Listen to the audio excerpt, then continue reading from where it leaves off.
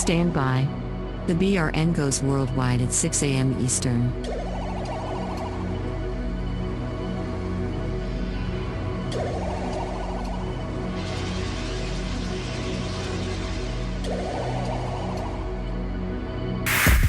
Attention, BRN affiliates. Showtime in 90 seconds.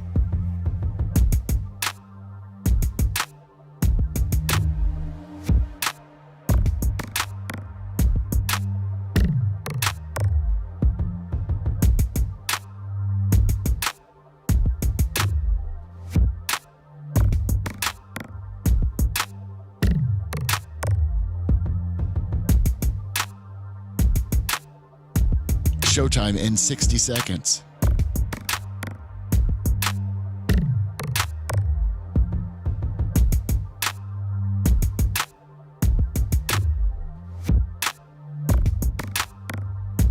"45 seconds.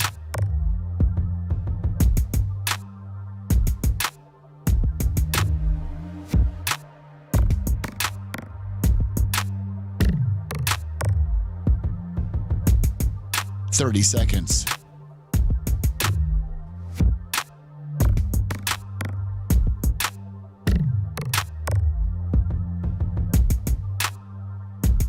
The show will start in 15 seconds, and this is your last audible warning.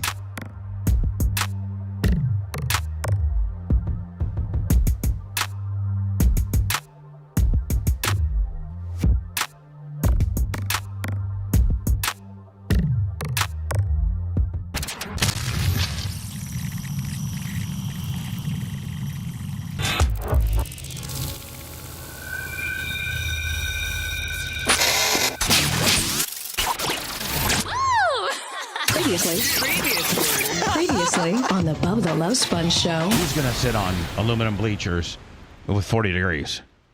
Then it gets down to, but the races get down to about 11, and it gets down to 37. So that's not too bad. Should we pull the plug? No, we pulled the plug yesterday. But do we keep the money? Yeah, of course you keep the money. Okay, well, I mean, that's an easy call. Let's cancel it. He'd be the worst track promoter of all. What do you mean? It's cold. He can't run. Come back tomorrow. But we've already taken their money in, so we owe them a race. Well, we'll get to the race. I mean, we'll let you know. Check your email. Wow. You're listening to the Bubba the Love Sponge show. Broadcast rights for the Bubba the Love Sponge show have been granted to this station by the Bubba Radio Network and is intended solely for the enjoyment of our listening audience. Any rebroadcast, retransmission, or other use of this production without the express written consent of the Bubba Radio Network is prohibited.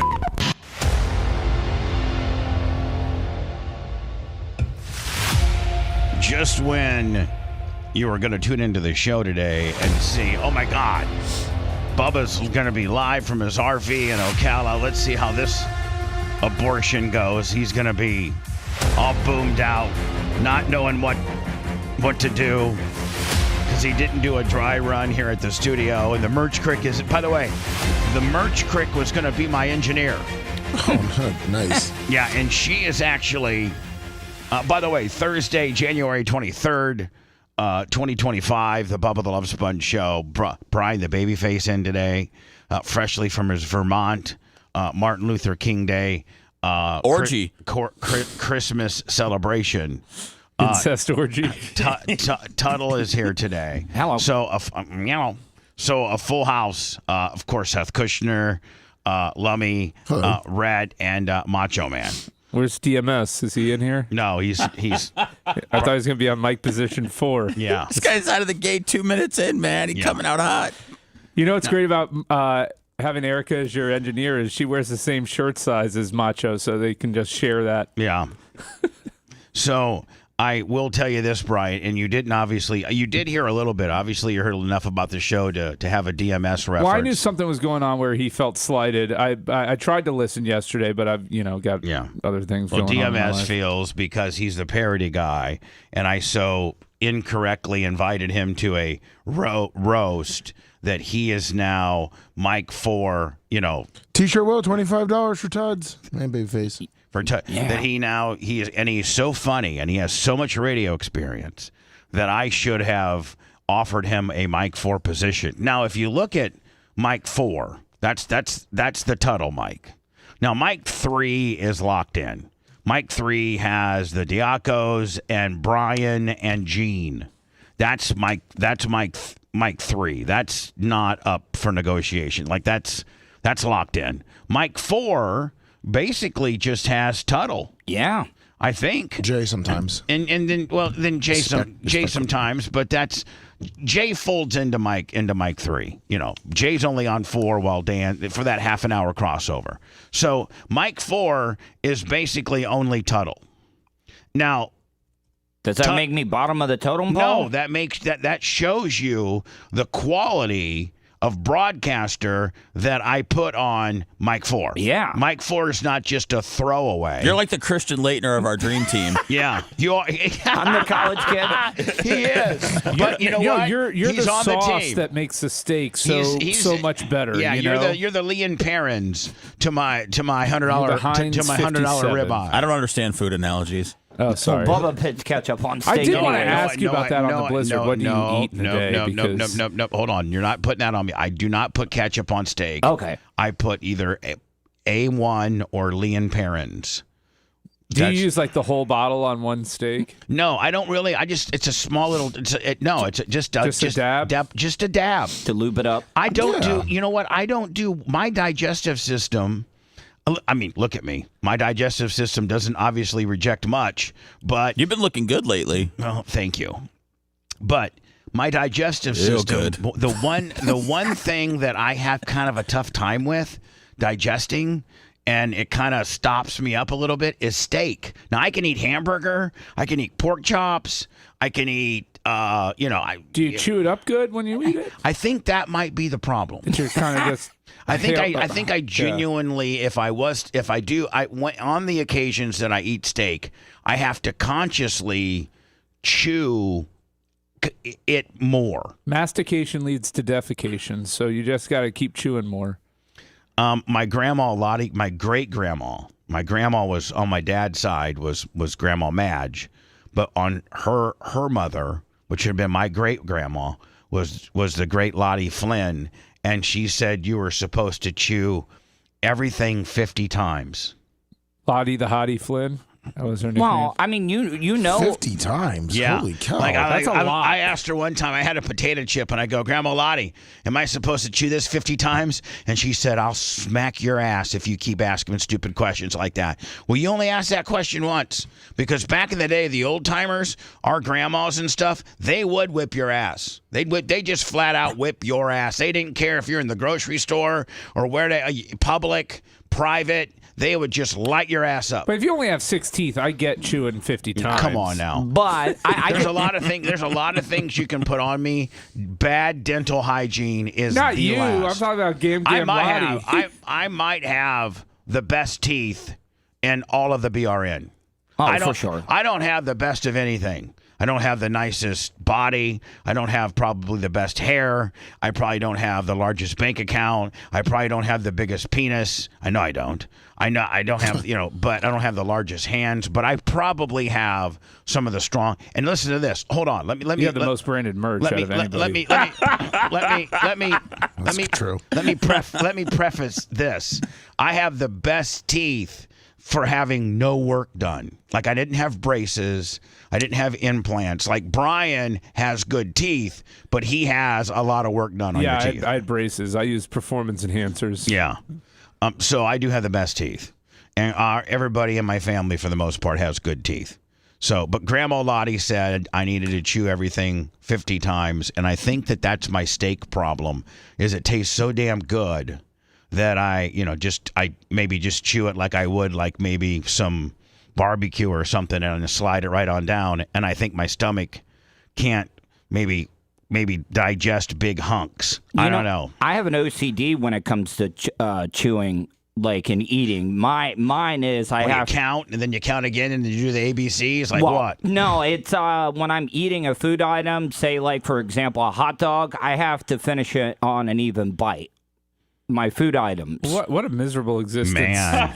So you count. Thank you, Brian. So you count one, I feel for two, him. 3, 4, 5. Yeah, and I'll 6. take a smaller bite so I can end. Like, so say, like, I could finish that last one in like one bite. in 3 bites. Yeah, but you'll take it up to 6. Yeah, just to get it finished. Well, and four, eat bites. four would be the next even I wonder who number, the Bubba, most. but, I wonder who the most. I wonder who the most OCD person is. I think we all have OCD to a point. Like we're ritual. I think more so than OCD.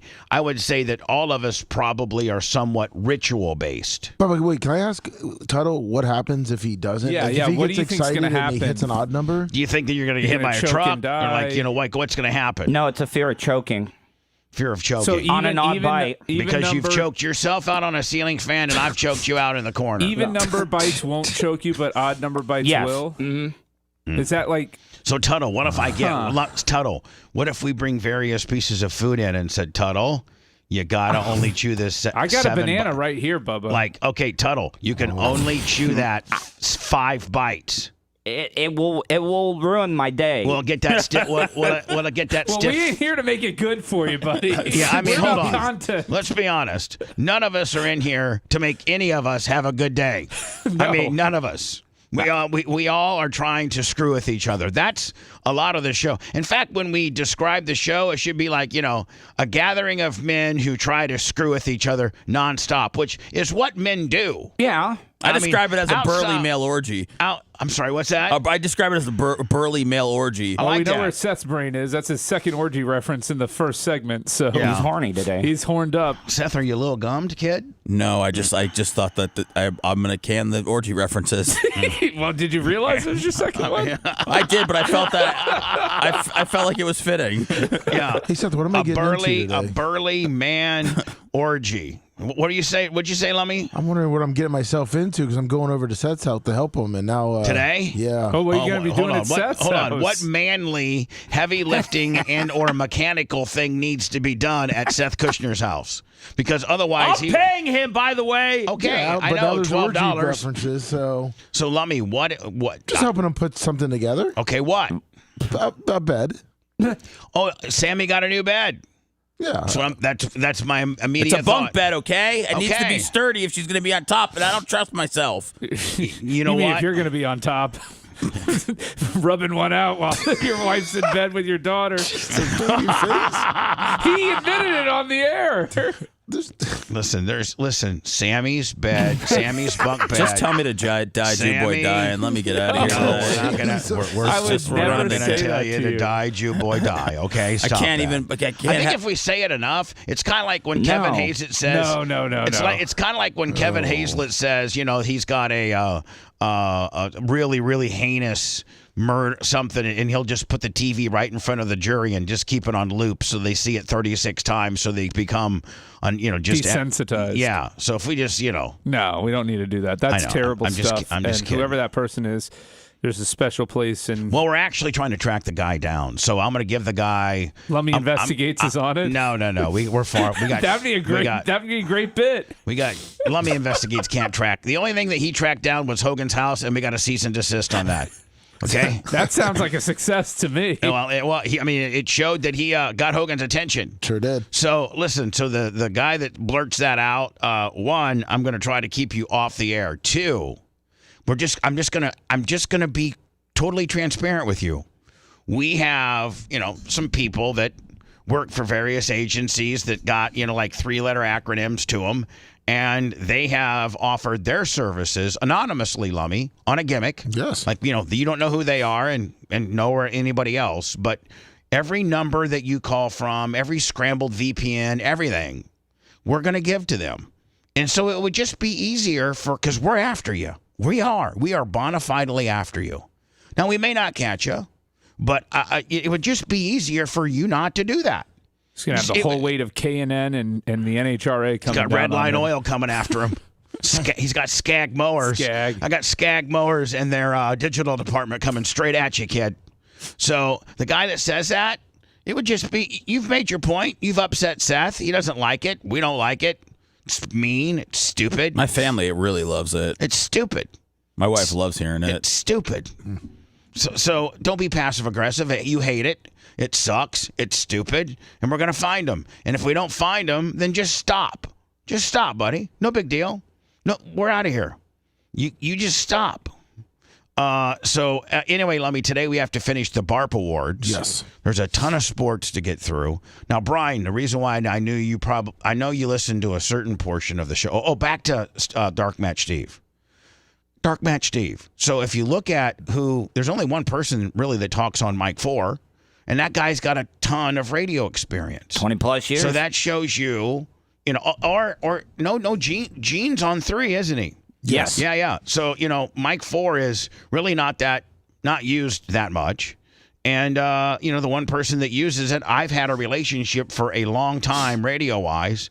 I think he might be single-handedly the person that I've hired and fired the most. Yeah, probably. You should have heard. You should have heard Tuttle trying to explain his radio career to Nikki Peel's wife. It was really. It's like so. I pretty much worked everywhere, and I probably worked for Bubba more than anybody else has. It was really hard hearing him try to go back. I mean, he has worked for everybody. Well, that was the funny part. One of my notes, Bubba, from watching the documentary. Was that Tuttle's title under his name in the documentary? Changes. It's like 14. Everyone's accurate. But hold on. You're in the doc, Tuttle? Hold on. As much as you find that a little bit of an issue, that might actually be on brand, because you can't describe him the same way 2 different times, because he's worked for everybody. Yeah. So, Brian has seen 2 episodes. It's really good. It's really good. It's damn near finished at this point, I think. And does it tell the story you think we're trying to tell? Yes. Okay. Yes. Okay. Perfect. So with Dark Match Steve thing, so I'm getting clarification. It looks like it's when you were inviting a bunch of people in. Well, I did tryout? it. I did it. Yeah, it actually planted that seed. And okay. So I was going to apologize to Bubba and to DMS, because I just blurted that out one day, that I said, hey, why shouldn't Dark Match Steve get a shot at it? This was following the roast, the Anna firing.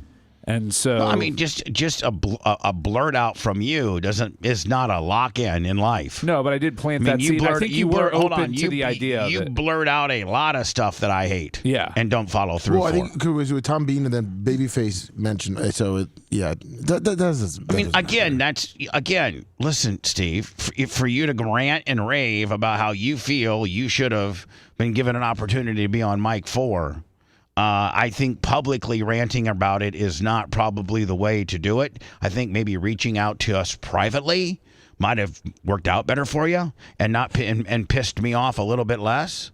So, I just... Did he even ask, though? Because I know for a fact, if you want something, you got to go for it. Like I did. I mean, you got to find a way to get your foot in the door. You're screwed. Your screwed career cannot be emulated by anybody.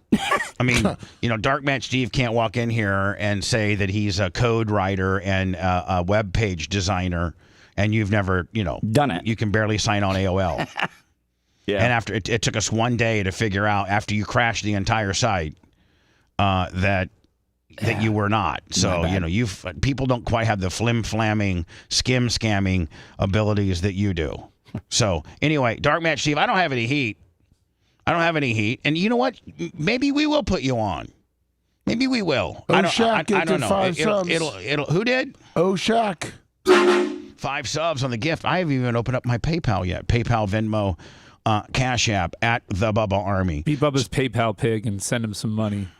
Why are you So today was supposed to be my first day from my RV via Zoom with another laptop that controlled all my windows. So I was in control of the show, meaning I would throw up the story we were talking about, because I just don't think we can do it any other way. Macho Man went and got software. We went and got a new laptop computer that was capable of doing that. We went and got a 5G hotspot deal, and microphone light, the whole 9 yards. And we were today, right now, as we speak, I was supposed to be live from my RV, my fifth wheel at Bubba Raceway Park pits. But I got up there yesterday, and we had just absorbed so much water over Tuesday night, Wednesday morning, that I just couldn't get. There comes a point where you just can't dry the track. And the process of drying the track is you got to get the tiller on it. And if your tractor just, as soon as you put your tractor on the top of the track, if it just slides all the way down to the bottom, your tractor can't even with four wheel, and sometimes in some John Deere instances 6-wheel drive, you can't even get the tractor to stay on the track. Then you can't till it, because the only way to get the track to dry is to till it open and let the air and sun get to it. Well, as you know, we have really cold temperatures for Florida. I know all the rest of the country are calling us a bunch of pussies, but we have very.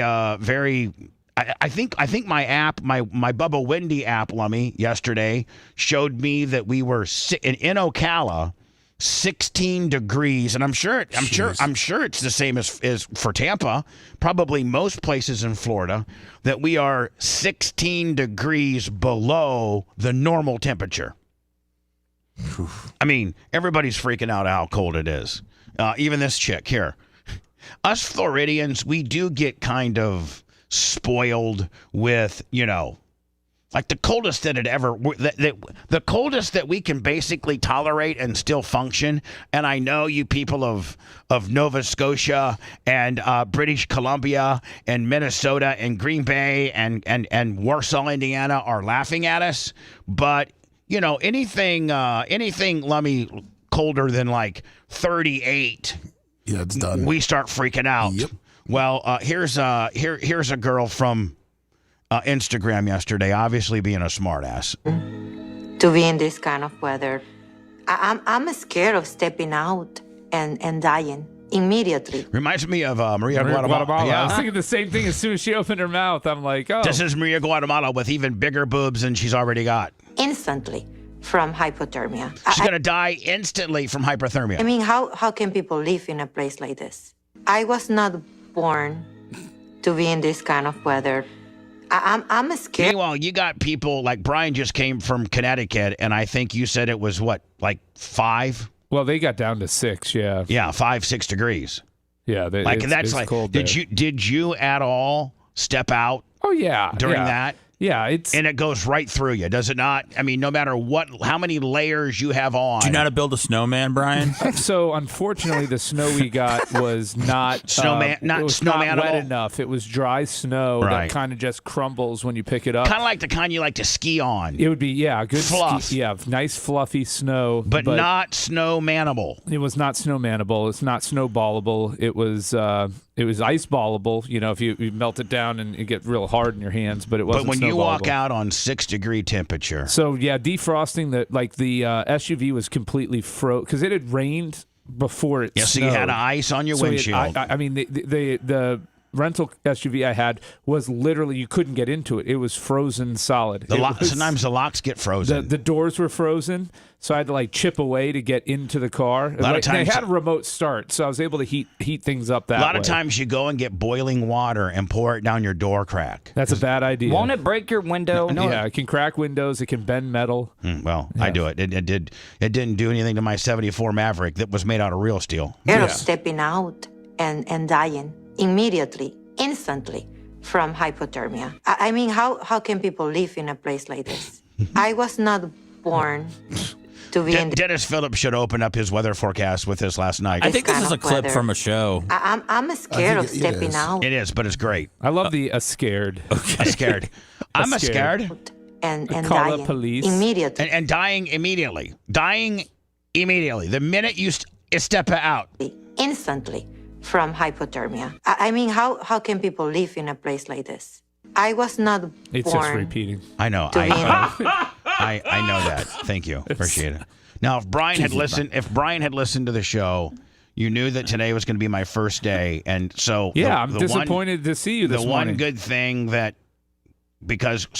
so yesterday about 1:30, Tom Bean and I are at the track. We determined that Volusia which is the only other track that's running for, Lummy, the Winter Nationals. There's two big, sexy tracks. Okay. Us and Volusia. You're West Coast or East Coast, kind of? Yes, exactly. Well, we got a ton of rain in Volusia County, so. So they canceled. So us canceling our event wasn't nearly, as big of a deal because our competition or our I should say our partner in the 45th, I don't even know what year this is. I know it's, will you check to see what Volusia is advertising as to what anniversary this is? Because I'll be able to say it's the 48th anniversary of the Winter Nationals, or Speed Weeks they call it. Since they had already canceled, people expected us to cancel. We were hanging on thinking that I could maybe get the tractor to hold up on the track. I just couldn't, so we canceled.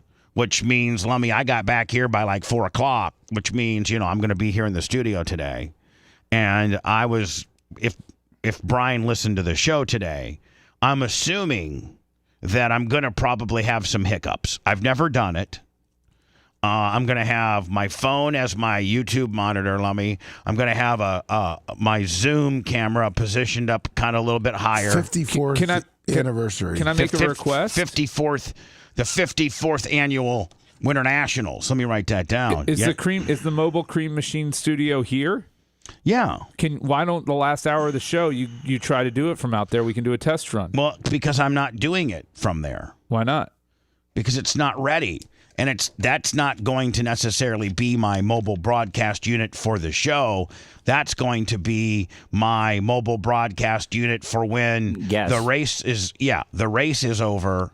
And I get all first, second, and the podium. Let's put you up in Clem's Club, wherever, and try the last hour as a test run. Not today. Oh. I mean, we're not during the show, but after the show, Macho's going to set up all this equipment, and we're going to do a dry run. Okay. I don't know about on the air.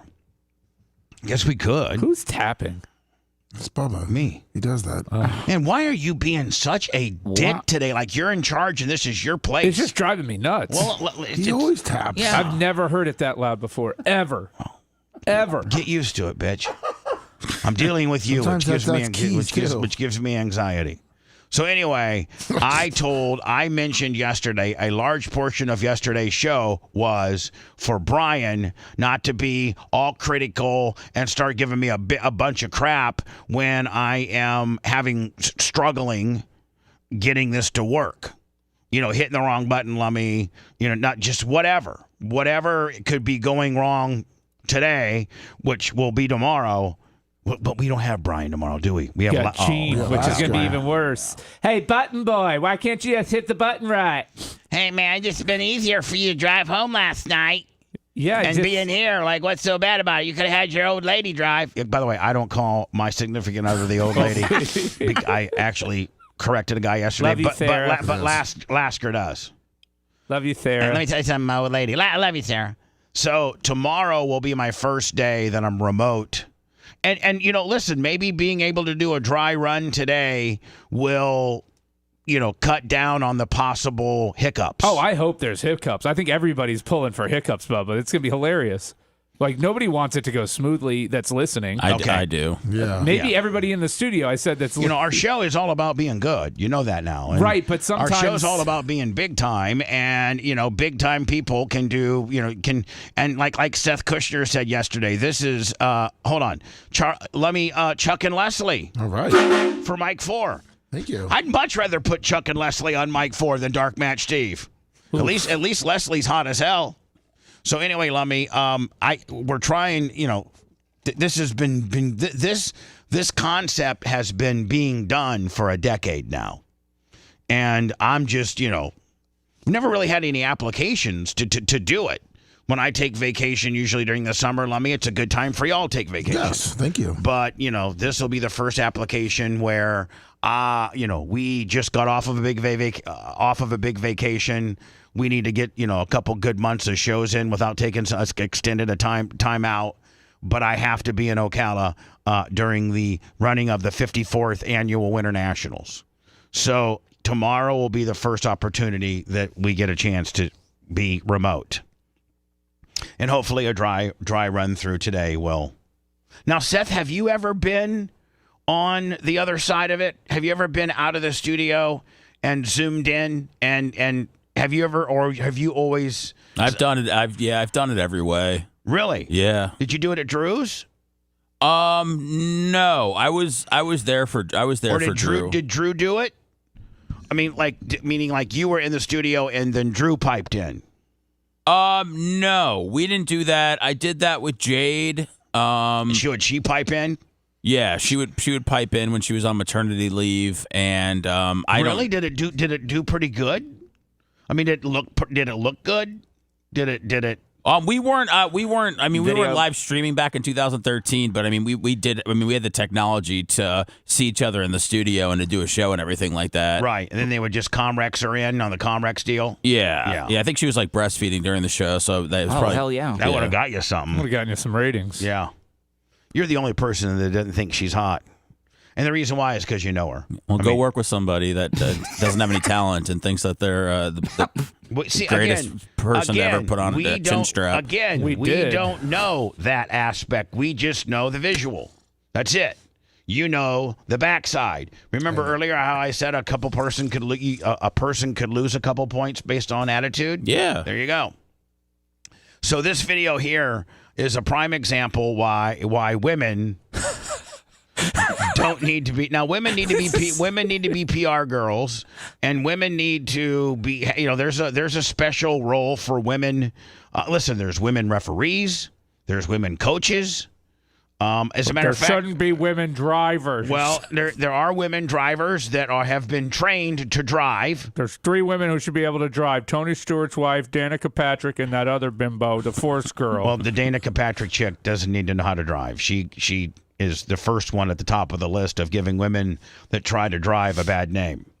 So this is during the Ohio State Notre Dame game, and I think they're heading out to a PR moment or something like that, or they just got done doing a PR moment, and she's taking this big 6 to 8, I think it's an 8-passenger golf cart. Looks like 3 rows. Yeah, I think they're taking them to the locker room. They're taking them to the locker room. They were in the media room, and sometimes that's a pretty long distance. If any of you guys, which I'm sure Seth has, Lummy, maybe you have, yes, but been in the backstage area of Amalie Arena or Raymond James, it's just a big round hallway that goes, for the complete distance of the stadium, which is quite lengthy. If you were on one side of the stadium in the PR room and your locker room was, on the other side of the stadium, guys in cleats and stuff like that, you would, and they have golf carts and stuff like that in these areas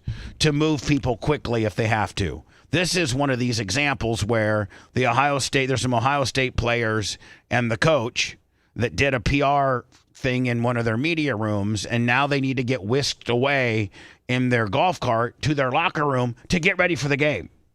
And, if anybody has ever had a set of cleats on and you try to walk on concrete, it's like walking on ice. Is this I think this is post-game, isn't it? Yeah, that's what he said. All right, this is he said to get ready for the game. I'm sorry, post-game. Oh, so yeah. they want to get back to the locker room. Yeah, they want to get back celebrate. party, yeah. So this girl, all she needs to do is to crank the wheels to the left, back it all the way until the people in the last row, raise their knees up because she's getting ready to hit the wall, then crank it hard to the left and then maybe make a couple more of those. Sometimes when you're backing out of a spot, you got to go front, back, we've seen front, the Austin back, Powers front, back, scene. front, back. Yeah. No. So Lummy completely stuffs the right front into the wall, where the point where I think she breaks. She broke the axle. Yeah. You Is can that what tell she by did? the position of the front left wheel. That's why it won't. Yeah, that's why it's not going. She snaps the axle. She almost snapped the coach's leg. Yeah. In between. Ryan J, you deserve it, brother. Thank you. So uncomfortable. So here's the problem. She needed to make one more backup, but she thinks that her front end will clear. After this one backup, she thinks that her front end will clear, and she's going to be able to just gas it up and go. She actually needs to take it clear to the wall, crank the wheel get the wheels all the way to the right. Maybe when she thought she was going to be running players, she thought maybe she was going to do some backup, special teamers or something. She wasn't going to get Will Howard and Ryan Day in there. Yeah. And she got a little nervous. Yeah, maybe, oh yeah. It's like, oh, I've seen these guys on TV. This is so uncomfortable. You deserve it, brother. Thank you. Thank you. See, the axle you're right. snaps. And It you can snaps hear and it. the wheel turns the wrong way. Chumba. The coach was pretty pissed. Yeah, he's pissed. He looked over like, are you kidding me? Yeah, look at that. See, the coach is pissed. He's like, man, the only thing that's prohibiting me from cutting a promo is the fact that we are the national champions. This is like Erica and the Mercedes right here. I'm so sorry. Straight up the same angle Dale went into the wall. Now, Dave's still trying to analyze the situation. The players the are already players gone. are laughing and walking. Yeah, Dave's really hot. Well, Day took one off the mad. knee. If you watch his knee, he took it off. Yeah, what? Thank you. No, not really. Not really. His ankle, though. Look at his ankle. You deserve it, brother. Thank you. Thank you. Oh yeah, he kind of tweaks his ankle a little bit. It's okay. Now the players, man, they could care less. They're laughing and everything. Look at this poor guy. He's got a skinned up knee and the whole 9 yards. Well, look at the coach right there. His face. Like, what the hell? Oh, and look at, by the way, look at it. She's smashing the gas. She put it in reverse. It's completely like Brian. It must have some kind of safety deal that it can't. It's inoperable once you break the front axle. It's like Darlington straight. It's like Dale Senior. Yeah, I know. She's nervous, laughing like crazy. I'm so sorry. And she just like runs away. I know. I think she runs right to her resignation. I'm so sorry, and then runs away. I think that's the way Seth would have handled that situation. I'm so sorry, guys, and then you would never see him again. Hold on. Seth would have said, I'm so sorry, puked, and then ran to his car immediately. He would have never seen it. He wouldn't even come to pick up his last check. No, he wouldn't. He'd be He'd be like, I'm good, guys. Don't worry, Seth. I would have done the same thing. Now look. You deserve it, brother. You fucking deserve it. Whoa. Like some fans saying you don't deserve this. This is No, not he said you effing deserve this. Oh, so it was a hater. No. He said you deserve the win. You deserve crashing the golf cart. I was saying, man. I thought it was a hater. You finally got your comeuppance day. I thought it was somebody from the South Bend Tribune. You know what I'm saying? You deserve to crash into the wall. You deserve this, you cheating mother crapper. The Eagles hosting Washington Sunday is now being reported as the most expensive NFC title game ever from TickPick. The average price, I think, this just gets you into like the 900 level, is $1,300, with the cheapest ticket now being $620. The I-95 battle goes on. The winner of it goes on to the Super Bowl. What's the initial line? Oh, it's got to be Phillies 6.5 or something like that would be my guess. I don't know. I got to tell you, man, was that not a beautiful backdrop in the second half when all the snow was coming in, and it just, I don't know, it just solidifies, playoff football. Philly by 6, and then it's KC by 2 against the Bills. So that's really, they actually have the Bills favored to win that game, but home field advantage gives KC the betting edge. What's the weather going to be like for the... What are they calling for Philly? And is it a 39 in clear in Philly and 31 in clear in KC. Damn. So KC's actually colder. Well, KC's 3.5 hours later the game starts, so I think it has more to do with the temperature drop from that. Game use, Webanama. I can't ever say the name. Keep trying. Webanama. Webinyama. Okay, whatever. The guy that wears number 1 for the Spurs, that's 7'4" and can hit threes, and that Seth would love to have. I think actually Seth, through his card breaking, and Brian, you would know more about this because you guys are in on this deal, but I think that he's got some. I think you guys have opened up a few of these. We got some Wembies. Seth got some nice Wembies recently. I got a bunch. Yeah, I love them. Yeah, I mean, I think Nick the Gun Guy just gifted him a Templeman Prism, which is like a 50, Seth, $60 card. when you get a Webby, do you flip it or do you hold it based on what he might do? No, I hold my Wembies. You hold your Wembies? Yeah. Okay. I love Wemby. I think he's going to be great. Jets hired defensive coordinator from Detroit, Aaron Glenn. I haven't seen a person not like this yet. How many coaches does this make in how many years? I don't know, but he became Aaron Glenn was hired to be their 19th full-time coach on Wednesday. Rex Ryan wanted that job. Yeah, he did. Why He warned Aaron Rodgers, "The party's over if I come there, buddy." Why didn't Rex get it? Because he was already there once. Yeah. And only led them to their only successful seasons they've had since Joe Namath. But whatever. Do you like to hire? Oh yeah, I mean, I think both of the coordinators for Detroit were very good. Do you think that do you think this hurts Detroit? Yeah, I mean, obviously replacing and having turnover at your both coordinator positions is going to be difficult. But they have continuity with the head coach. They don't have a lot of roster shakeup, so they should be okay. When a coordinator leaves, like obviously the offensive coordinator for the Lions went to the Bears. Obviously, the Glenn guy goes to the Jets defensively. Do they still try to, when they bring in a new guy, because their old guy that left had such a successful system, do they try to keep his system in place with maybe a wrinkle from the new guy? I mean, that's the head coach's decision. Does the head coach ever say that? Hey, listen, my offensive coordinator. You mean that's like me? All right, never mind. No, go ahead. I had a bad analogy. Well, no, it's but not. It's not an orgy one. I was gonna say that's like you coming in and taking over for Calta, but then you're like, we're gonna leave Sporkle in because I really like that. You're getting it out of there. You're doing your own stuff. Yeah, but I mean, your own wrinkles. By the way, Ben Johnson, the offensive coordinator of the Lions, said that absolutely anybody could call plays for that team now, the way it's designed. He just said I wasn't that good at my job. Hold on now.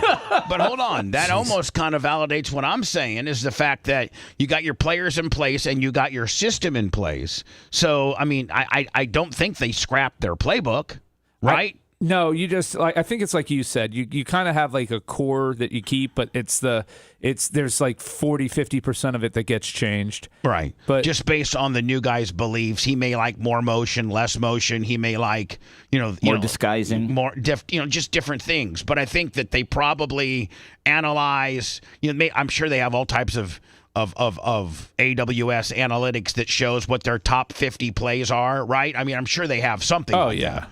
And they, you obviously stick to those, and then finally in sports, the Patrick Mahomes is becoming who's the biggest flopper in the NBA? LeBron is becoming, Johnny Flop City here. Here's two different instances of him flopping this past weekend in the playoff game versus the Texans.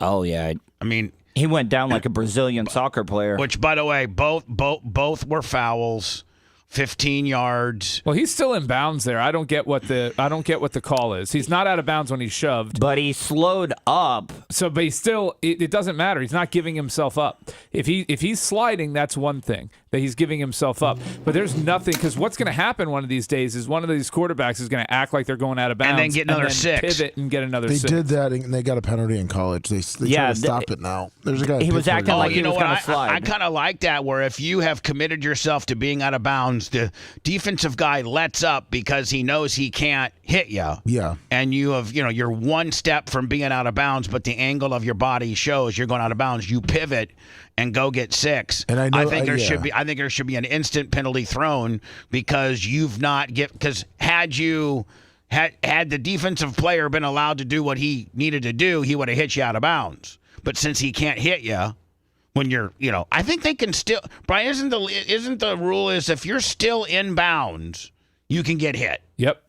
But all too often, they look like they're going out of bounds and they still get hit, and then they get a flop deal.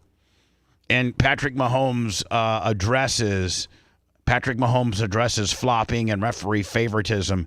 Is there favoritism? Just like they said with the Bulls when the Bulls did their run, and just like they did with Jordan, and that's the Bulls. Yeah. So somebody did a statistical analysis the other day, and I'll have to look for it, but it essentially supported the fact that KC doesn't get beneficial calls from the refs.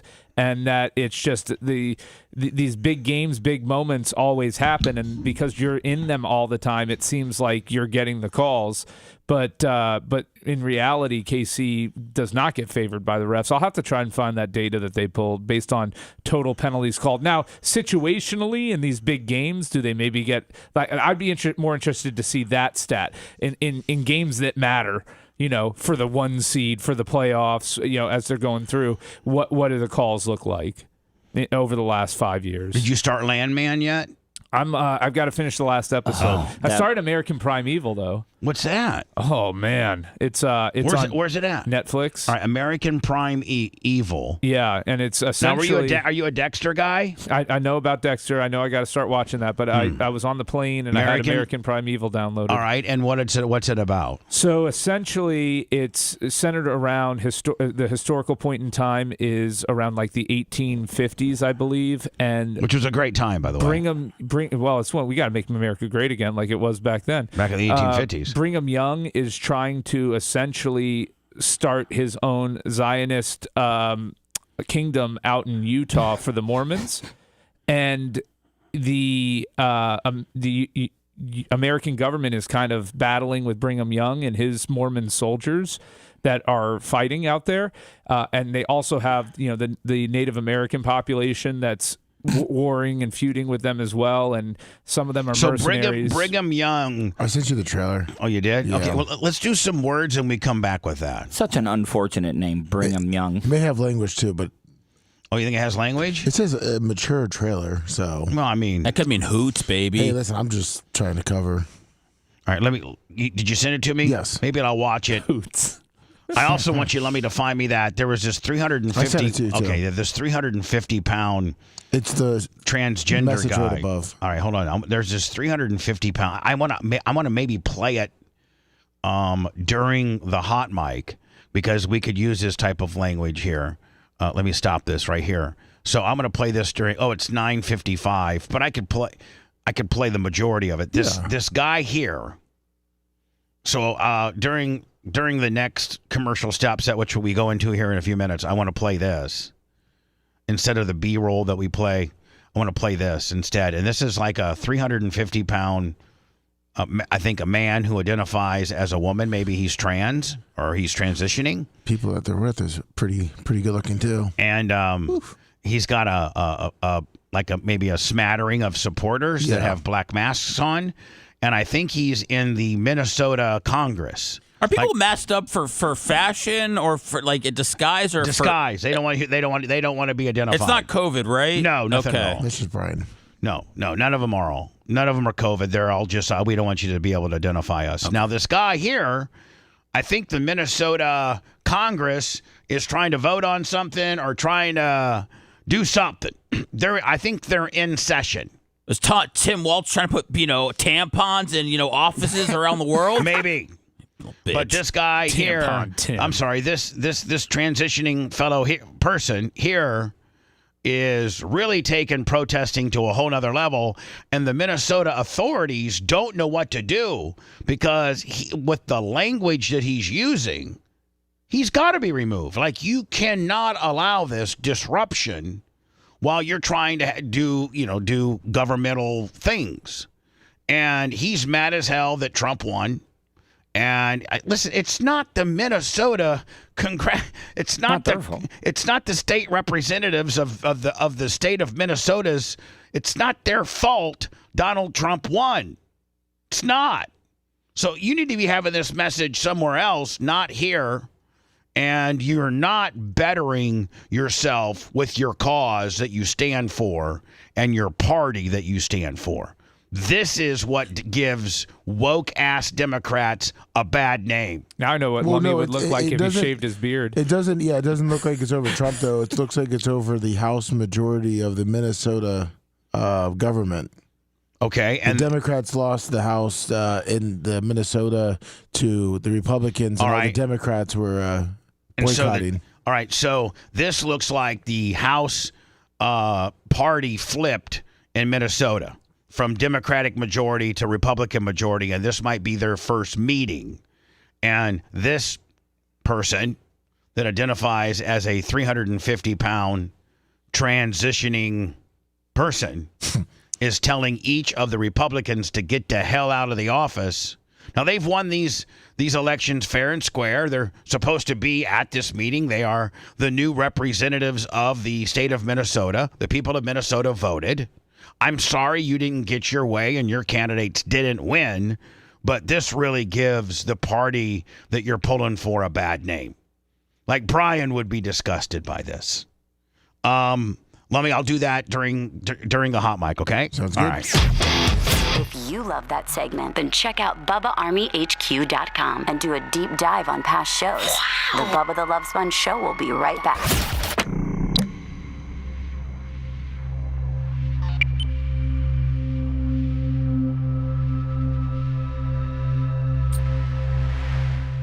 Whose house is this? Whose house is this? You chicken meatball-headed motherfucker. Whose house is this? Whose house is this? Whose house is this? Yeah, go ahead and kick me out. It'll be on every fucking news organization in the country. I'm done with this shit. You do not have quorum. You are not allowed to do this. And you know it. You're not just going to keep pushing the fucking line. You're just going to keep overstepping your bounds, just like y'all did last session when I had to sit there and listen to y'all motherfuckers talk about what burgers you like instead of giving us equal rights in Minnesota. I'm done with it. I sat through the whole trans refuge thing listening to you fucking lie about my community.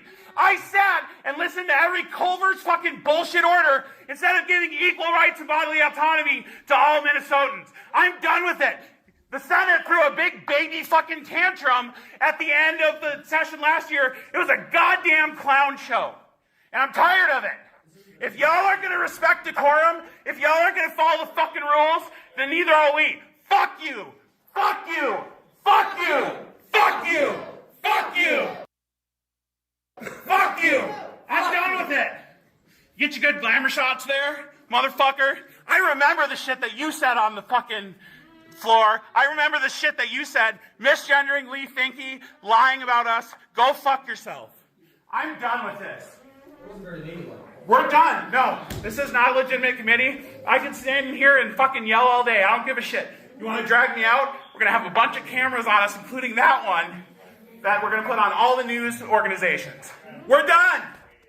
We're fucking done with it. Stop the coup. Stop the coup. Stop the coup. Stop the coup. Stop the coup. Stop the coup. Stop the coup. You listen to us, motherfuckers. You work for us. You don't get to sit here and move in silence and smirk and act like a fucking smug asshole when you don't have quorum to even have this fucking committee. I'm done with it. No, don't bang your fucking gavel. Listen while the adults are talking, motherfucker. We're done with this shit. We're absolutely done with it. I'm sorry, come in here and handcuff her. There's a cop right there. See him? Get the fuck out of here. Come back when there's actual committees, when you actually have quorum, when you actually have a power sharing agreement. This is fucking bullshit and you know it. You do not have a right to be here. We do. This is our fucking house. Our house. I can't hear you. Speak up. Use your big boy voice, motherfucker. What? What? I can't hear you, motherfucker. What? Exactly. Shut the fuck up. You're not supposed to be here. WWE needs to. This is our fucking house. Johnny Trans. We are the citizens. You're not taking our rights away from us. You're not fucking moving in silence. You're not coming and having your fake little fucking meetings. We're done. I have to sit here and watch all you motherfuckers, including you, talk shit about my fucking community. Call us fucking tricksters. Literally argue in a House committee meeting that we should deserve to fucking die if we have because you don't have quorum. Stand here. You motherfuckers decided to throw a big showing that we are done taking y'all's bullshit. We're not going to stand here and let you stomp all over our rights in Minnesota. Equal rights now. Citizens. You have as many cops, you have as many security in here as you want. We have every right to be here. We have more of a right to be here than y'all do. Equal rights now. Equal rights now. Equal rights now. I have all day. I'm not moving. I'm literally not moving. Equal rights now. Equal rights now. Go ahead. Equal rights now. No. then you're going to have to fucking drag me out, because I'm not equal rights now. I believe in Minnesota too much. I believe too much in the actual rules of the House to have quorum so we can pass some actual legislation instead of this fascist bullshit. I'm done. I care too goddamn much about this state. The state that we have all worked and fought for and had for. I care too much about the trans state. I care too much about bodily autonomy in Minnesota.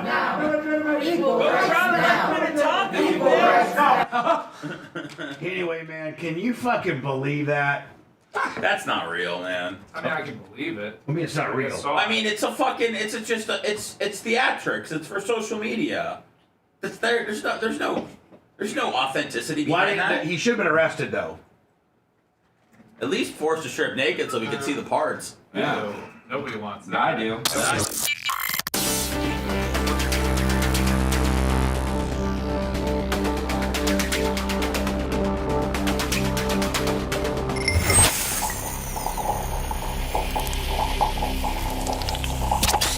Broadcasting live from the Aquabedo studios. Aquabedo.com/Bubba. It's the Bubba the Love Sponge Show.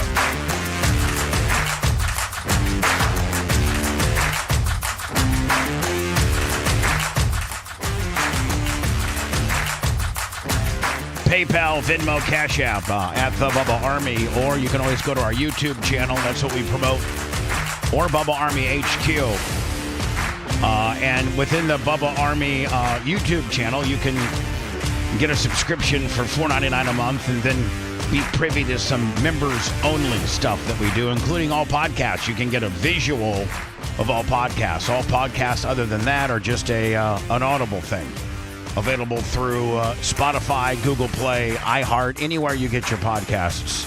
Look, just type in Bubba Army and it'll. I mean, from Operation Pigmentation to the Blizzard, which I'm sure is being taped today. Yep. Yeah, but you get it live. Like that's the cool thing about the Blizzard is you literally don't have to sit and wait for it to be highly edited. That guy gear jamming across Indiana has to wait till like 1 o'clock or so till Seth gets it up. But if you're a member on our YouTube channel, and just being able to visualize it gives it a whole different feel in itself. Don't you agree? I mean, you know. Oh yeah, it's amplified. Yes, it is by our looks. American Prime Evil is what Brian's into now. Is it a series, Brian? Yeah. Like how many? Like, you know. I don't know. I didn't. It's at least 6 episodes because that's how many downloaded on my Netflix. Okay, and it's the story of Brigham Young, the man who Brigham Young University is named. Well, he founded in Utah. Well, was he a Mormon? He was a Mormon. LDS. The protagonist in this is a woman trying to get her son to his father somewhere out in Now, did Brigham West. Young have the standard Mormon, 6, 7 wives? Oh yeah, 22. 22 wives. Damn. That's part of the Mormon faith, correct? Yes. You have more, as many wives as you want. Or as many as you get a better place in heaven with the more wives you have. You do. Yes. See, the religions have all different kinds. Christianity doesn't offer you any ass once you die. Longer 25. Thank you, buddy. Appreciate it. But meanwhile, obviously Islam offers you 72 virgins, and then being a Mormon allows you while you're on this earth to have as many wives as you want. No big deal, and they all have to get along. Yeah, oh yeah. They all can't. The sister wives. Yeah, I mean that's the. The Church of Clem offers you 62 lot lizards if you die. Wait, how many wives did you say Brigham Young had? 22. In this documentary, they said at the time, that moment, he died with 56. Yeah. Wow. So yeah, you got a good place. I could believe that. Wow. And by the way, this is on Netflix. And it's called American Prime Evil. It's directed by Peter Berg. It's what? Directed by Peter Berg. Man, they jacked their prices up again. They what? Netflix. Everybody, it's like a revolving cycle, like the theme parks. When one raises their rates, they all go up. Netflix just jumped up by. What is it? $17.99 now? Yeah, the super premium is like $24.99 or What's super $23.99. premium? That gets you like 8 streams up and 4K and downloadability, no ads, all of that. But the standard is $17.99. Is $17.99, and then like the introductory with ads is like $7.99. Hall of Famer Steve Young is his great grandson. Wow. I mean, at one time, man, it was spitting out quarterbacks. John. I mean, hold on. Brigham Young had Jim McMahon. Oh, I meant just his actual grandson. I know. I'm just saying the Brigham Young, though, for Ty a while. Ty Detmer, Steve Young, Zach Wilson. Yeah. I mean, you know. There's no such thing as safe in this world. No God. No creator to ask for help. So Brigham Young had to fight the Native Americans for Utah and the U.S. government for Utah. Yeah. He was pretty badass. Reminds me of 1883 almost. How many people did he have following him, and were they all following him based on a religion? Yes. Okay. And they probably picked Utah because there was nothing out there, and you figured you had zero competition. Yeah, everybody kept going out to California, so he's like, well, let's just stop short here and try and build our kingdom here. We do what we have to do. You really believe that? I know it. Pretty violent. There's Yes. more ruining this territory. Heading west is a mistake. I have no choice. Do you feel bad killing men? Now, what is Brigham Young? How is he portrayed? How does he look? He's like a tall, lanky, goofy dude. Like, Does he do any of the fighting? No, not to the. I'm only on episode 3, but not that I've seen. Yeah, I've seen a lot of people in a lot of fights. They were probably all his disciples. You know, like Lummy. If we had the Bubba Army cult, I'd send Buck and Iggy and you out there first. Thank you. And Creatine Travis and Big Red, and me and Seth would be in the back. Well, it'd be my job with your wives. You'd be back out there trying to trick people, trying to tell you. Shicer. You'd be like kind of like the Paul Revere kind of guy. Keeping people informed as to what the enemy's doing. The and Redskins are coming. 1,600 people follow him out there. What's that? 1,600 people follow him. And where did they out there. derive from? You said 1,600 people followed them from where? Mississippi. So there's a bunch of hillbillies to begin with. I love it. Mormon hillbillies. That's a new one. Oh, it looks like they officially started in Vermont, moved down south, and then went out west. Vermont. Yes. Vermont, then Mississippi, then Utah. Yeah. We are the chosen! Why do you people have so much hunger to kill?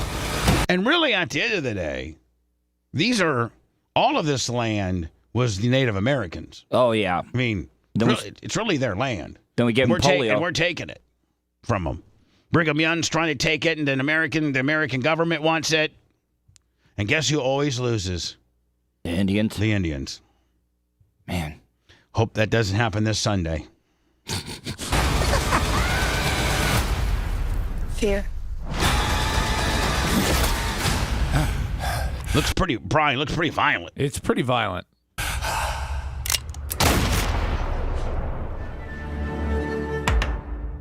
It's a good watch. Looks like there's conflicting reports, so I don't want to be wrong, but it looks like also it could have started in Illinois and Iowa and then went to Mississippi. So they just picked up a bunch of people on the route ride. Yeah.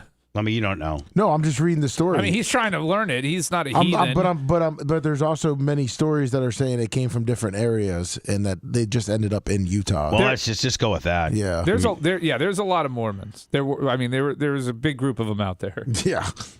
Well, I think now, man, almost all of Utah is like the entire state's Mormon. I mean, he pretty much won. Brigham Young pretty much said BYU. Let's just start calling him BYU. Hey, Bubba, did you watch that show back in the day? It was on HBO. It was the HBO original Big Love. No. Oh, you would. I mean, it's still available. Bill on Pullman? Yeah. So he. What year? I won't go anything lower than I got it. I don't know what was. It was like early 2000s. Yeah, but this was really, really good. He owned a hardware store in Utah, but he was living in a community with a bunch of regular people that weren't LDS.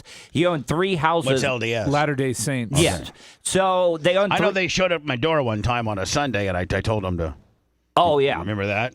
Remember when the Mormon showed up at my house? And I gave him the good news. You sure did. Yeah. But the show is about him living in secret with his 3 wives that he met along the way and stuff, and they're like courting a 4th, and it goes through the whole process. No, so they bird dog the girls for you. So you tell your tell your 2 wives, hey, Rhonda across the street, I kind of like to throw her in the mix. Mm-hmm. So then they go over there and start trying to position Rhonda to be one of the. It's Bill Paxton, not Bill Pullman. Yeah, I always get them mixed up. He runs a hardware store, and the community thinks he's just a regular dude. Yeah, but really he's LDS. Yeah, and he got 3 houses. He owns 3 houses right beside each other, and the backyards are all connected. And I think they got like 30 kids between the 3 of them. And he just goes from one to another to another. Yeah, they make a schedule. Sent you the trailer. All right, thank you, Lummy. Hello. Hey, Bubba, it's Farva. Good morning. Hey, hi, Farva. Hey, that show you guys were just reviewing, yeah, BYU is portrayed as a piece of trash, which, the LDS are right up there with the Scientologists. I was raised Mormon as a kid, and I started asking a lot of questions, and a lot of the elders in the church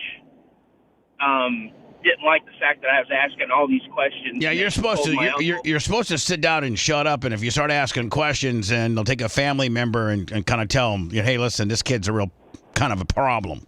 Yep, and he took me to the woodshed, and I couldn't walk for about 20 minutes after he hit me, probably about 30, 40 times. Now, at that point, did you stop asking questions? Stopped asking questions and told my mom I wasn't going to the church. And she said, I needed to go to church to kind of keep the peace. And I'm like, I'm not going to church. And so, yeah, I asked to go and live with my dad. And that's why I just... And your dad at that point probably wasn't LDS. And so that was probably like a walk in the park living with your dad. Oh, yeah, single dad, missed him and him working all the time. So I got into... quite a bit of mischief. Got your first taste of iced tea? Oh man! Well, one of my older cousins, he had one of these like little cassette recorders that you could play music on, and we would go. We lived in West Virginia, so we'd go up in the woods and we'd listen to like Queen and Led Zeppelin and just think, man. I meant the beverage, not the artist. But I know, but just think though that like you'd have to sneak into the woods just to listen to some Led Zeppelin and some Queen. I mean, like that is such a bad thing in the LDS that you have to sneak into the woods just to listen to some rock music. Well, they're not into Fat Bottom Girls. Yeah. Oh, I'm big time into Fat Bottom Girls. That's like my favorite all-time Queen song. But anyway, no, Brian, it wasn't Ice Tea, Pepsi, Coca-Cola, things like that. So, all right. Well, you guys have a good day. All right, you too. Thanks. Lummy, this is the trailer for the series that Tuttle says I should watch. Yes. Okay. Tuttle, how many seasons is it? How many episodes? It's like 6 or 7. 6 or 7 episodes. Yeah. No. 6 or 7 seasons. Yeah. Well, yeah, I mean, seasons. who else has seen it, and does anybody else think I would like it? I've seen parts of it. 5 seasons. Seth, did you see it? No, I'm watching the reboot of Suits Reno, Nevada right now. Oh, yeah. Suits Reno, Nevada. Oh, that's a great one, Seth. Yeah. 2006 to 2011 it was on, Bubba. So does that fit in your time frame of shows? I was running pretty hard back then. I believe in the covenant of family. Woo! I believe in the covenant of plural marriage. I don't understand how you all can like each other so much. And they're a bunch of hillbillies. Does it show banging? Oh yeah. It shows banging? He actually had to get prescribed Viagra in the show to keep up with his 3 old ladies. Yeah, but in the show they're not really doing it. No, he's saying as you're saying as a character. Yeah. Oh, I'm sorry. To be a family. I don't think it's always easy for anyone. I do not want to have to ask your permission for everything! Everything I do! Don't break my glove compartment. You slept with Bill in my bed. It just happened. So does it show the struggles of him dealing with 3 bitches and then, the bitches always having problems with each other? So the brunette's like the head wife. Yeah, she's and the mother that wife. blonde one there that's kicking Chloe Shevinawa, whatever her name is, she's kind of like the difficult one. You and then you have the young She's the young Now, one. do any of them get possessive where they want him and they want him more than the other bitches? Oh yeah. And there's times that they don't want him. I'm having an affair. With who? Hold on. So she's with Bill, who's the main man, and they're Mormon, but she's cheating on him? Well, no, with she's him. with him. So, On like I nights said, she's not supposed to have him. She's having him. yeah, so Oh. she's meeting him like at hotels because it's exciting because they're having sex when, it's not their night. When he's with Rhonda's, it's Rhonda's night, but he's going to go over and be with her night. Yes, Okay. Your husband, Bill? Well, why wouldn't you just tell Rhonda, hey, I'm going over to Jenny's it afterwards? causes conflict between the sister wives. $58,000 in debt. You can never tell a soul about my family. There's man's. I've seen enough. I like it. Okay. I mean, You had me at banging. There's a lot of also they talk about the underage like marrying off. Yeah, I'm not into that. Yeah. Hello. I know that. Hey, Bubba. I had a question about Flow Racing. Yeah. Can we watch some of your personal events? Absolutely. Not just like youth. Yes, absolutely. If you join Flow Racing, then my next 3 big events, which will be tonight, tomorrow, and Saturday. Then there's a week off, and then we got a week full of Lucas late models, which is Tuesday, Wednesday, Thursday, Friday, Saturday. And then right after that, we got USAC, which is Wednesday, Thursday, Friday, Saturday. It's all available if you join Flow Racing. Yes. Okay. You guys had like a enduro. You had like a crazy week, like 4 or 6 weeks ago. Right. That, man, I wish you would have promoted it. I'd have gone up there and seen it, but I didn't realize that. I didn't even know you guys were having the race. I don't usually promote the track too much on my show, but I probably should more. I run commercials on the JVC stations in Ocala, but don't usually, really talk about too much on my show because it's, obviously just Ocala or people that lived in Florida.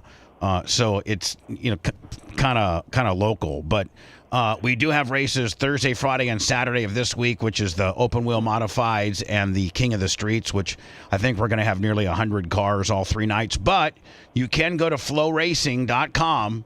And I don't know how much it is, but it's not a lot. I think you can join month to month or something like that. It's like maybe $24 a month. I think it's like $6.99 or something. Something like that. And you can see it's like real cheap. all the races. I think I'm the only thing. I mean, they have now flowsports.com. They got like everything. Snowmobile races, high school gymnastics, cockfighting, college hockey. Like, they got everything. If you wanted to watch Michigan State versus Michigan hockey tonight, it would be on Flow Sports. Yeah. So, but, more specific, if you're just into the racing deal, then go to flowracing.com. And, yes, my next 3 events, part of the 54th Annual Winter Nationals, will be on Flow Racing. And they got great coverage, by the way. Oh, thanks. Yeah. Self-edit. It is. I like when people self-edit. Yeah, flowracing.com. And even if you just signed up for January, February, and then canceled after February. You got to get with those guys and get a promo thing and a promo code and everything and get credit for your signups, man. I should. Yeah, this is ridiculous. I should get with Flow Racing and, use promo code Bubba. Yeah. And get get 2 days free or whatever, or 10% off or something like that. I got to get a hold of my guy Michael Rigsby, who is I think the president of the sports portion of FlowRacing.com. His wife Eleanor is really cool. Eleanor Rigsby. His wife is actually I think named Ashley, I think, and Amber, and she does voiceover. She's a female voiceover person. For what? For like. Cartoons? No, like racing, like TV commercials and movie trailers and like big stuff, like not like big stuff, like national stuff, like McDonald's and things like that. She does big stuff.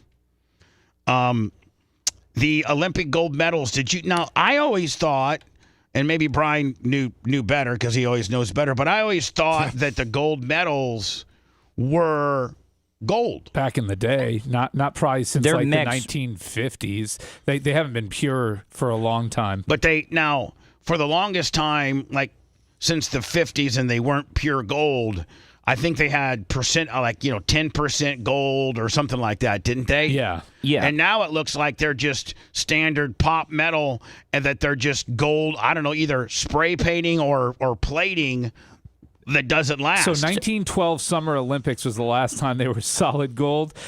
Gold medals are now required to be made from at least 92.5% silver and must contain a minimum of 6 grams of gold these days. So do you want to know what so hold on, those 1912 ones, Brian, are probably worth a lot of money. If they're they're solid gold. They're worth their weight in gold at the very least. Right. And gold, I think, is up right now, isn't it? Oh, gold's high. Yes, What were you going to say, Tuttle? Do you know what is special about these medals that they made for Paris that you got? They have a piece of the Eiffel Tower in them. Thank you, Brian. You asked a question. And I was going to answer him. Well, no, but... Why are you asking questions just to answer them yourself? Tuttle, formatically, if you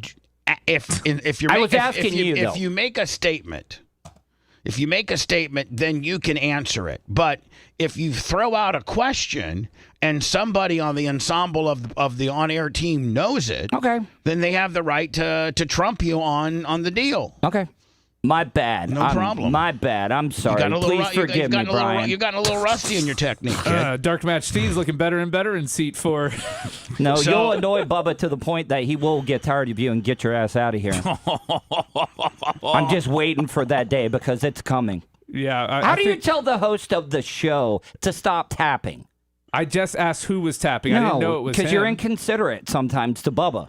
Yeah. All the time. Look at this little weasel trying to heat reversal. I'm not on me trying right to now, heat reversal because he just got faced, So and now he's coming at faced. me. Yes, he did. He got faced on the question thing. He yelled at me. He tried to make it seem like I did something wrong, and he got faced, and now he's coming back after me over old crap. So the last 19. Here comes Lummy comes in as Switzerland. The gold medal was sold in 2023. It was sold for $35,851. That's it? Yeah, there's not many out there that they know of. 1912s? Yes. Well, I mean, they had every event. Well, yeah, I know, but they don't know where they're. They got lost and stuff like that. People may have. Bo Nick's rookie card's worth more. I don't have to train my whole life for it.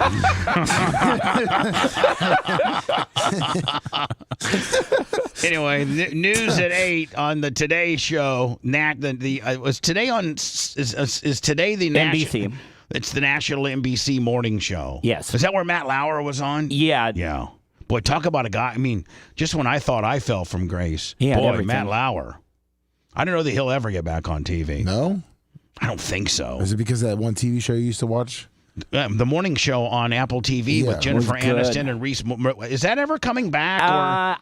They kind of had that third season, kind of make it seem like it was the last episode. Yeah, because after you told the Matt Lauer story and he was out, then with Steve Carell. Remember Steve Carell played that part? He did a great job. Yeah, for being in comedy, he did a great job in that. Olympic medals, you gotta. Here, anyway, Olympic medals losing their luster. It looks like whatever they coated them with or whatever they're plated with or whatever the gold medals, people that won gold medals in Paris this past, was it last summer? Yes. They're now wearing out. The gold's wearing off of them. Got to step up the quality a little bit. The shine wearing off Olympic medals awarded in Paris. It's gorgeous. It's gorgeous. It is wearing a little bit. The New York Times reporting more than 100 athletes from the 2024 Summer Olympic and Paralympic Games have returned their hard-earned hardware, asking for the medals to be repaired or replaced. Some complaining about the deterioration within days of the Games, like Team USA skateboarding star Nyjah Houston. Let me 843-BUBBA 100, and yesterday 100 that I missed as well. So thank you, 843-BUBBA. Thank you. Apparently not as high quality. See, like if you just went and put it into your little display case at home, it probably didn't wear much. But if you're But if you're a gold medalist, you take it. Your entire family gets to touch it and look at it and the whole 9 yards.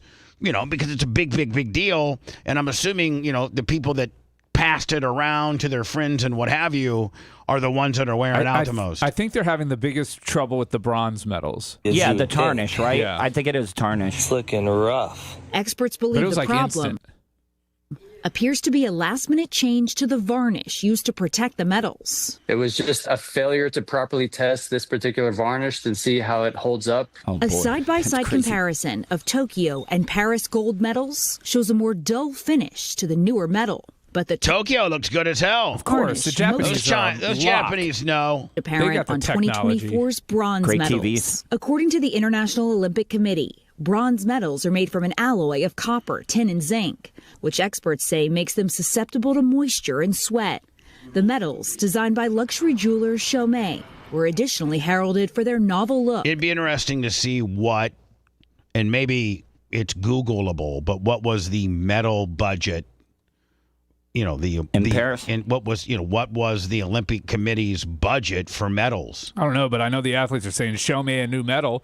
I need this one replaced." Well, yeah, because especially if you're a gold medalist and it's not, it looks jobber. Yeah, Right. but that's if you get a replacement, that's not the one that they put around your neck on the podium. True. Does that make it less special? Maybe they Kinda. can repair the one that you're sending them. I don't know. I mean, I think you make an interesting point in the fact that you kind of want the one that was put around your neck in Paris in the moment that you won, and one that they just ship you as a return to your old one that's tarnished just doesn't have the same feel or vibe as the one that you won in the heat of the moment. Yeah. Incorporating a piece of steel from the Eiffel Tower. And as Paris 2024 sought to be Brian was correct. environmentally friendly, the medals were touted for using recycled materials. But that Well, what'd that get you? That got you, less than 7 months later. Oh no, some people were having the problems 2 days after getting the medal. decision now also called into question. It is possible that these recycled materials... Recycled. Yeah, that's what they use. There's times to recycle and there's times to not. had some foreign elements that just did not hold up, and they're Got starting to Milwaukee react. can in that For a recycling. country that prides itself on style, quality, and flair, And you know what they ought to do now is they ought to be developing the 2028 medal right now, get it done, and then don't you guys agree? Test it, put it on a guy that sweats a lot, put it on, give it a couple kids to hold around. What do I care if a break dancer's bronze medal is fading? Well, I think that event's going to get taken away. Yeah, the next that medal, Brazilian bitch that Ray just gun. yeah. And The medal controversy- Australian. Brazilian. And she's living in Quickly hiding like becoming Bartman, point- okay? Yeah, she. of embarrassment. the next medals are going to be American, Bubba. So they're going to probably go all out Well, on the theirs. next medals are the Winter Olympics, which are coming up. So, but Yeah. Where's that being held at? I don't know. So the IOC is apologizing. Man, look at old girl. Whew. Yeah, Harley or Hartung. Is that her name? Yeah, I think Haley Hartung. I think Haley Hardtongue. Hartung. Hartung. I want to date her, Haley Hardtongue. Let me. Did you hear about my girl's tongue? It's hard as hell. In Winter Olympics, Guys, and they say they're working with the National Mint of The Winter Olympics are in Italy? Yes. All right. France, which was responsible for the medals production. Guys, they say they'll replace all damaged medals at the athletes' request in the coming months. Okay. Well, that's good at least. To be clear, though, every other aspect of the Olympics in Paris, perfect. Perfect, exactly. There had to be something. Right. Yeah. Oh, really? All right. Really? You're gonna, hold on. You're going to throw that in there? NBC pays a lot of money to host the Olympics. Yeah, well. And so they... last time I checked, that by all, unbiased accounts, is that it was raining, it was miserable. Weren't the beds made out of cardboard? The beds were made out of cardboard. They had the poop river. They had the swim. Yeah, I thought you were talking about the drag queen story time that they had for the opening acts also. Oh yeah, that Let's not forget the sodomites that they had on the opening ceremonies. The Last Supper. Right, Kaylee. Yeah, they had a Last Supper with a sodomite chaser for the opening ceremonies. Bubba, how do you not like when someone says "my old lady" but you say "old girl"? I just old girl is like just like It's you're really still cool. throwing the girl part in there. Old girl. Okay, it's a girl, not a lady. I can't. Nobody likes a lady. I can't really give you an answer that would work for you. Is there a sorry. different than? You don't stump me very often, but I really don't have anything for you. buddy. Okay, no problem. Maybe on the borderline if you got me. We cool. What if you use OLE like ol instead of old? So That's what I do use. Bubba, 8.6 million was how much the Paris spent for the medals in the Olympics. We'll give you 10. Now, Lummy, I didn't know that and he's a good friend of mine. If you conduct yourself... Hold on. Carmine the county, Carline, his name is Carmen Maracino, and he's when I met him through some friends that were sheriff deputies in Collier County, and he's been the sheriff of Lee County for a couple different terms. I think he might be on his second term. Captain Creamsicle 25. And I met him when I think a city of Punta Gorda police officer died in the line of duty, and that was actually our last Bikes for Badges that we did. And I met this Carmine Marciano guy. He's the sheriff. Nicest dude in the world. Like, just really cool dude. It's Maraschino. Maraschino. It looks like he's in a lot of trouble. What did he do? I don't know, but I just, as a recommendation page, Lummy, as I was playing the NBC Pop Metal Willie, it says that Ron DeSantis has the power to remove Lee County Sheriff? Yeah, it looks like the Lee County people are not happy with him. So if you conduct yourself in a way that triggers my constitutional obligations to suspend you, I will do it. I will follow through with that. Today, we're hearing from Governor DeSantis for the first time about... I know this dude. He always sounds like a stepdad lecturing his stepchildren. The FBI investigation into Lee County Sheriff Carmine Marcino. He made it clear that he has the power to remove the sheriff from office. Maybe let me Google to see what Carmine's up to. That's what I'm looking at. I guess the FBI has subpoenaed documents regarding his office and home. So the FBI is involved. Thank you for counting on NBC2. I'm Peter Good. And I'm Kelly Burns. We asked the governor about his power to remove the sheriff. Oh, listen, man. We've already established that Ronnie D likes to remove people from district attorneys to... Yeah, that woman in Orlando. To maybe now a sheriff. And then let's not forget, I think one of his very first orders was to... or was it the other? Was it Rick Scott? Who removed the sheriff that was in charge of... What was the big shooting down in Miami area? Parkland? Yeah, Parkland. Parkland. Didn't he remove that? Didn't the governor, whomever it might have been at the time, I think, remove that sheriff whose school resource officer ran instead of going to the shooter? I think that sheriff got removed, and I don't know if that was DeSantis or not. So he looks like he's being investigated by the FBI of money laundering and misappropriating funds, funneling taxpayer dollars from the department to his family members. This is Marcano. This is the sheriff. Marciano. Yes. Let me see if the Parkland sheriff got removed. Okay. And who did that? After a Lee County Republican state committeeman called on DeSantis to remove Marcino from office amid an FBI investigation. NBC2's Dave Elias is here with another elected official expressing concerns over the allegations of money laundering lodged against the sheriff. Today Ronnie D, suspended that sheriff. Who did? Ron DeSantis just suspended him. Suspended him. Yes. With pay, probably. A state Republican committee woman, Tara Jenner, calls the allegations against the sheriff concerning.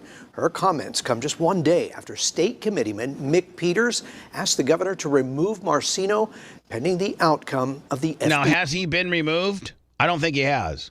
I think this is maybe in the early stages of the investigative part. I don't think Carmine's been removed. I don't think he has. FBI investigation. If you read Florida's Constitution, and by the way, our governor loves to take people out of office. Yep. He loves it. Governor has the Constitution. You better be squeaky clean if you're in any. I don't care if you're the dog catcher or you're the Bureau of Elections or you're the sheriff, school board, state attorney. Ronnie D is going to get you. Authority to suspend elected officials at the county level for based on a number of criteria: misfeasance, malfeasance, incompetence, neglect of duty, drunkenness. Sounds like our show. I mean, you could not describe our show any better than right here. Misfeasance, malfeasance, incompetence, neglect of duty, drunkenness. There may be another one or two, but those are... Seth, that's us. Man. Are the main ones. And when a public official triggers those, or they only need to trigger one of it, I won't hesitate to act. That warning from the governor today after yet another elected official expresses concern about the allegations against Sheriff Marcino. There's Carmine right there. I've raised concerns about this. I am concerned about the allegations. There's no question about that. But All right, so my buddy Carmine's in trouble. Yes. I guess there's video of him accepting cash from an video. Trust me, man. Videos will get you in trouble. From some charitable organization. No, like an in exchange for favors. Hello. Oh, gee. Morning, guys. Morning, Bubba. Not sure if you recognize the number or not, though, but I was calling in about the sheriff, the situation down in Lee County. My family member, that's a very good acquaintance of yours, works directly for him. Right. And we've talked about him a number of times. And yeah, everyone loves him. He is an amazing guy. I know. Listen, I have had nothing but great interactions with him. When I did the Bubba's Bikes for Badges for a city guy, he gave me all of his county resources. All of the county guys blocked the roads. We end up at the back at the Harley-Davidson place. He was there. He spoke. He was, he was absolutely wonderful. Yeah, he's a great guy, and everyone loves him. But apparently he has a real big gambling issue, and that's opened the door for a number of these problems and a lot of the people surrounding him. So I doubt it's going to be just him getting brought down. But what my family member has told me time and time again is the grand jury that's looking over all of this is based out of Orlando. So they might indict him, but if they have to use a local jury, he might even survive it because he's that well-liked in Lee County. Yeah. It's going to be dirty. I'm not going to lie. From everything I've heard, it's going to get real dirty real quick. Yeah. So I love the guy. He seems very nice in the 2 or 3 times that I've met him. I hope none of it's true, and I hope that he survives it. That's my official statement. But thank you. I appreciate your call. Thank you, bud. Not a problem. When we come back, we got to finish out the BARP awards. Yes. Now Brian doesn't have a vote in any of this because he wasn't there. Okay. Is there ever going to, Brian, I really do think, honestly, even Seth had a pretty damn good time. He did. At BARP. He positioned himself nicely here in the studio. He said it had a good vibe.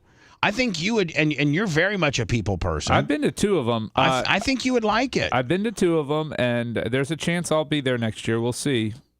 So when we come back, we're gonna wrap up. I think we got like 6 or 7 awards to give, and then we got to talk about the Rays. To me, it looks like the city of St. Pete. Like, do you want the Rays or do you not want them? They don't want them, but they're kind of stuck with them because of the contract and the redevelopment and everything. But like, they're not making it. They're not being friendly partners at all. Now they're like, well, we don't think we can get the roof up in the next year and a half. Bitch, get Gary Grubbs and Fabrizi out there, and that thing will be up in 2 weeks. I'd put a metal roof on it. Put some tin. Or you know what? Knock it all down, meaning all the roof structure, and make all the electronics, waterproof, and make it an outdoor stadium. Ooh, I mean, you probably, Brian, have to weigh what does it cost to replace the roof versus what does it cost to replace the electronics being waterproof. That building would look it'd be so weird. But it would be, but it would be playable. I mean, it would be usable. Who says you got to put the roof back on? Well, I mean, 32 rainouts a year would probably have something to say. Well, they're going to have 32 rainouts at Steinbrenner Field.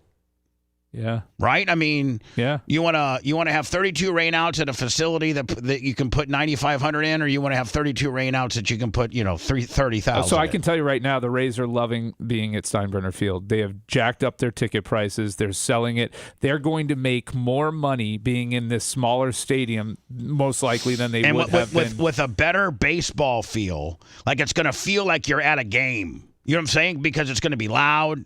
Yeah, you're very close to the field. It's by minor league standards. I think it's one of the nicest minor league facilities in the entire minor league system. So far, the Rays have not put a ticket up for sale that's less than $10,250 for the season, which extrapolates to $125 per game that they're going to be trying to get for 80% of the seats in that stadium. Standing room only is around $100. Yeah, they're going to make more money this season. They might say, hey, you know what? Don't worry about that fancy stadium. We'll just build a new George Steinbrenner place across the street for George, and we keep, or we'll keep this same template and just build one across the street. I think what they're trying to find is what that magic number is, and this season will help them with that. I think it's probably somewhere around 24,000. I was gonna say 23,000. Yeah, in that range, like the Lightning do, is probably the Lightning can do 19 to 20. I think that's probably a safe range for the Rays to be able to consistently sell. I mean, 22,000 is like the basic soccer-specific stadium in MLS. But the problem that they have with Steinbrenner Field is parking. Yeah, like that's the no. big... You have the field across the street. Oh, that's true. With the walkway. Yeah, it's not. That's not bad at all. It's actually easier. Yeah. So anyway, we'll get into that next. Hold on. If you want 24/7 on-demand Bubba and the crew, go to BubbaArmyHQ.com right now. The Bubba the Love Sponge show will be back after this.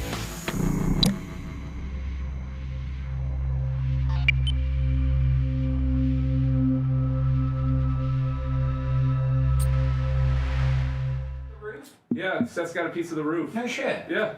You want a piece? How much do I gotta get in? Like, do I gotta pay to get in? No, I've been giving it out for free. Oh, okay. Yeah, I'm not... Just samples. If you want a bigger piece after, it's gonna bring cost your you. own. Bring your own. That's how he loops you in. Bring your own scissors. A little piece of the roof. I know. I got all the fiberglass on it.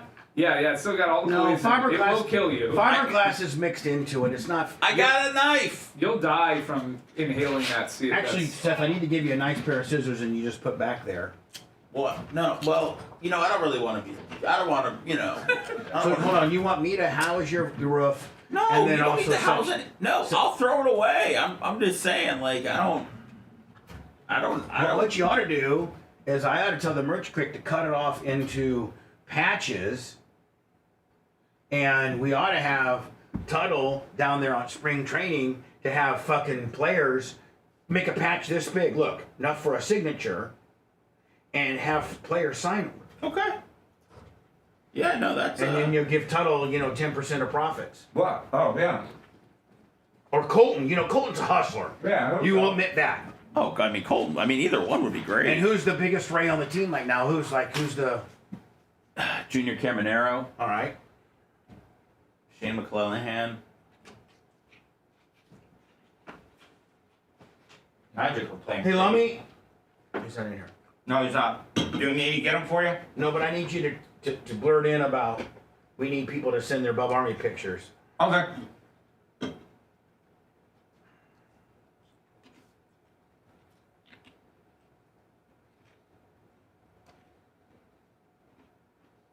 Good morning, everybody.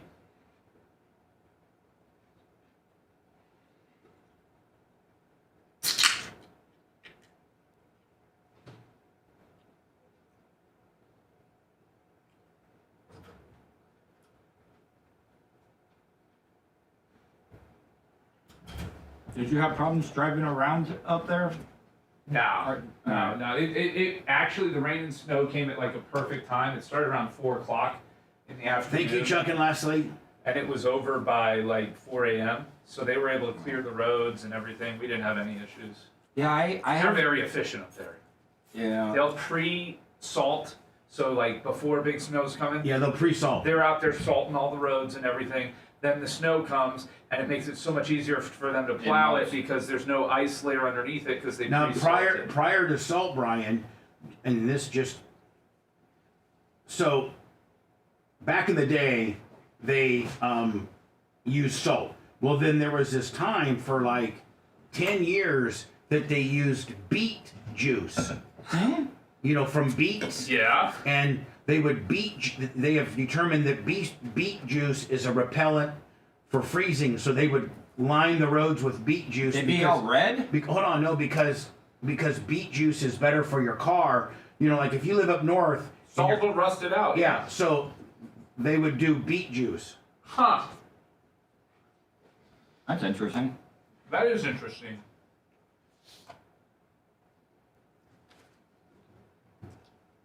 So Bubba, I was just out in the room out there and I saw a product that was labeled by member Mark, and I want you to guess what the product is by the description that was on the label. Yeah, I know. Thick and long lasting. Paper Towel Willie did that. Yeah. Who the hell advertises paper towels as thick and long lasting. That's like sexual, dude. Yeah. Loner and Stoner podcast will be out today. I think. Yeah. We sent it to Seb, so. Yeah, it'll be up. Tuttle, you want to take an odd number of chews at this? No. Come on, buddy. I just ate some of my charcuterie items. How many times did you chew? I can usually. Maybe I did the 843 Bubba, right? You got to do the two. They're so small. $100.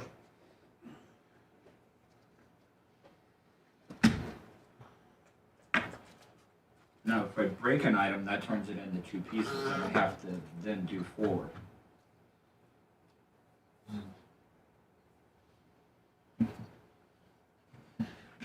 This banana's not fully ripe.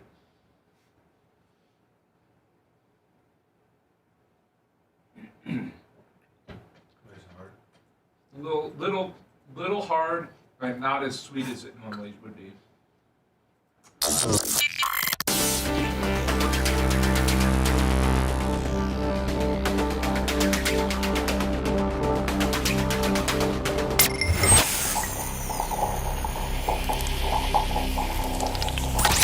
Broadcasting live from the Aquabito studios, aquabito.com/Bubba. It's the Bubba the Love Sponge show. Here you go, Lummy. I'll do a promotion for the track. Tonight, Bubba Raceway Park / Ocala Speedway, the UMP Modifieds. We're expecting nearly 100 cars. So swing on by if you can. It's 9050 Northwest Gainesville Road in Ocala. It's tonight, tomorrow, and Saturday night. King of the Streets and UMP Modifieds. I think Kenny Schrader is there. Tonight, Bubba Raceway Park, the UMP King of the Streets. UMP Modifieds. 100 of the rowdiest, roughest, studliest drivers in America coming down to get down and dirty with Bubba on his track. The 54th Annual Winter Nationals. Ken Schrader, the former NASCAR guy? Yeah. Kenny Schrader, former NASCAR guy, scheduled to appear. Did you? So, and if you can't make it out to Ocala Speedway, then just go to flowracing.com and get a little subscription. You'll pay for the whole seat, but you'll only need the edge. Oh, that's a good tagline. Flowracing.com if you want to watch tonight's festivities, and tonight, tomorrow, Saturday, and then we take a week off. What's admission tonight, Bubba? Give the people an idea. I think it's $25 or $30. Why don't we give away a pair of tickets? Oh. Chicks only. No, let's not. You want to talk to Tom Bean on that one? You know what? As a matter of fact, go right over to Tom Bean's because that's where you're headed after her. Hunter Law is buying 2 tickets and giving them away. Chicks only. Hunter Law bought 12 tickets for the Eric Andre show. This is the least they can do.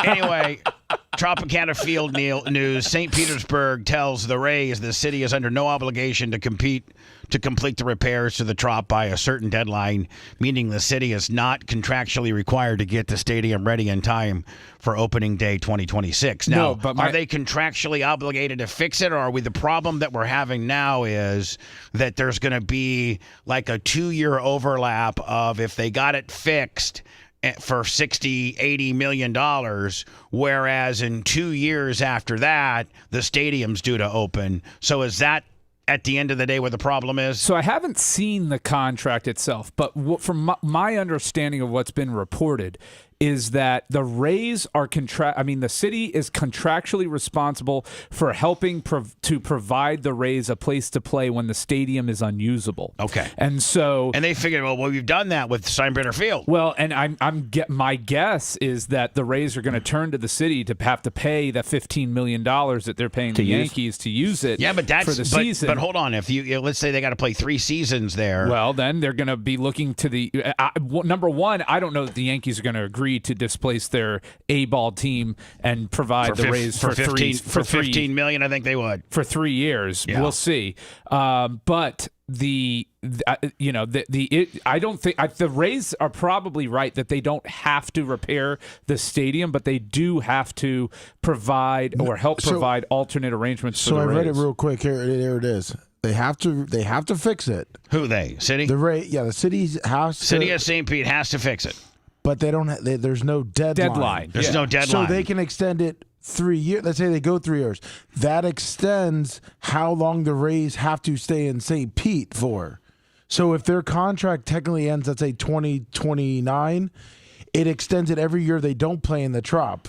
So if they play at Steinbrenner 3 years, they have to now play in St. Pete at some point. But the argument that the Rays would make in that scenario is that you're you can't hold us hostage. You can't hold us by on a not contract. making repairs when you could have. But they're saying the repairs. This is going to end up in court. This is going to end up in court. What it's going to be. They're saying that the repairs are going to be happening, but don't pressure us to hurry this. I'd be having a crew up there right now. I know. It's St. Pete. It's St. Pete's way of being dicks. Ken Welsh. Mm-hmm. I mean, it's going to cost him $60 million no matter how you cut it. Just get the new stadium done. Well, I mean, that takes 2 years. That takes two years at the minimum.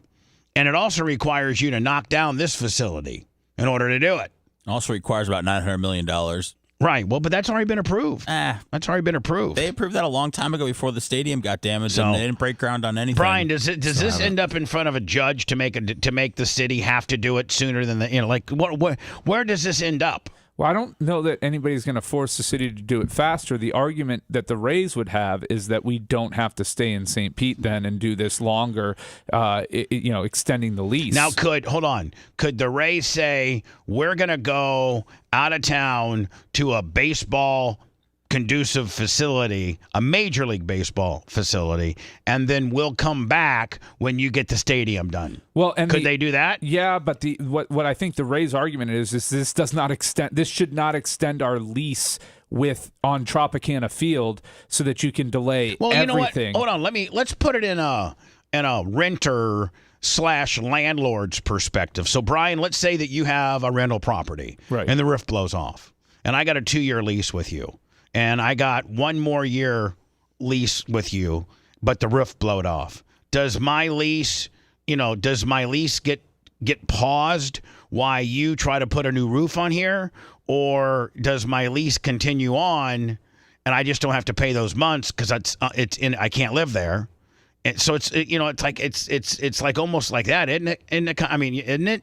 Yeah, I mean, in that case, the lease runs. The landlord is most likely responsible for paying for alternate accommodations while the property is uninhabitable for its leased and intended use. And that's what's going on here but now they're trying to say that somehow this extends the Rays lease because of the contract. Well, yes.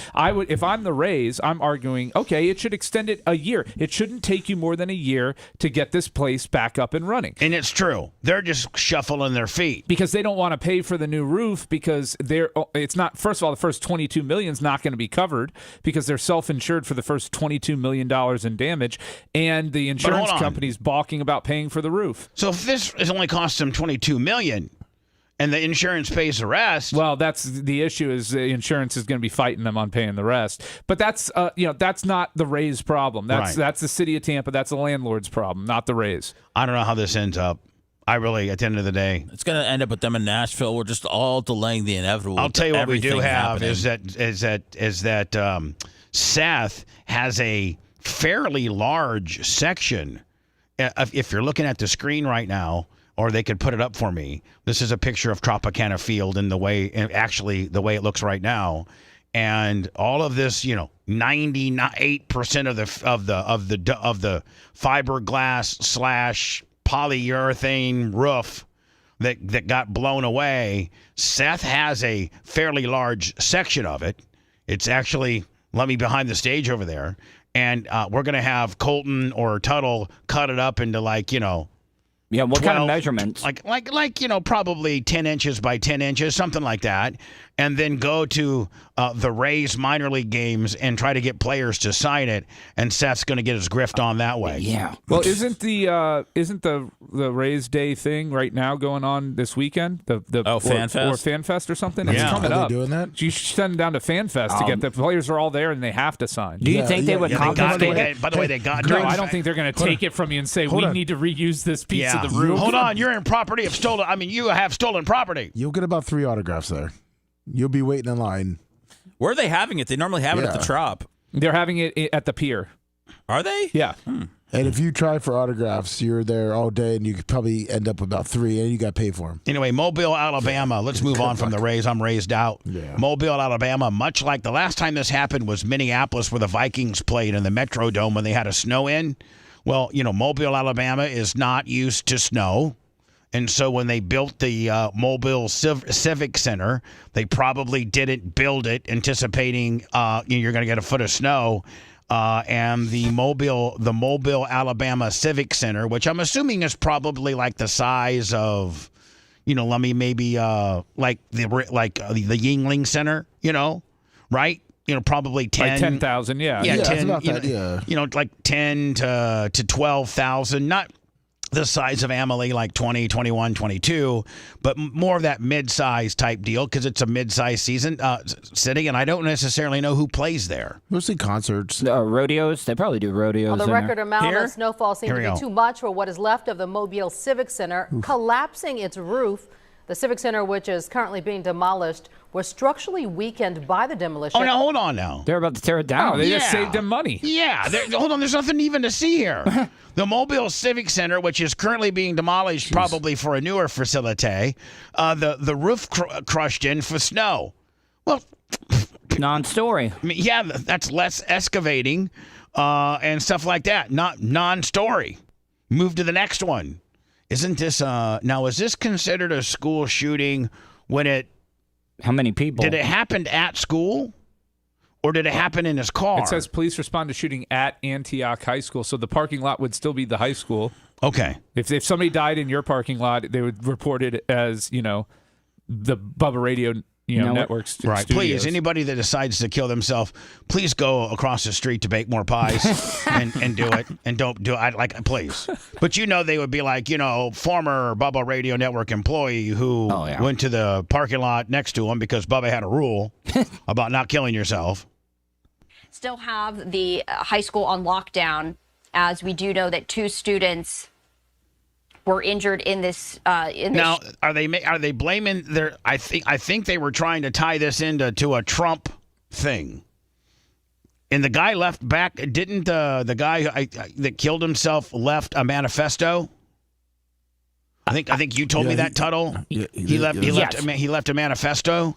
Yeah, I can get that for you. I can shooting alongside the gunman himself, but no word about whether the gunman was also a student. According to our Fox affiliate in Nashville, the shooting itself happened inside the cafeteria. I wanted to share. So it was inside the school. Yeah, it looks like he killed a girl and then shot himself killed himself. So he shot a girl. Yeah. And shot himself in the school cafeteria. Yeah. Where's Antioch High School? Is that Tennessee? Yeah, Nashville. Is this the second? The other one that just happened was in Tennessee, was it not? From wasn't that Minneapolis? No. That was Tennessee. Oh, that was the Tennessee last also? one was Tennessee. Yeah. Wow. With the guy that was transitioning to be a girl, and he went in there with a backpack. And did he kill anybody or just himself? I think he killed a few. Did he not? The trans one? Yeah, he killed a couple kids. This with you. This is the aerial view that we've been dipping in and out of, but take a look. Man, I really feel sorry for 3 of my people here, and that it would be Seth and Lummy and Brian, who all have kids that are in school and are going to be in high school someday. And it seems like, we have 3 or 4 of these a year? Yeah, it's lovely not knowing whether your kid's coming home alive when you send them away to school in the morning. It's a good feeling. It's horrible. It's absolute. We never had to worry about that. Never. And what's the I mean, like, are they going to make every kid go through like a TSA line? I mean, is that where we're headed? Where they could. Every kid. I hope so. When this started happening way back in the day, I was like, man, they need to have 2 entrances and exits to the school. And, each kid has to go through either like the north side or the south side. There's two different entrances and exits. And they literally treat it like a TSA deal. So they X-ray your bag and run you through a metal detector. So now, I know that you might take your kid to school 30 minutes early, but I gladly do that, knowing that everybody that's going in that school has been metal detected. What are you going to say, Tuttle? They got a couple of the excerpts from his manifesto. One, he was ashamed to be black. He was a black kid. Yeah. Or he was ashamed. He said, Candace Owens influenced me above all each time she spoke. Oh, my God. Hold on. She influenced him to do this or influenced him in a good way? Yeah. Henderson said he was inspired by Candace Owens, a conservative black pundit who previously called Nashville home. Inspired by, that doesn't mean like inspired to do this, or like he actually liked her. Inspiration. I don't know yet. I'm reading Brian, through she's she's a pretty hateful bitch. She might have been inspiring. He was this. I think she's saying they're blaming her. Law enforcement presence at the very entrance of this high school. You can see dozens of law enforcement officers standing around doing nothing. You see fire trucks, police vehicles, ambulance. So, Jim, where are you having lunch today? Pretty much. Oh, I don't know. I was thinking out the greasy spoon. Yeah, me too. What do we got inside? Well, we got a dead girl and a dead guy. The kid's black. Shot him. Oh, this one is so bad. This expert. I was so miserable. Excerpt. Yeah, excerpt. Not expert. That's what Brian is with the law. Go ahead. I was so miserable, I wanted to kill myself. I just couldn't take it anymore. I am a worthless subhuman, a living, breathing disgrace. You got a hold of my diary. You would never say that about yourself. And one of those larger crime scene investigations. I don't feel so good about myself privately. Vehicles right there as the helicopter is not really now. Still have the high school on lock. Right, so let me. If you could change one thing about yourself, Bubba, what would it be and why? No, I'm not. Let's not get into all that. Why not? Well, we got so time for growth. We got so much more to talk about. I take 2 inches of girth, brother. Oh yeah, Bubba. Yeah, can you have the Bubba Army send in their bar pictures too for us? Yeah, don't forget, man. Bubba Army Pics at gmail.com. Anybody that shot some pics at BARP, or we love that, or anybody just in general that is displaying their Bubba Army or has a picture with Lummy or stuff, the pictures that are on my back wall. I'd like to, what are we at now, Macho Man? Like, are we almost at 3 hours, or are we still like 2 hours and change? Option B. Oh, comes in. Sorry. Man, Jesus. That was coming in hot. Speaker feedback, sorry. My God. Sound like one of the barbells hit the microphone there. He's pumping out sets. Macho Man, do you try to talk the same way into the microphone each time, or is it just as you grab it? Well, you catch me when I'm doing stuff, so I was like swinging the boom over and stuff. And okay. It was over the speaker, and no problem. It fed back, and my bad. He was trying not to ignore you, Bubba. He's trying to get you a quick yell at answer. them when they don't answer right away. Okay, no problem. I forget what the question was. It was about how many hours. It's 2 hours, 3 hours. Yeah. 2 hours. How long is my back wall pictures? About 2 hours. About 2 hours. 2 hours and 10 minutes, I think. So we need like another, whole nother 2 hours in order for it not to repeat during the show. Dude, we just need to go to Nikki Peel or Marita Guatemala's Instagram. Do photo shoots? Well, no, they posted 30 pictures probably from this weekend there with you go. everybody. So Can we just rip them? Yeah, they don't care. What are they gonna do? Sue us? They love us. For now. Yeah. So did Dark Match Steve until this week. Did you see where they just on a normal traffic stop, but this cop was really being like, I don't think this cop knew in particular that these were the Chileans that went into Joe Burrow's house while Joe Burrow was playing out of town and stole a bunch of his stuff. There's actually been kind of a rash of that. Where law enforcement warned professional football players, athletes, all athletes, saying to watch when you're playing when you're playing a home game or a roadie, but the road's even better because you're gone that extra day and a half.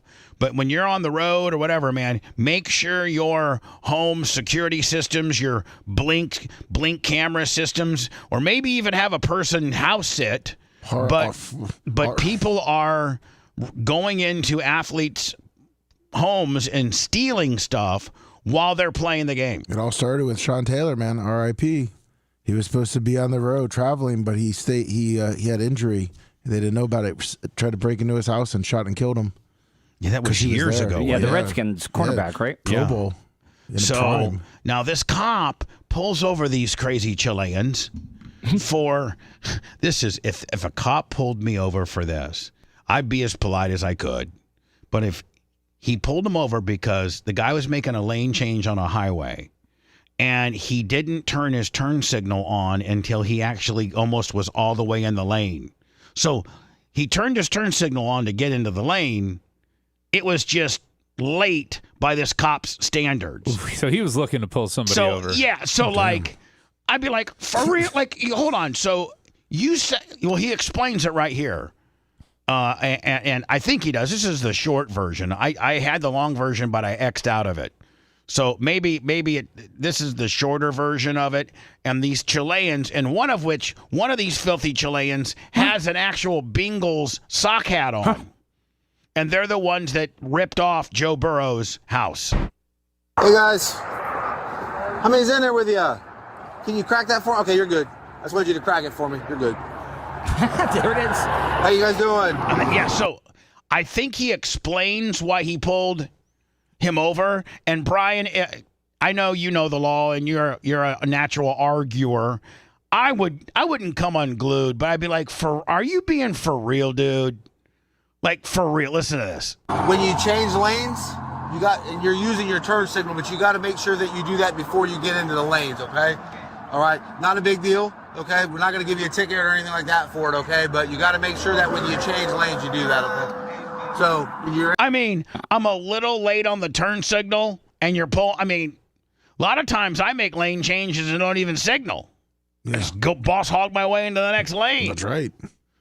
Please. In the lane, you change lanes and then activated your signal. You have to do it prior to doing that, okay? Now, Brian, would you say to the guy, really, dude? No, you're going to be cool. I would be cool with him. I'm looking to get out of a ticket. No, hold on. I'm going to be cool with him, too. I'd be like, I'm sorry. I didn't just rob Joe Burrow's house either, so I don't know how I'm going to react to that situation. And I'm not going to be disrespectful or anything like that, but this is kind of chicken shit. If I got an autographed LSU jersey that they're looking for in the back seat, I don't know that I'm going to get lippy with the officer. You're right. Are you the by the way, the one fat kid's got a Bengals hat on. Owner of the vehicle? Or the owner of the vehicle, I'm sorry? Okay. No weapons in the vehicle? The one guy looks like Andy Milonakis. Does he not? Yeah, with the glasses. Okay. And those are some thick-ass prescriptions. Yeah. Are you borrowing? Is this a two-row? Or did you borrow the car, or is this yours? It was Joe Burrow. I need the registration for the vehicle. Is it a rental? Yeah. Okay. What? Now that's an apartment. Rental, sir. What the hell? Yeah, these guys practically tell on themselves. Do you guys have your IDs with you? How about you fellas? You guys got an ID? So he has no reason to be IDing everybody in the car. Yeah, so now at that reason, at Brian, that point, if you're driving, okay? Right. And your wife is in the passenger side, and then you got me and, say, Merch Crick in the back. Unless they had what inside if they give info it up, that these guys may be the ones. No, but hold on. But if they... You can ask. Under normal circumstances, me, you, the Merch Crick, and your wife, we're driving to the Hard Rock. You're driving. Right. And I'm in the back, Merch Crick's in the back, and your wife's in the passenger seat. And he says, hey, I need IDs on all of you. Are you stepping in at this point as an attorney and saying, whoa, hold on. Why do you need to ID them? They're not doing anything. Yeah, they're not involved in the stop. There's no reasonable articulable suspicion that they've committed a crime or are about to commit a crime or in the midst of committing a crime. They're just passengers in a vehicle. The driver is the one who had the infraction. Which is you. The only person who should be forced to produce identification at that point is the driver. We were playing a game as you. You're the one driving. Now, so would you stop us and say, don't give him your ID? Or would you just have him give him your ID? I'm probably just going along with the Gestapo because it's just not worth because none of us are wanted. Right. So we're okay. Thank you.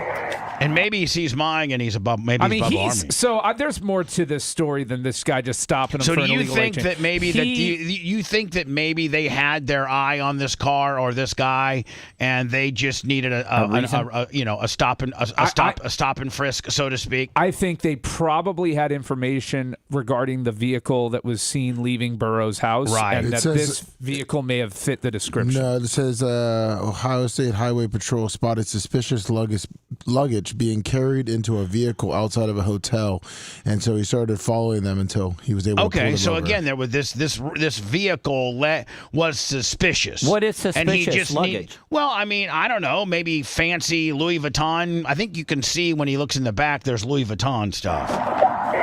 By the way, Lummy, that is profiling to the T. I carry Louis Vuitton, and I don't look like I should. Maybe they're going to pull me over. Car smell marijuana. Yeah. Do they smell marijuana too? Yeah.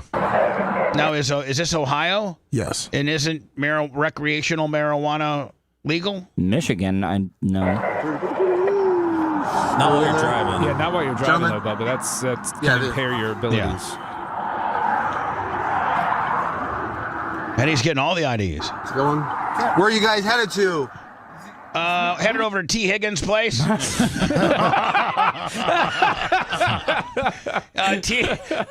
T's down there visiting his mom this weekend, so we're over to Higgs. Plus, he's an unrestricted free agent, so he might have some stuff already packed up for us. I was reading, Brian, in one of my Packer forums is that he's the Packers' number one target in free agency. Yeah, he's good. I just don't know if he can be a 1A, a true number one. Do you know who I hate to get down the sports path, but do you know who I really went to? And he's getting long in the tooth. I think he's 34 now, but I think you could get 2 good years at him. And when he played for the Bears, he was an absolute monster. But that's the 52 Khalil Mack. He's an unrestricted free agent. Still says he wants to play a few more years. I mean, do the Packers pick up an old guy like that that's good for 8 sacks? Well, that's a guy you use as a third down specialist, so you keep the miles off the tires. Man, remember how much of a monster he was when the Bears got him? Oh yeah, yeah. They traded away a lot to. They gave 2 first rounders for him. No English? You speak English? I'm learning. I only speak Carney and Op. Oh, we got an old lady and old lady. Yes, I don't know what to give you my driver's license, kiss upper. You're learning? Yeah, my Spanish is like. Yeah. Yeah. Where are you guys headed to today, sir? You said T. Higgins. Where are you going? What is that? ¿Dónde vas? Orlando. Where? Orlando? Wrong way. By the way, when they salt the roads, this is what it does to your car. Oof. Yeah, puts that whole salt residue on it. Florida's that way. What's that? El no directional. We need to go get gas, I think he said. What's that? Yeah, but Florida, Orlando is that way. You're going the wrong direction to get to Florida. Guy looks at his iPhone. I'm seeing if they open up the New York? the luggage You're part. going right now. Are you flying? You guys are going the wrong direction. Yeah, I don't think it really gets into the because I looked at the longer version today, and he actually opens up the back and sees some of Joe Burrow's cleats and stuff like that. Yeah, LSU and Bengals stuff. Before I go to words, wasn't this guy due to spend a ton of time? He was a J6er. Florida man freed by Trump. J6 pardons gets arrested 1 day later for gun charges. Hold on. So he gets released as a Donald Trump sweeping pardon, and then the very next day he gets popped. He gets popped for having a gun? I don't the pardon, does that wipe off any felony charges from January 6th, or did he have felons beforehand? Priors, yeah. He may have had priors. And that doesn't, when you get pardoned for the J6 deal, that doesn't encompass anything that you did prior. Right. No. Right. Well, this guy deserves to go back. I mean, that's bad luck, though, man. Why would you? Some luck is made by yourself, though. When I return, we're going to talk about what actually our clickbait is, and that is Elon Musk bashes the $500 billion AI project that Trump announced, claiming that its backers don't have the money. Now, I we were talking about this before the show started, and I kind of find this refreshing in the fact that, maybe we finally got somebody that will question Trump's decisions. And will Trump allow that, or does he say, I think I've had enough of Elon. I think he's out of here now. I've, a little mouthy, little lippy, little talkbacky. I mean, Trump has never really had anybody that. I mean, if anybody could question him, it's the on the spectrum Hitler. Want to listen to the show on demand and on the go? Enlist today at BubbaArmyHQ.com. Sign up and start listening. The Bubba the Love Sponge Show will be back after this.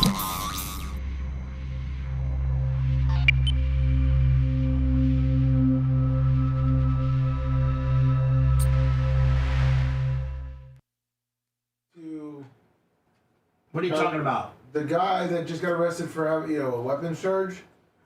They went to his house in August and seized a .22 caliber rifle and ammunition from his house. Right. And that's what he's being. So he was in possession of it. Yeah. I mean, he can try and fight the charge, but if he was a felon, I guarantee you this is what is. I'm willing to bet. I can't guarantee that this isn't his first felony. I'm just saying so in August, then he got pardoned now for that, but not obviously he's not pardoned for that. So it's really not that he went out the next Good morning. day. Right. They got arrested. They were waiting for him. They're making. This is just the paperwork coming through. And, yeah. Okay. It's whatever. Yeah, when the guy was holding up the license and the person in the back seat's face was blurred, it kind of looked like a woman's hair. That's why I said, "Oh, sorry." Way to make the headline sound like. Was out shooting people the next day. Yesterday, he's flashing a gun like he's. Well, most people only read headlines now, so. But that's why I just looked at it. Like I saw somebody on my Facebook posted, oh, Biden had the most pardons ever, blah blah blah. Yeah, 6,500 of them were for federal marijuana offenses. So take those away, and he didn't have that as many, as many as Trump did, and whatever. You better watch yourself, Tampa Terry. You're gonna get him fired up. Oh, I don't give a shit about that tool. Good morning, Thomas Gilson. He doesn't even cross my mind. Morning, Gilson. Yeah, he said that we're already doing hit pieces against Trump and stuff, and I'm like, He's a fucking idiot. Like, that's a guy that if we lost a listener, wouldn't hurt the show one bit. He doesn't even contribute, does he? He's just a blowhard. He just listens. Yeah.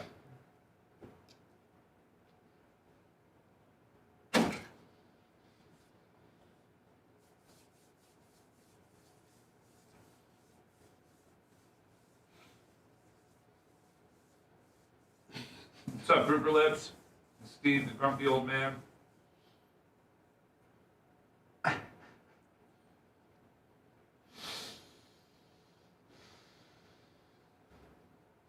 Whose Redskins memorabilia is that?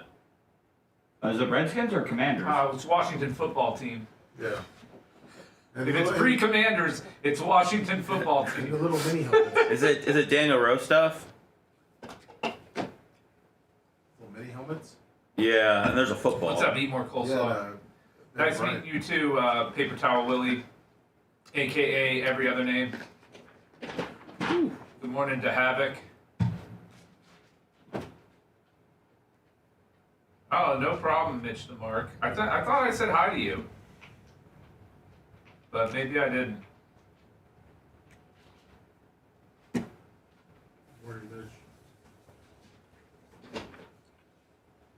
Yes, Damn, I forgot to get you avocado toast today. Everyone's screaming like a little bitch in chat, arguing with nobody in particular about topics that aren't even being discussed on the show because you're fucking mentally ill. Who? TT. Low T, Terry. Huh?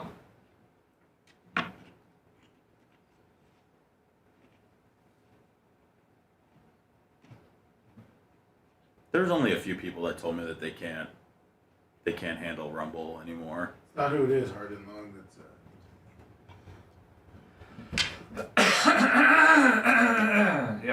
Yeah. But we do love some good bobets. Or hoots, as Seth refers to them. Hoots.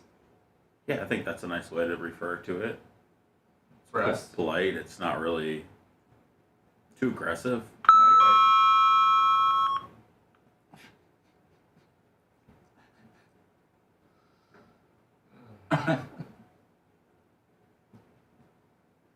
Dude, they're broadcasting from Charleston, Tallahassee. Milton, Florida got 8.5 inches of snow. Pensacola got 10. I didn't even done heard of Milton until that. Milton's outside of You Pensacola. done did heard about it now. Where done Milton lay? Where Milton? Outside of Pensacola. Yeah. Oh shit. God country right out there. East. Hugh Wood. And it's the city right over the bridge in Pensacola. Is it a hidden gem? Of course. I've been there. I think it's one of the highest. I've been there. Is it a hidden gem? He says I've been there. On the Redneck Riviera, it's I've one of the been there. highest I've points been all those of land In Florida? Yeah. They got 10.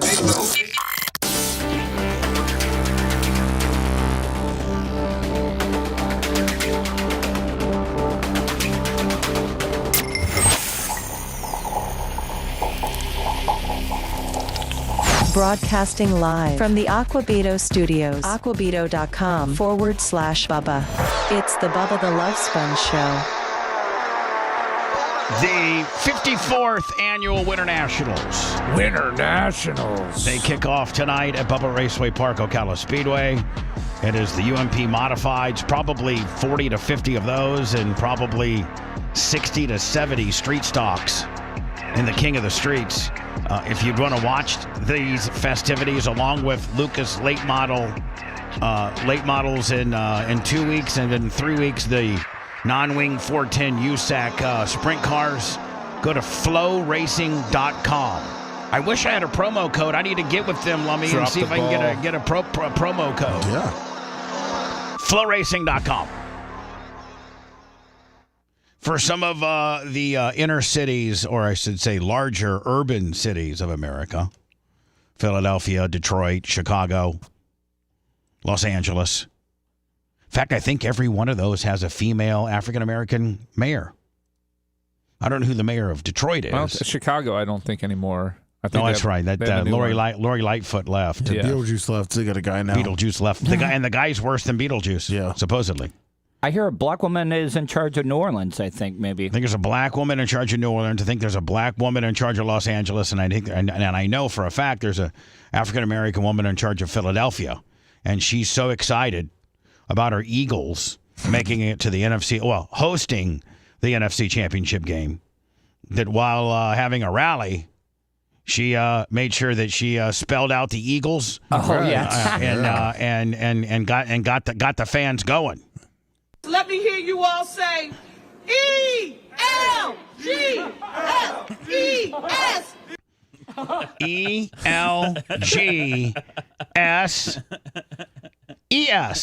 Elgies. It's Elxus. Elxus. J-T-S-E. Jets. Let me hear you all say, E-L-G-S-E-S. Eagles. I think the people behind her spell it the same way. Like, of course, you go say, along with the leader. Would you? If Bubba was misspelling something, we'd all chant it along. What? I said, if Bubba was misspelling something, we'd all actively chant along. The hell you don't. You guys would be so far up my ass and be pathetic. Be like, hey, dumbass. I got your back, Bubba. Let's go for the Bears. I can't call her a dumbass. B-A-E-R-E-S. Bearses.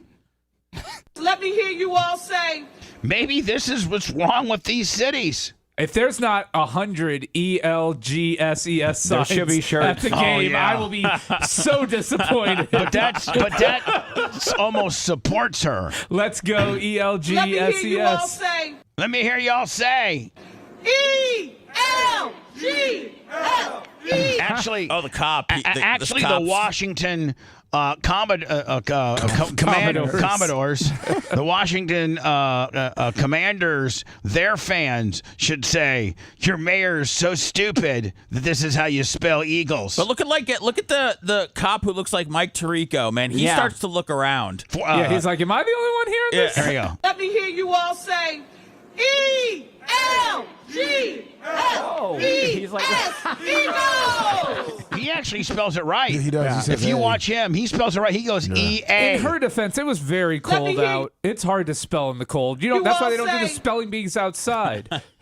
It's so hard to spell in the cold. Before she goes up, her rat or Lummy, because they were whispering things to me during BARP, like, don't forget the merge crick.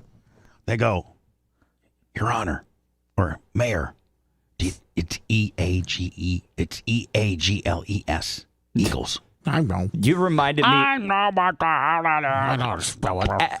At Bar Pit reminded me you were like Selena Myers on Veep, and everybody's whispering stuff. I know in your it ear was. through the whole entire- I actually told Seth that on Monday. I said I felt like the girl from Veep because I was just getting my handlers were just whispering things. Don't forget about the Two Black Guys podcast. Don't forget about the new ones. The new people. Get those in there. Don't forget Red. Don't forget Colton. Don't forget Red. Don't forget Colton and Pat. Don't forget Lasker. Let me tell you something. It's Gene Lasker, and I helped two black guys up on the stage and didn't get no credit for it. I didn't even kick him. Let me hear you all say ELGLES.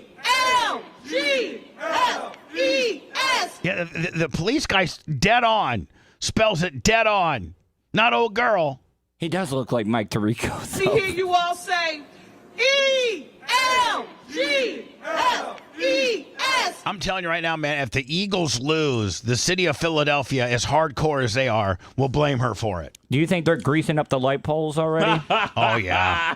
She's a fan well, of the I know Elks. greasing up the light poles would be a direct order from the mayor, and I don't know that she's that smart. She may say, man, South Street and all every town has like an Ybor City. Every town does. Every town has a entertainment district, and that's where a lot of those celebrations go on because that's where all the bars are and things like that. And the last time the Eagles won the Super Bowl, what was it, in 16? Is that 18? I think it was 18. 18. I think. I don't know who the mayor was, but he ordered for the light poles and all the stoplight poles and all the Crisco to be. I think they used axle grease. Yeah, they use axle grease. So because that's even like I can wash a little Crisco off my coat. I can't wash just straight axle grease off my coat. So they axle greased up all of the poles, and they had nobody climbing poles. Do you think they guard the Rocky statue by those stairs? Because everybody's partying there as well. No, too. that's so far away from. Yeah, that's clear out. That's different, I think. I don't now. And is the new Eagle Stadium out by where the Rocky statue is where the Flyers and the 76ers play? That's where the Rocky statue is. Okay, so the football stadium's a little I bit think, out. unless they got it at the stairs of that big monument that he ran. That's where they got it, at the steps he runs up during the movie. But the Rocky statue to Lincoln Financial Field is 7.1 miles. Oh, yeah. Not as the crow flies. I don't know what it is as the crow flies. Yeah, I don't think a guy goes, man, I'm here at the stadium and I want to run 7 miles just so I can, jump on top of the Rocky deal. Yeah, it's pretty far. Yeah. So it looks like the last mayor in 2023, which was a different mayor, Jim Kenney, he greased him up even during the NFC Championship game. Yeah. And it doesn't look like this one's doing that. They're not grease. She can't even spell right. You think she can spell grease? She probably can't even spell grease. Grease. GLSES, the polls. She probably spelled the country. Are these DEI hires if they're voted for? No, I don't think so. Okay, I just didn't know. I don't think so. The DEI is over, at least for 4 years. More like DIE. Yeah, DEI is DIE. And I'm all for that, man. I'm all for, man, hire the most qualified person for that job. Or the hottest person, right? That's how we used to do things. I think you got to probably get away from that. That could still have some legs with regards to getting yourself in trouble. Yeah. But, nobody's going to get in trouble nowadays now. I mean, now we don't have specific, like the FBI had a DEI division. And so was that a division within DEI that went to major corporations and would look at their hires and who was working there and make a determination that X amount of the new hires were not done under DEI practices? Like what was the division of the DEI within the FBI's role, Brian? I don't know. Like, I mean, did they go to Meta? I have no clue. I don't think they were going to private employers. I don't think that the I'm just saying. was So, doing that. what was the DEI division within the FBI? What was its role? Was it to monitor all hires within the FBI? Or was it to probably bird dog other corporations that didn't, DEI? I don't think so. I think it was more of a self-policing of its own agents. That would be That's my what guess. it says. That's what it says. Well, let's be honest. DEI initiatives and here's the efforts deal, within man. the FBI. With the FBI, arguably, a very important division for our security. I have been questioned by them. Brian's been grilled by them. They're really not good people. There's certain jobs that you should keep the standards for. I'm okay with laxing the standards to get some new, fresh blood and perspective in some places. But if a firefighter, fireman can't carry, the 150 pounds on his back or her back that they need to, you don't get hired just because we need more women or Hispanics or some jobs, amputees in our department. Some jobs call for some specifics, whether it's physicality or intellect or something that not everybody possesses. Like a pilot, they're discriminating against blind people by not allowing them to be pilots. I think we're good. I think we're good on that. I don't think that's an area that we need. I don't think equality. United needs to get a DEI program. Is radio good for DEI? Because let's be honest, you're getting rid of me if you could get a gay black man in here. No, let's be honest. Radio is in trouble regardless of who they're replacing you with. I just told Seth this yesterday. I get like these Radio Insider newsletters that I because I try to pay attention. I've been in radio for 40 years. It's my industry, so I try to keep up on what's happening and things like that. And Cumulus, which is the second Cumulus, which the second or largest, second or third. I know it's iHeart. I think Odyssey, and then Cumulus.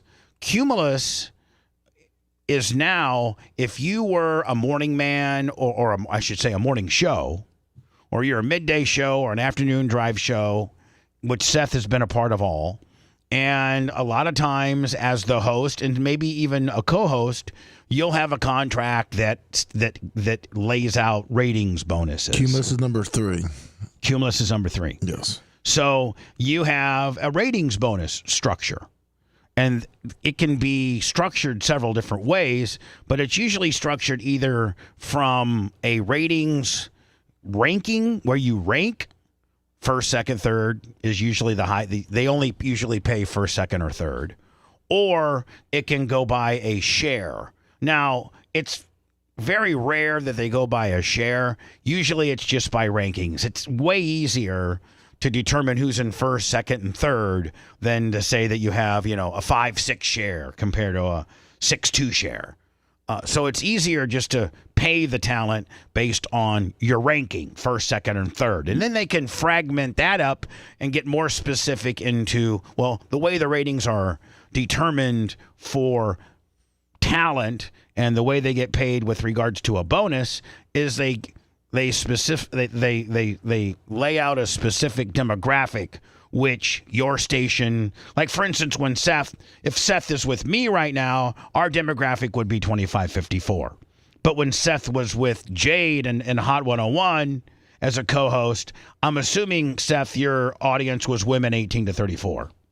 Yeah. I mean, that was I'm assuming that's probably was their target demo, and maybe the demo that you guys got paid ratings wise. 97X was probably either persons or men 18 to 34. When I was at Real Radio, ours was persons 25-54. Right, which is a really tough one because you could dominate in men and be 10th in women and only get 4th place overall. So, I actually had in my highest ratings, where I made the most money is I had a men 25-54, a person's 25-54, and a person's 12 plus. And, but that was for my show.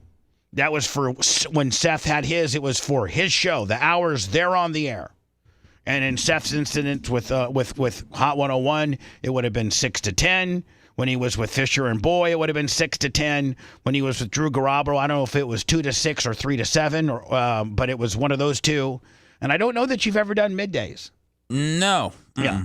So afternoon drive and morning. The morning hours are 6 to 10, and the afternoon drive hours are 3 to 7.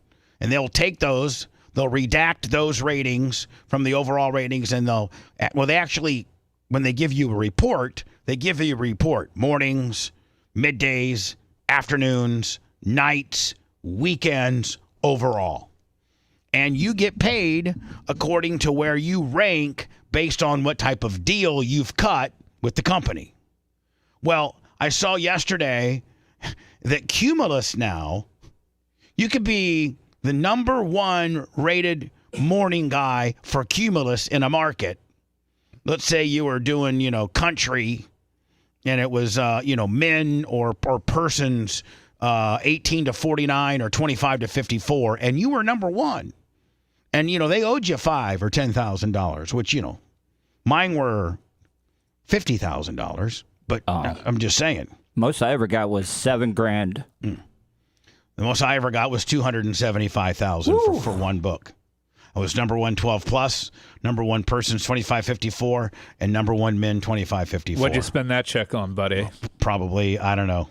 Louis? Probably a couple Louis Vuittons and some shoes. Some change. So anyway, Cumulus is now screwing their talents so bad that they're reverting all ratings from individual day parts to station revenue. Oh.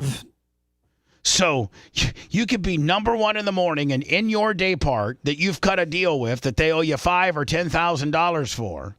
But now that they're making what they call addendums, Brian, to your contract when you make addendums. Addendums. They're making addendums to all these contracts that no longer pay bonuses on your rank within your day part, but they're paying you a bonus based on the revenue numbers that the station hits overall. Your tip sharing. No station is hitting its ratings. No stations for the most part are hitting its revenue bonus. They're not. Stations are in trouble. So you could be the number 1 rated guy in, let's say Charlotte, North Carolina for Cumulus, have a $10,000, $15,000 check coming to you. And they're like, no, we got to wait till the end of the year, or we got to wait till the end of the quarter to see where we are. Well, if we hit our our financial revenue number, and then we're going to give you a portion of that.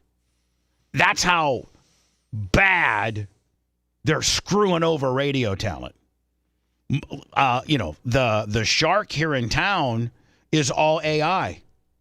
It can be ran with a laptop from Fort Myers. Fake voice? No, they got jocks that are doing voice tracking. Okay. But the jocks can't take phone calls. They can't. They're just laying in tracks, and then the AI picks the music and throws in their tracks. Now they can throw in a track introducing a song, White Snake, whatever, but it's all AI. And that's where radio's going, is AI. Lindsay. And radio needs to be afraid of AI because it's going to replace even us. It's going to replace us. I don't know if it's going to replace us, Lummy, or not. I don't think people can really emulate this craziness. No, they can't emulate. Now, what were we going to say, Lindsay? Yeah, Lindsay, our friend that works up in Atlanta. She originally was with Beasley. She did middays on K-Rock when we were on K-Rock, and then she went to Atlanta, and then she went to Chicago. Yeah. And now I think she's back in Atlanta, and she's voice tracking a ton of stations. Like 20, 25 stations. Right, and by the way, she's hot as hell, too. It's the most important part. Oh, yeah, she is. She's very beautiful. AI can't replace She lifts weights, and she's got tattoos. She's hot. AI can't replace hotness. Well, I guess it can. So what about, did she get replaced with AI? No. I'm just saying, you were talking about voice tracking and stuff. I guess they're giving her more and more stations with this new technology now. I was talking to a guy that's really heavily in the voice tracking. He works at iHeart. I'm sure Seth knows him. Well, I'll just tell you who it is. It's Big Rig Ronnie Michaels. And he has so many voice tracks that it's an 8-hour-a-day job.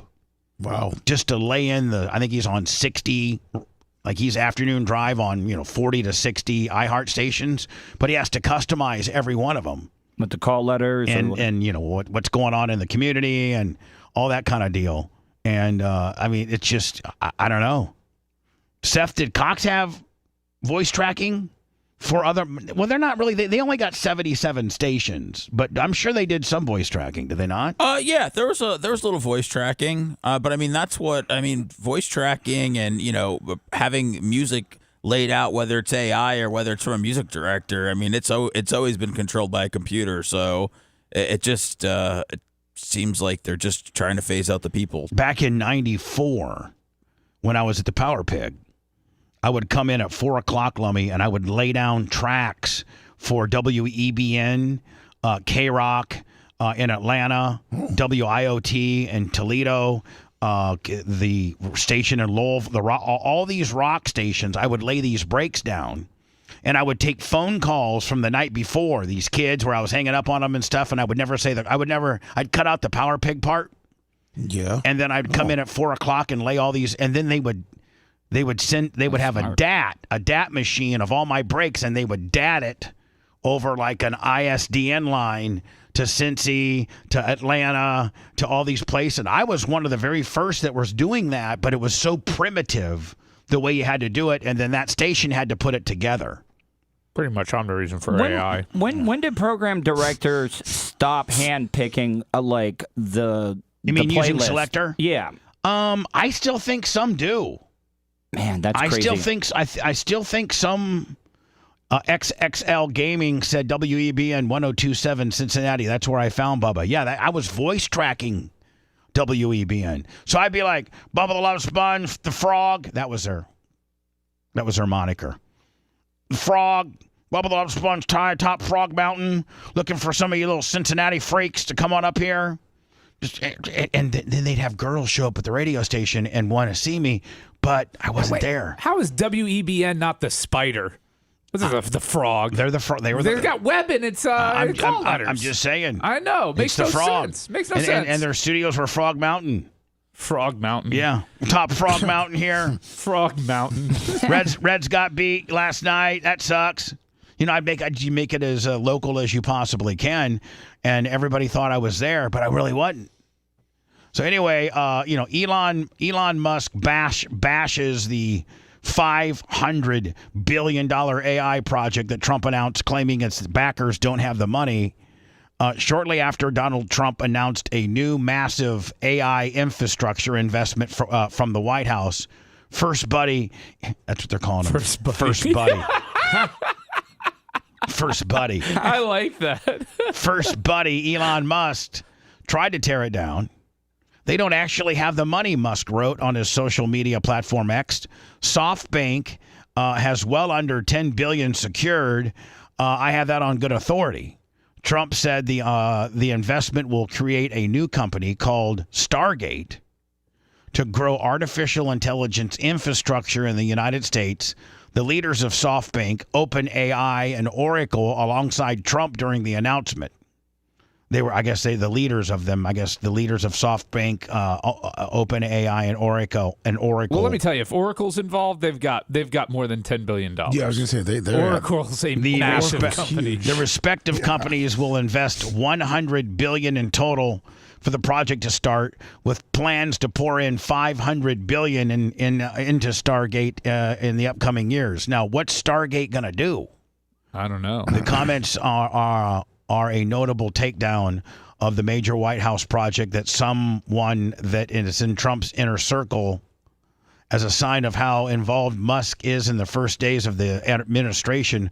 Musk says he was in the Oval Office on Tuesday as Trump signed a pardon for Ross William Albright, founder of the dark web marketplace Silk Road. So he's letting that guy go? He's dead. Oh, he did? Pretty sure he died. He committed suicide. So when you get a pardon and you committed suicide, does that just mean the charges they had on you are I guess you're now a dead free man as compared to a felon free man? I don't know what the ramifications of that were, why you would even pardon a dead guy, but that's kind of might be a first. No, just would let you know I'm the first guy ever to pardon a dead guy. That's how much I want to pardon people. No, there's a lot of Biden. Every president has pardoned past people. Lummy, you talking about the Silk Road guy, Ross Ulbricht? Yeah. I don't think he's dead. Where are you seeing that he's dead? No, there was a guy that he pardoned that Elon was at the thing signing for. So I don't know if it's the same story, but Elon posted about this guy that committed suicide. No, the Silk Road guy is most definitely alive. Okay, well, but Elon was there for multiple ones, so this story just picked up on that. So what is this Stargate that Trump's proposing? This AI project that's going to be backed by our country. What is it going to do? President Trump is very excited about this infrastructure announcement in the field of AI, which is obviously growing and something the United States of America needs to capitalize on. Stargate is a venture that has the backing of OpenAI, Oracle, and Japanese company SoftBank, with the latter promising an initial investment of $100 billion. That's what Elon Musk is calling out. It's going to revolutionize patient care. Yeah. Through earlier detections and diseases and cancer. It says Stargate investment will be directed toward constructing data centers to support AI development. Already, there are data centers under construction in Texas, with the first one in Abilene. The goal is to construct 10 data centers initially. Will expand to 20 locations of about 500,000 square feet each. So hold on, is this like a medical facility that you walk in and you're being seen by an AI doctor? You can do early cancer detection with the blood test using AI to look at the blood test. Once we gene sequence the gene tumor, you can vaccinate the person Is this against like that is this like Elaine Theranos girl or whatever? What's that bitch name that's in jail? Theranos, the company. Is that? I mean, that's what it kind of has a feel to. Where if you're analyzing blood for certain markers, right? Yeah, so they're saying there's a bitch in prison right now that was doing the same thing. They're saying that you can make that ultimately you can make an mRNA vaccine robotically using AI within 48 hours after you test the gene tumor sequence.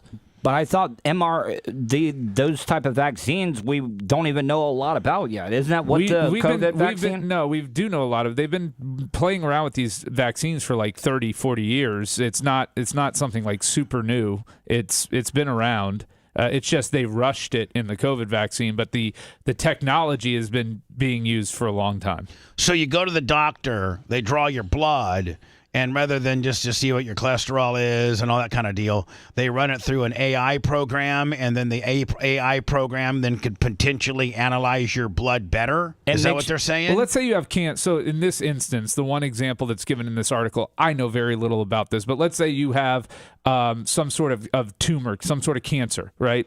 The AI will be able to analyze that cancer, analyze its DNA, and within 48 hours, according to this, develop a vaccine that will prevent your body, will fight off that mutation, and will prevent you from having that cancer ever again. Wow. Now, I mean, is that like pie in the sky type deal? Or, I mean, we're obviously on the very early stages of this. We're just now collecting money to try to build this technology. But, I mean, like, is that something that really could happen? Because that could be a game changer, could it not? I mean, yeah, that's a huge game changer. You're curing cancer. Yeah, I mean, essentially, that's the cure for cancer. That's what they're talking about. So you go to the doctor, you give them some blood, they run it through the AI Willie, Stargate Jones, and then they say, hey, listen, man, you got the markers of, prostate cancer. And so in 48 hours, the AI can whip up some type of vaccination that you get that can stop that potential cancer from developing in my body? Yep. Almost sounds like you're going to Home Depot to get paint mix for your house. Well, it almost, wow. It'll be a vaccine specific to your body and what's that you have. What's that going to cost the consumer? I got to think that's pretty expensive. Yeah. And anybody would pay anything for it. Like, let's say your copay didn't pay for it, but for $5,000, you could save your prostate or your life, right? I mean, at the end of the day, this sounds like pie in the sky type stuff. This sounds like the beginning of a science fiction horror flick, though. Like AI becomes aware. And then everybody's living to be 110. And what's that do to the system? I think our system is kind of naturally programmed for like an 85 to 90 checkout. You know what I'm saying? That's a lot longer than most people live. Well, I'm just saying, I think our system is kind of, developed around, okay, you're going to take Social Security till you're 83, and you're going to be out of here by the time you're 88, and boom, then we don't got to worry about you no more. You're no longer in the system. We don't got to pay for you. We don't got to worry about anything. You're done. Boom. Or they're alternate. Cancered. You get, your life gets cancered. What happens because you have this new Stargate deal? You go to the doctor, says you're going to have, liver cancer. But you didn't know you're going to have liver cancer. Yep. And in 2 days, they can develop a vaccine that makes sure that you don't have liver cancer. And you're supposed to check out at 83, but now you're making it to 99. Or AI alters our DNA and turns us into mutants. Oh. Or they chip us. I mean, they could easily do all this. I mean, AI, Elon's already apprehensive about AI. Yeah, see, here's the thing. I think Elon's afraid that AI is going to end up bad for us. That's what he said. That AI is going to learn too much about us in order to take us all out. They were going to delete an AI program. Haven't they made movies about that, though? Like everyone Terminator? Yeah. Like the entire Terminator series? Yeah. iRobot or whatever? They tried to delete an OpenAI thing, and the damn thing tried to copy itself and stash it away somewhere on the internet before it could get deleted. Smart. So anyway, is Elon, I guess we don't know what Trump's reaction to Elon's apprehension was. We haven't found out, right? Because there's not been any reports with regards to how how Trump reacts to pushback. And I don't know that he's ever had pushback, has he? No. I mean, pushback. Of course, he gets pushback from the Democrats and the people don't like him. But his inner circle, his first buddy, my first buddy, Larry, is probably Larry Plummer. And sometimes Larry Plummer will set me straight. Really? Yeah. Does he ever make you mad? Like, do you get mad at his stuff? No, never mad. But he'd be like, man, I'll have an idea or I want to do something. And he'll be like, man, I don't know about that, Bubs. Tom Bean is more like your first buddy, like in this sense. Local. Yeah. Boots on the ground. Yeah. He's definitely my first buddy. Yeah. When the phone rings and it says Tom Bean, I try to rifle through like the last 15 decisions I've made, thinking which one he's going to tell me is stupid. And I'm on the phone for an hour, and 12 of them are stupid. Oh, you know what I mean? You know what I'm saying? You know what I'm saying? Me? You got me. You got me. You know what I'm saying? You with me? You got me. Know what I'm saying? Know what I mean? Lummy, let's pick up the 8 remaining BARP awards when we return. Sounds good. Right. If you liked that segment, then you'll definitely like the new redesigned BubbaArmyHQ.com. We'll be back to the Bubba the Love Sponge show after this.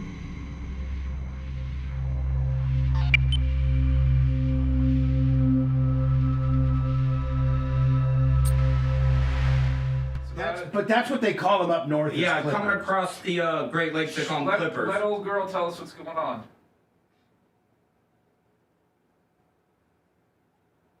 Yeah, Don, that was a good one. How's your old lady doing, Seth? She Elysium. good? She's fucking old, man. Yeah. But she's still your lady, say it. She's an old girl. Lady. Old girl. She's an old girl. Whoa, whoa, whoa. She's a lady. You like Tom Jones, Bubba? Yeah. You ever interview him? No. He had to have got a lot of pussy in the day. He did. Oh my goodness. It's not unusual.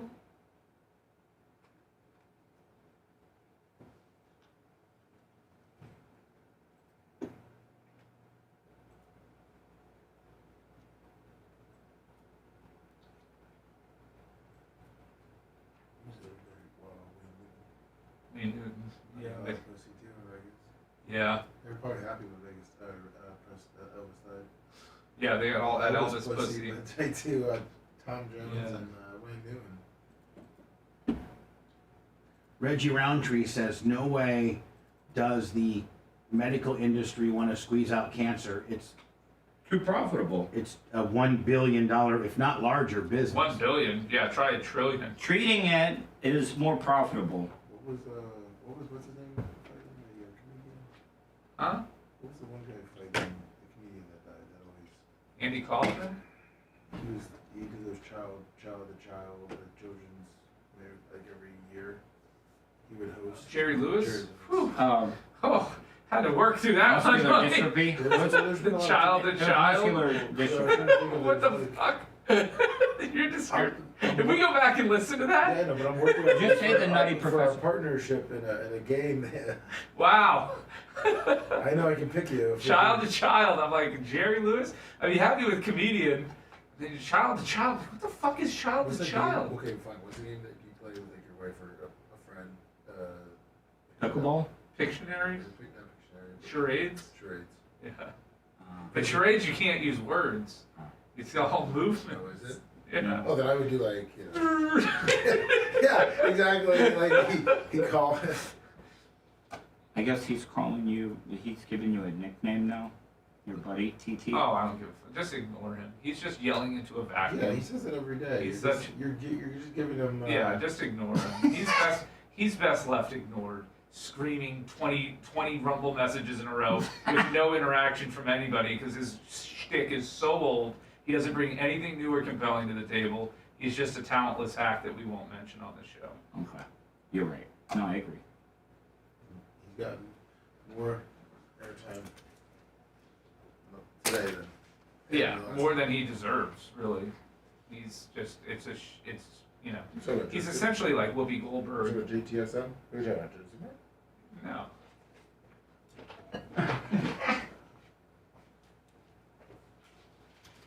Show email is Bubba Picks. What is it? Bubba Army. For the picks? Yeah. Bubba Army Picks at gmail.com. Bubba Army Picks at gmail.com. PICS.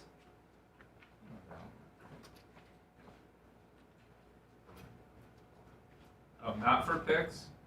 What is the show? Oh, the show at btls.com. No, show at BubbaArmyHQ.com. Show at BubbaArmyHQ.com. We gave up btls.com? No, we still own it. We still own the emails. The emails we don't.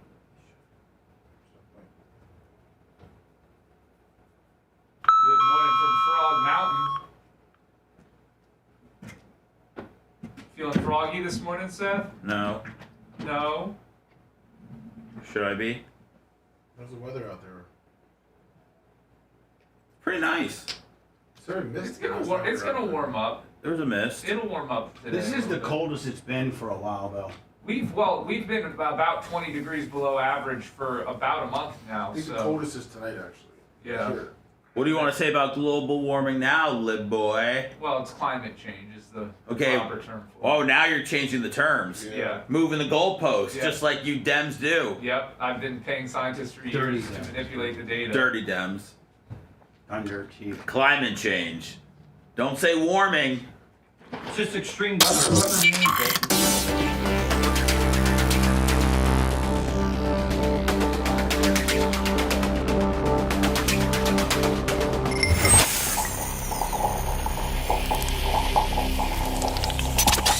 Broadcasting live from the Aquabeto studios. Aquabeto.com/Bubba. It's the Bubba the Love Sponge show. So this past weekend is our annual, or was our annual BARP festivities. Thursday, a pig roast, which is...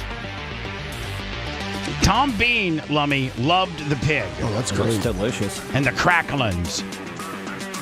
You guys familiar with the crackling part of a skin? Yeah. The skin with the layer of fat underneath. Yeah, it's got kind of a little tough crack. Oh, I'm making my own beef tallow out of fats and stuff. I know it's a boring life, but I extract. You're making your own beef tallow. We had beef tallow talk last week. Yeah, I know. It's is good. Is it like for a rub or something? You can use it as a skin cream, but I also use it. It's You mean healthier than seed oil. as a human skin cream? Yeah, people use beef tallow. You cook with it. You can cook with it You as well, cook with it, and it's it doesn't have the carcinogenic effects of seed oils. Oh, it's so good. Fantastic.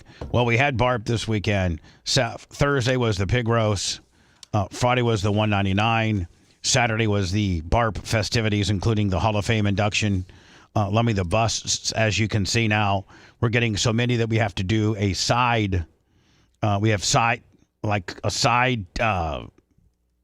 are those called? Yeah, maybe we should be a little more selective. Shelves. Should we limit it moving forward? Like the MLB does. Yeah. And did you see the MLB only put 3 people in? Yes. That's typical. It's better.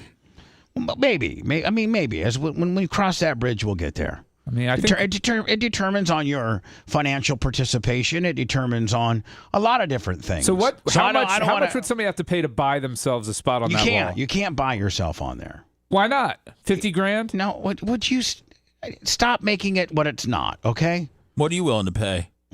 Yeah. He's not paying nothing. I should be on that wall already. It's a damn shame I'm not. If you're on the air, you're not available. I know. I got it. It's all good, baby. Thanks. So, Lummy, we have the annual BARP Awards. Now, we probably need to start from the top and already talk about the awards that we've awarded.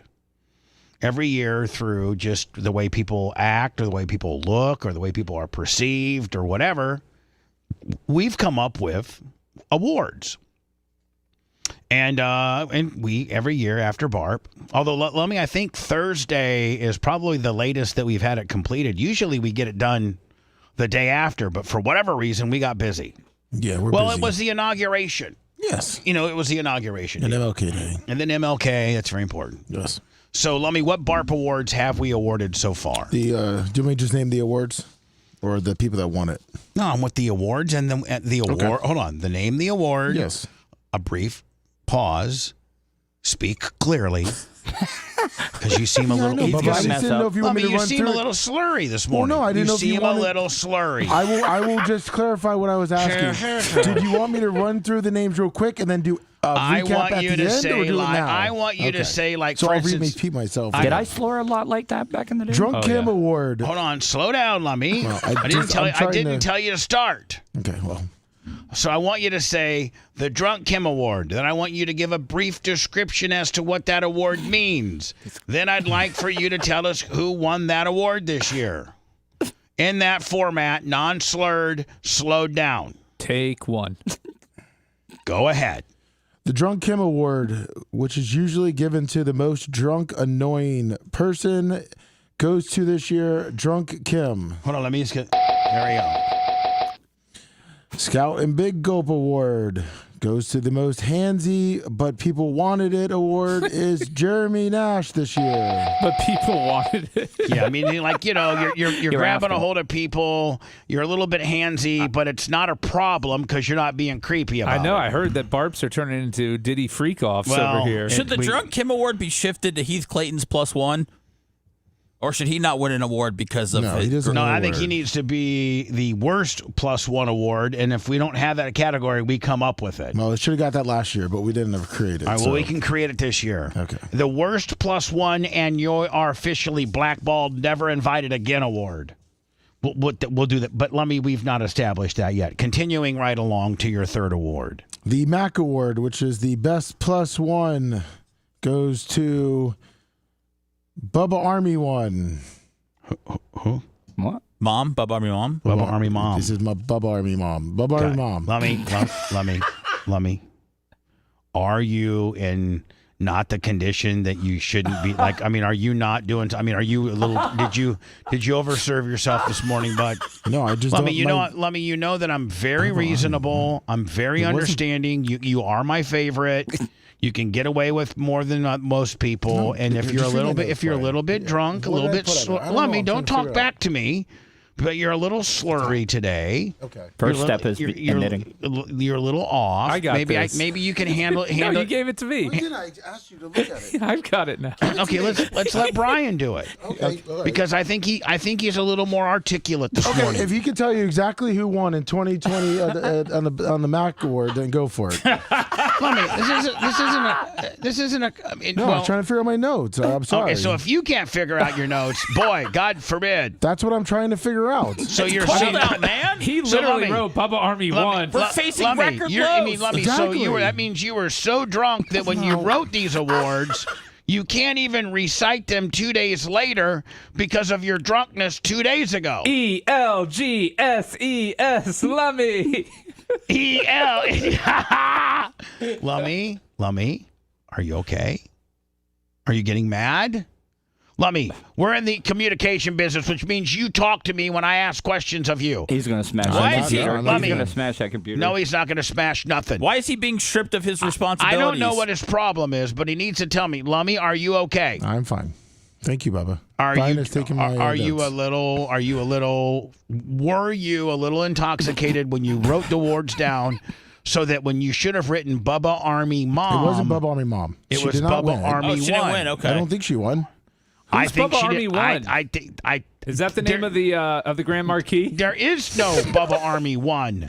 And I do remember Bubba Army Mom being talked about as the best +1.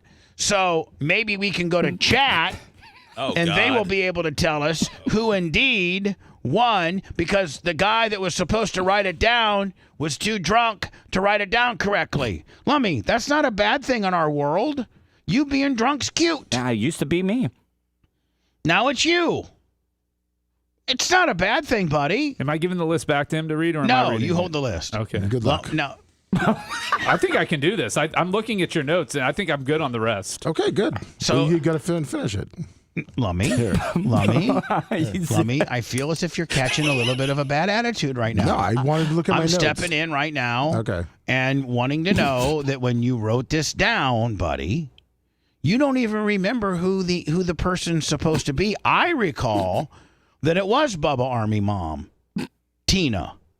I remember that. Now, does anybody else remember? Seth, do you remember who Bubba the +1 was?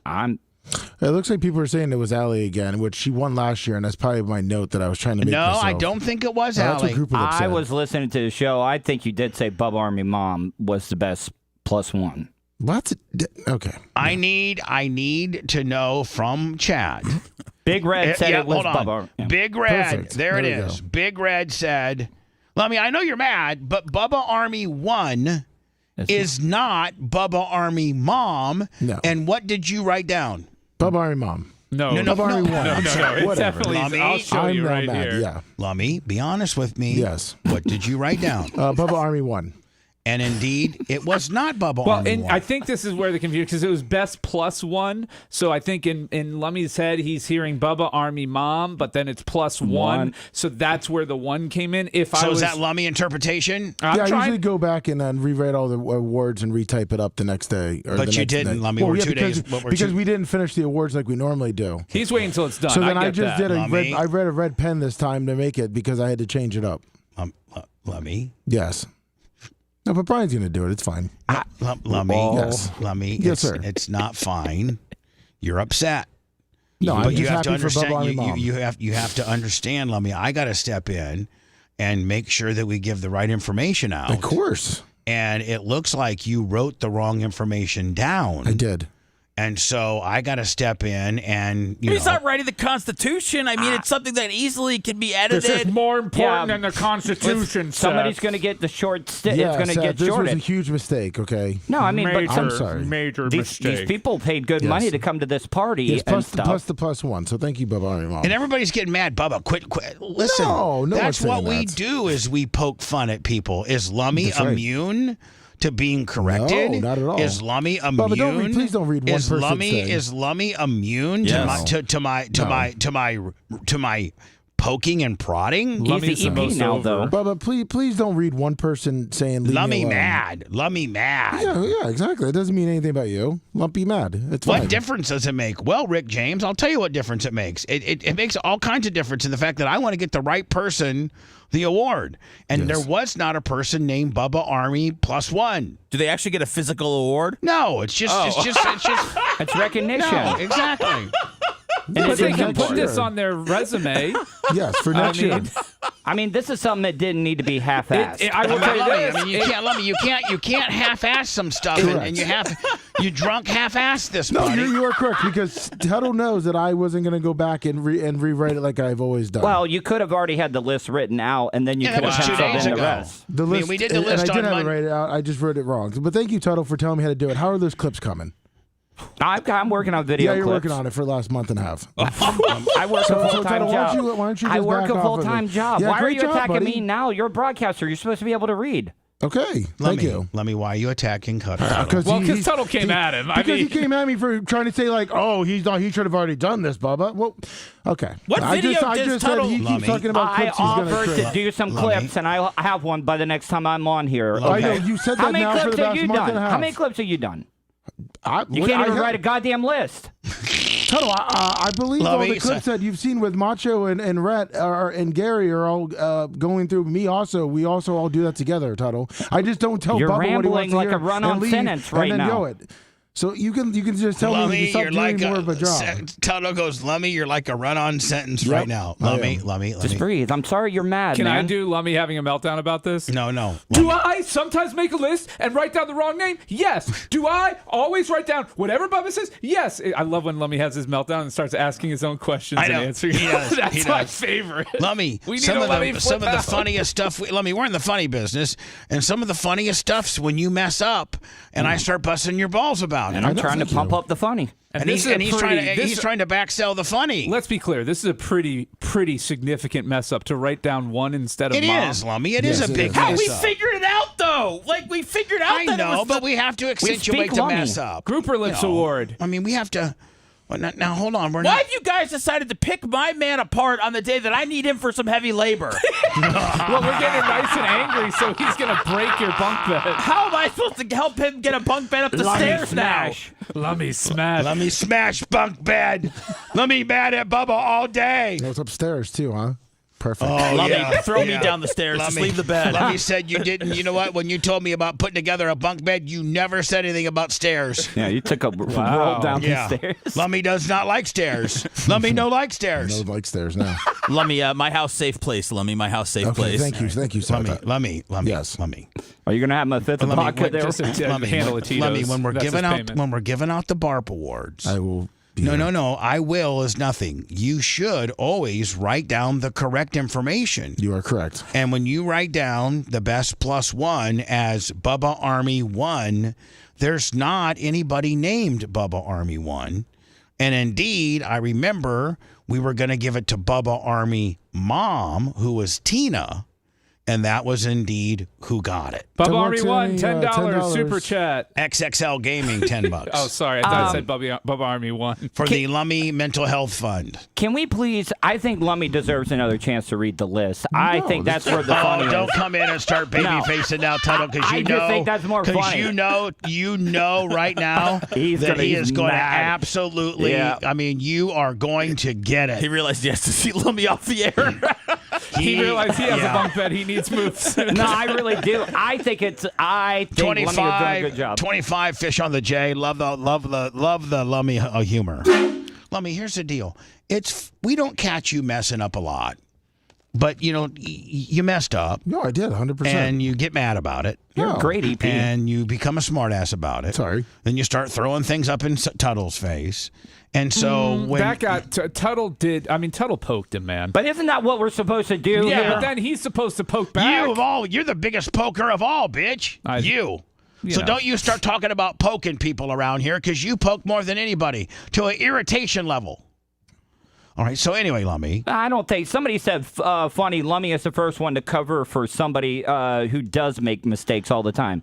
Are you covering for people as well? I think I'm covering for myself. He's covering for himself. Yeah, my brain didn't work that Lummy, well. will you at least admit that you may have been a little drunk when you wrote the list down? Yes. And you didn't write it down correctly? No.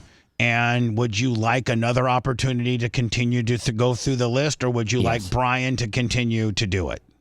It's your decision. I would like whatever decision that you find is better for the show. That's not the answer. That's not the answer. The answer is, do you want the list back and see if we can navigate through it? Hopefully there's no more mess ups. Do you want some counsel, Lummy, on this? Yes, I'll take the list back. Hold on. Let me throw out the question before everybody gives him advice. Yeah. Okay. So, Lummy, do you want the list back so that you think you can potentially navigate through it? Knowing that you wrote some stuff, knowing that you were drunk when you wrote, you've already within our third award, you've already messed it up. Yes. Do you want to? It was late in the show that day. I understand. I understand. You probably had some nips by then. Yeah.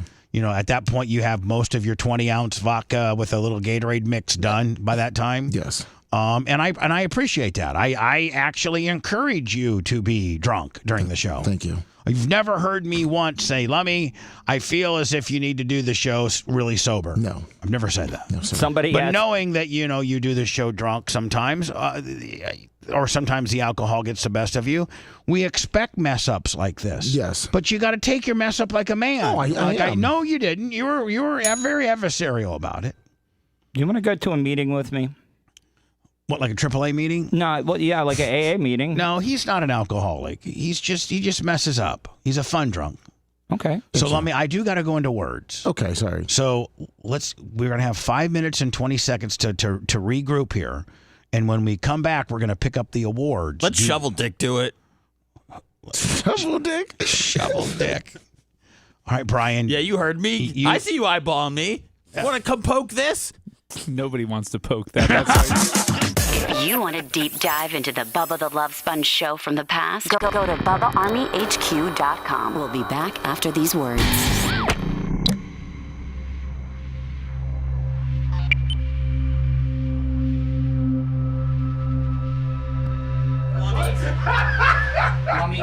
Mommy, you were awesome that segment.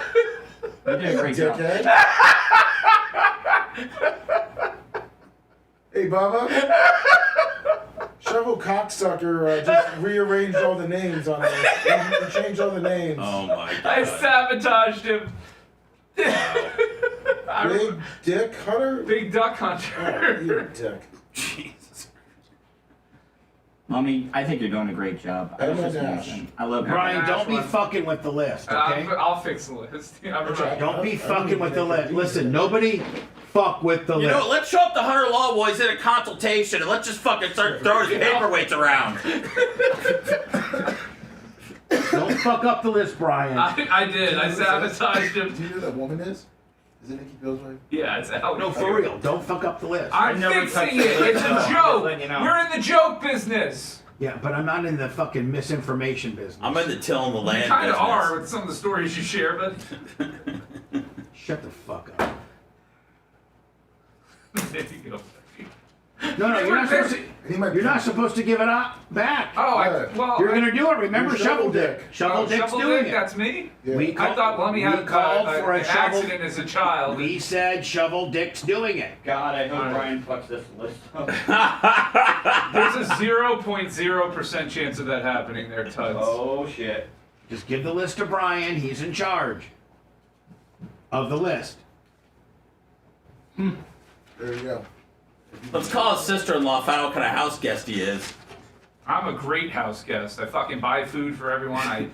I get the laundry going for the linens after I leave. Oh, wow. Yeah. That's what happens when you have a shovel dick. You have to make up for it in other areas. You know? When you have a perfectly flat penis that looks like it's been smashed with a shovel. He probably shits in the upper deck of the toilet. What the fuck? Is that like a hammerhead shark? Would that be a It's kind shark? of like that, yeah. They're still kind of fierce. It's like a flounder. Oh, you'd be scared if my dick was coming at you in the water. Coming at you? Like. But I sent you a thing if you wanted to hear it of you, your clips from when you were in Cincinnati. Oh, where'd we get those from? Somebody send them? Yeah. Bubba Radio Network. Bubba's so huge we can't fit his whole show on between Monday and Friday. So here's the seepage. What's so good? Sorry. The best of Bubba the Love Sponge on WEBN. Hello. Hello. Who's that? What's up, Bubba? Yeah, I got me a lesbian here. Her name is Wendy. She's looking to get hooked up with a girl. She's 19. Looking to get hooked up with a girl about 20. Looks good in a bikini. What's she doing with you? She's just a friend of mine. So you're not getting any of that ass? I've been working on it, but not yet. I appreciate that, sir. At least you tell them the truth. Yeah, you want to talk to her? Please. All right. Hey. Hi, Wendy. Hey. You're 19 years old? Yeah. And you're looking to hook up with some bitches? Uh-huh. You ever fooled around with chicks before? Well, you could never even put that on the radio. Damn. Seth, you know what type of house guest I am. I'm the one that goes to the rooms and makes sure nobody forgot their crusty ass drawers. Oh yeah, I do forget about that. I'm a good house guest. You're trying to turn yourself into a faggot? Whoa! Whoa! Whoa! Running loose! How can you be married a girl that's a lesbian? Well, I didn't know she was a lesbian. So prior to you marrying her, sir, you had no idea she was a lesbian? No. You never tried to, did you have you ever slept with this woman? Yes. Well, She's, I guess what you call bisexual? what's wrong with that, sir? Nothing. But I'm finding out that I'm not that way anymore. Okay, you mean you used to be a faggot? Oh, All right, so wait, time out. You're trying to turn yourself? Yes. Sir. No, it's not for me no more. It's probably because it's not monetized. It's not helping out. So now you're going to turn into a faggot? Yes. I just don't think a person can turn into a... Wow, you were really letting the F-bombs go. Well, I mean, J-Core was saying more, buddy. I mean, I think that might be for Bubba Army HQ. Yes, it is. Will be.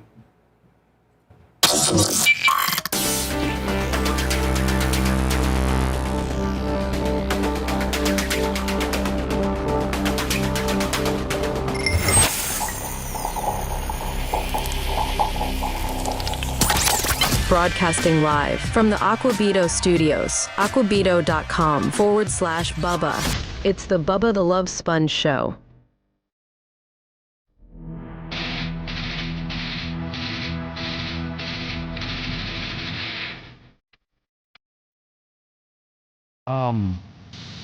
The BARP awards have been given to Babyface because we feel as if Babyface might be able to get through them more efficiently than Lummy. We have a little bit of a double header problem here, and that is the fact that Lummy was intoxicated when he came up with the list, and he may be a little slurry right now. I mean, Lummy, is that a fair analogy, Lummy? Yes, sir. Okay. And Lummy, I hope that you or the chat or everybody else that participates in whatever does not hate me for taking this privilege away from you. Oh, no. I mean, you messed up. You made a major mess up. Major. So at this point, we're going to get over to the Babyface. Now, Lummy, you did find me something, an air check from Bubba, WEBN, Cincinnati, Ohio, Bubba the Love Sponge, 1996. And this wasn't even my show. This was a Saturday best of. Like they took, even the positioning statement was, since you can't get enough of Bubba through the week, we now have a weekend best of Bubba show. And I got to the first part was okay, and then it got really problematic by today's broadcast standards. Started running loose. And I'm only going to be able to play a little bit of it. But Lummy, I think you should probably take this. Oh yeah, we are. Now this guy, indie chauffeur, we might want to look when we find stuff like this. Oh yeah. We might want to go into his and see what else. Does he have anything else of mine on there? Not that I've seen so far. Okay, but when you do find stuff like that, you dig a little deeper and see what other stuff they've ripped off, and we file like a DMC or whatever that's called claim against them for using my stuff. After we download it. After we've ripped it off from them. We don't actually have it. XXO Gaming. I don't think you actually own this, though, do you, Bubba? Yeah, I do, because I was an independent contractor with everything I gave to every radio station was licensed. So they only had the ability to play it while I was under contract, and then I own it. Oh. Since colliding with radio in the mid-'80s, Bubba the Love Sponge has been fired from close to 10 stations in the markets like Milwaukee, Chicago, Orlando, and Philly. In 1989, the highly controversial host found a home for his show in Tampa at WFLZ, consistently top-rated in his day part. Bubba formed the Bubba Radio Network in October of 95 with the addition of WJBT Jacksonville. And in less than a year, the BRN picked up 4 more affiliates, including here's the Louisville QMF and here's the stations that I spoke of earlier, Lummy. Wow. QMF Louisville, 96 Rocks KLS in Atlanta, and WEB in Cincinnati, where this air check was taped. So, yeah, I mean, we, at the end of the day, own this. Okay. This guy has stole it off of EBN airwaves, but we own it. So we need to probably shut him down and grab it. He stole it. I think this is he's just a tape he promoting you. recorded on his radio back I in know, the day. but I mean, yeah, he I don't think there was any malicious intent here. Well, guess what? but there's malicious intent when you have 3,400 views. It Those could are be my views. Oh my goodness gracious! You're gonna shut down Indie Chauffeur. Come on, this is an archive. I mean, you wouldn't have this an archive but for that Indie I Chauffeur. own. An archive that I hold on. It's Right, my but he's not voice. making any money It's on my this. voice I understand. talking to a radio caller that called my show that this radio station licensed my show, and their license to run my show ended when I no longer worked for them. Oh, he's a broadcaster. I understand, but you don't think shutting this guy down is a little bit above? Like below you? Is that punching down? Go ahead and run an old Howard Stern bit and see how fast you get a DMA on that. But real quick, Bubba, do you have this audio lying around somewhere, or would you have only had it because he ripped it? Yeah, like that Power Pig audio. We got that from YouTube. I don't think we found that tape here yet. No, we probably don't have this. And that was just some dude sitting in his garage with a tape recorder. Well, I'm just saying. So why don't we reach out to him, be cool, and be like, "Hey, do you have other stuff of Bubba? We get it to us, and so we can have it." Yeah, this guy's not hurting anybody. Then we shut him down. Then we shut him down. Whatever. Like I'm done arguing with everybody who doesn't even want to be part of my team. I agree with you. Bubba, I was No, ready I'm to just shut him saying. down. Whatever. You agree? Just This guy needs to be shut let down? everybody have it. Just give it all away for free. Let everybody that's ripped off anything that I've had, just let them continue to play it. And let's just go, let everybody get the credit for running it, and let's just let them have it. It's easy when it's not yours. No, I'm saying you wouldn't have had this audio but for him. Why don't you try to see if he has other stuff of yours that you can get from him? I will. But if you shut him down right away and he gets a notice that you've shut him down, he's not going to give you anything. That's my point. Whatever. You guys do what you want. Nobody ever wants to listen to me. I'm dumb. I'm wrong. Bubba, we're just trying to help you. All right, then help me. We're helping. We are. Then help me. Then help me. We are. We're being honest with you. We'll reach out to the guy and see if he has more of your audio. If he doesn't, knock him out. Shut him down. If his channel gets shut down and he can't get it turned back on, and these I'm not air checks are asking nowhere to else turn to be his found channel on the down. internet, Bubba, they are gone forever. His channel has a lot more stuff than just me. And that's what I'm saying. If they're nowhere else on the internet and his channel gets shut down and he's not able to reopen it, they're just gone. His That's channel's history. That's not gone gonna forever. his channel isn't going to get shut down when he asks to stop playing my stuff. He's got other stuff. I'm not shutting him down because I want his channel to get shut down. I want him to stop playing my stuff. Or whatever stuff that he has, he sends to me. I'm not asking. They're not going to shut his channel down. That was just my point, Bubba. Is let's see if he has other stuff of yours. Let's reach out to him. It looks like and he see. didn't have very much stuff at all. No, this is old. I mean, he uploaded this 11 years ago. I know. So he's not going to get his channel shut down. I hope he's okay. He's probably just not going to. alive. I'm just going to ask him to. He hosts a country show on Sundays, and Well, we own that now. Sorry. Does he take requests, Lummy? Do you know? I don't know. He does His last video was 3 years ago. It's the Pocky One Chip Challenge. That might have killed him. It almost killed Lummy. So without further ado,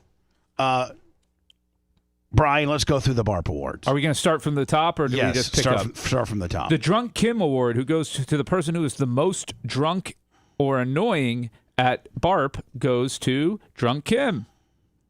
The Scout and Big Gulp Award, the most handsy but the people they were touching wanted it, goes to Jeremy Nash. The Mac Award for the best +1 goes to Bubba Army Mom. The Grouper Lips Which Award, was written down as Bubba Army +1. Yes. And that's what's gotten us in this conundrum. Yes. And the Grouper Lips Award for the person who put the most amount of work in goes once again to Big Red, back-to-back winner. The Brandon the Quad Award, the person who's the most over for the week, goes to Big Buck. The Missy Hazlett Award for the hottest MILF goes to Allie Peeled. See, that's where, Lummy, you had made a mistake. We knew that Allie Peeled had won one, but it wasn't the best plus one. Correct. That's on you. And here we are for the Off Award, the Ocala Farrah Fawcett Award. That's the next up, the hottest female at the party. All right, so I don't know that this is where we. Now, Lummy, is this where we pick up? This is where we pick up. Is this where we pick up? This is where we pick up to start now. The 2024 award winner was Maria Guatemala. Maria Guatemala, which is now the OFF award goes to the hottest chick there award, right? Yes, hottest female, not hot. It could be younger female as well because hottest MILF. My vote is P. Navac, D. Navac's very, very young and hot-looking girlfriend who he broke her vagina a year ago. That's my nomination.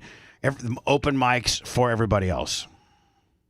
I'd say the outfit that Maria Guatemala was wearing, can she win back-to-back or no? Yeah, of course. If that's your vote, then put in there. Whew.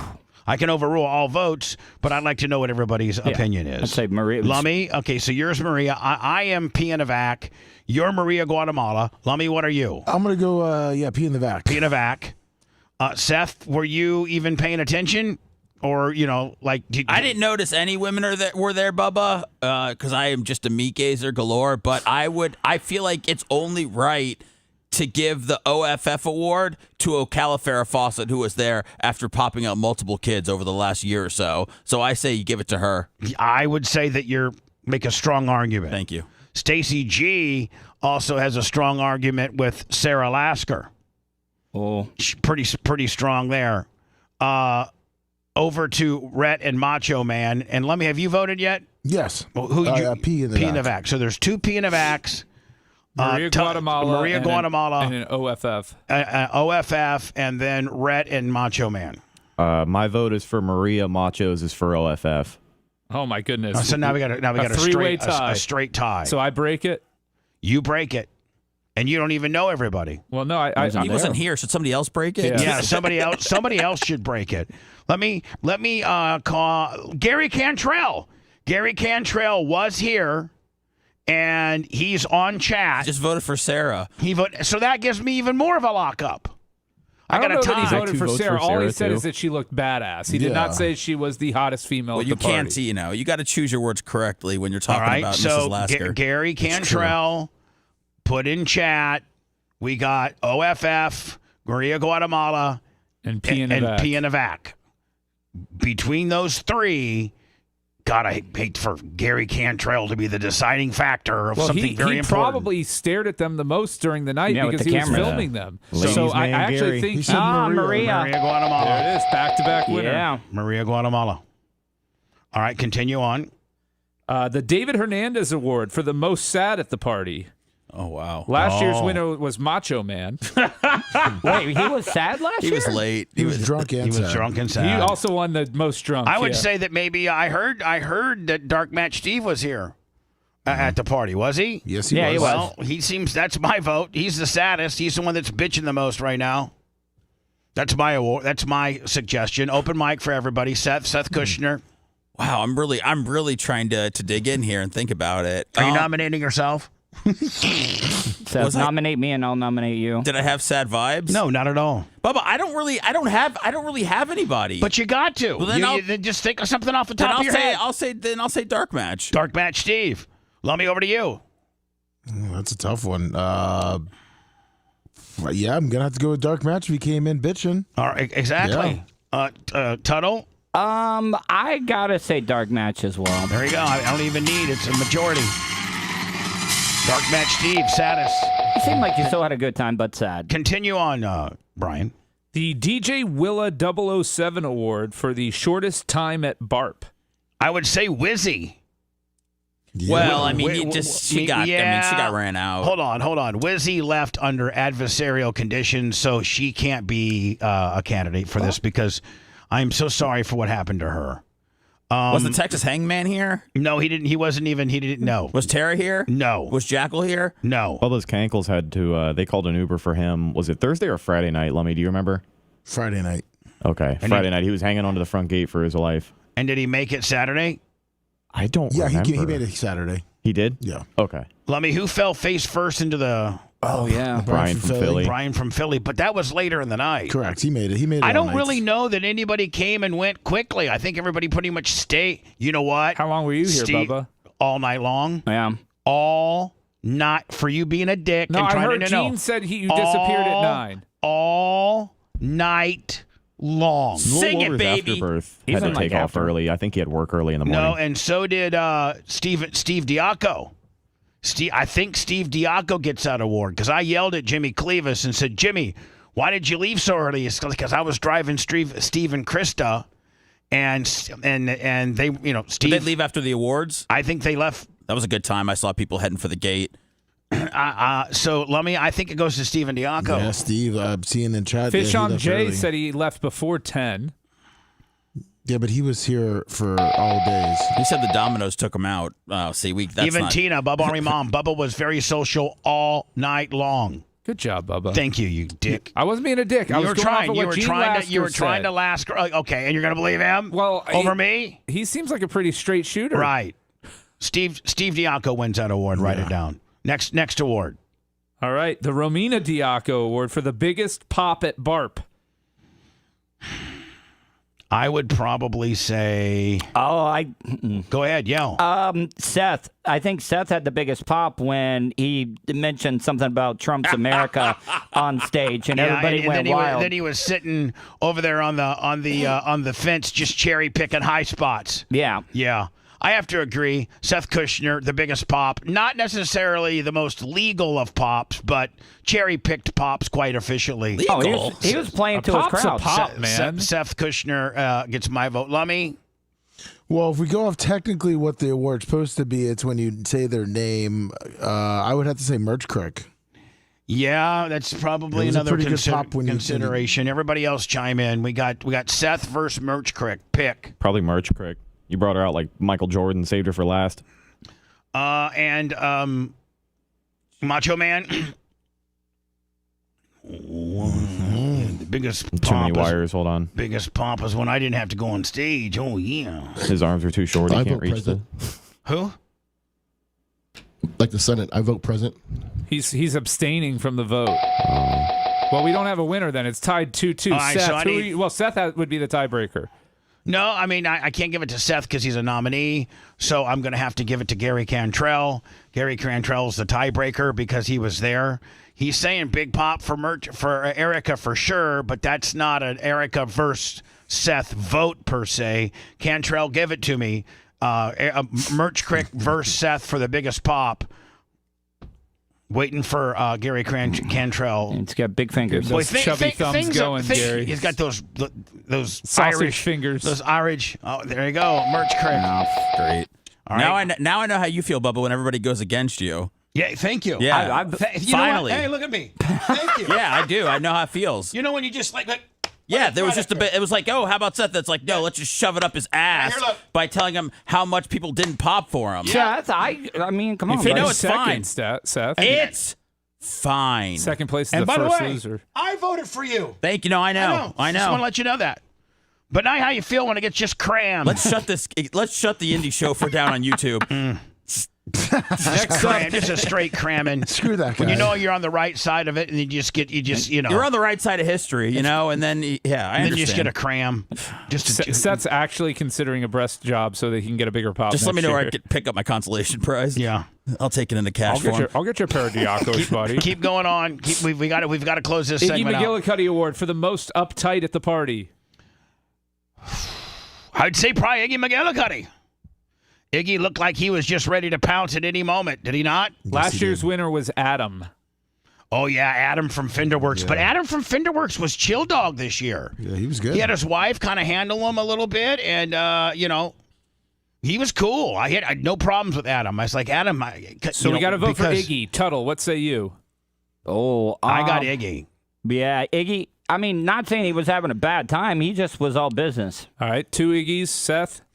Oh, man. It's just tough, man. I mean, it's tough to say everybody's having a great time.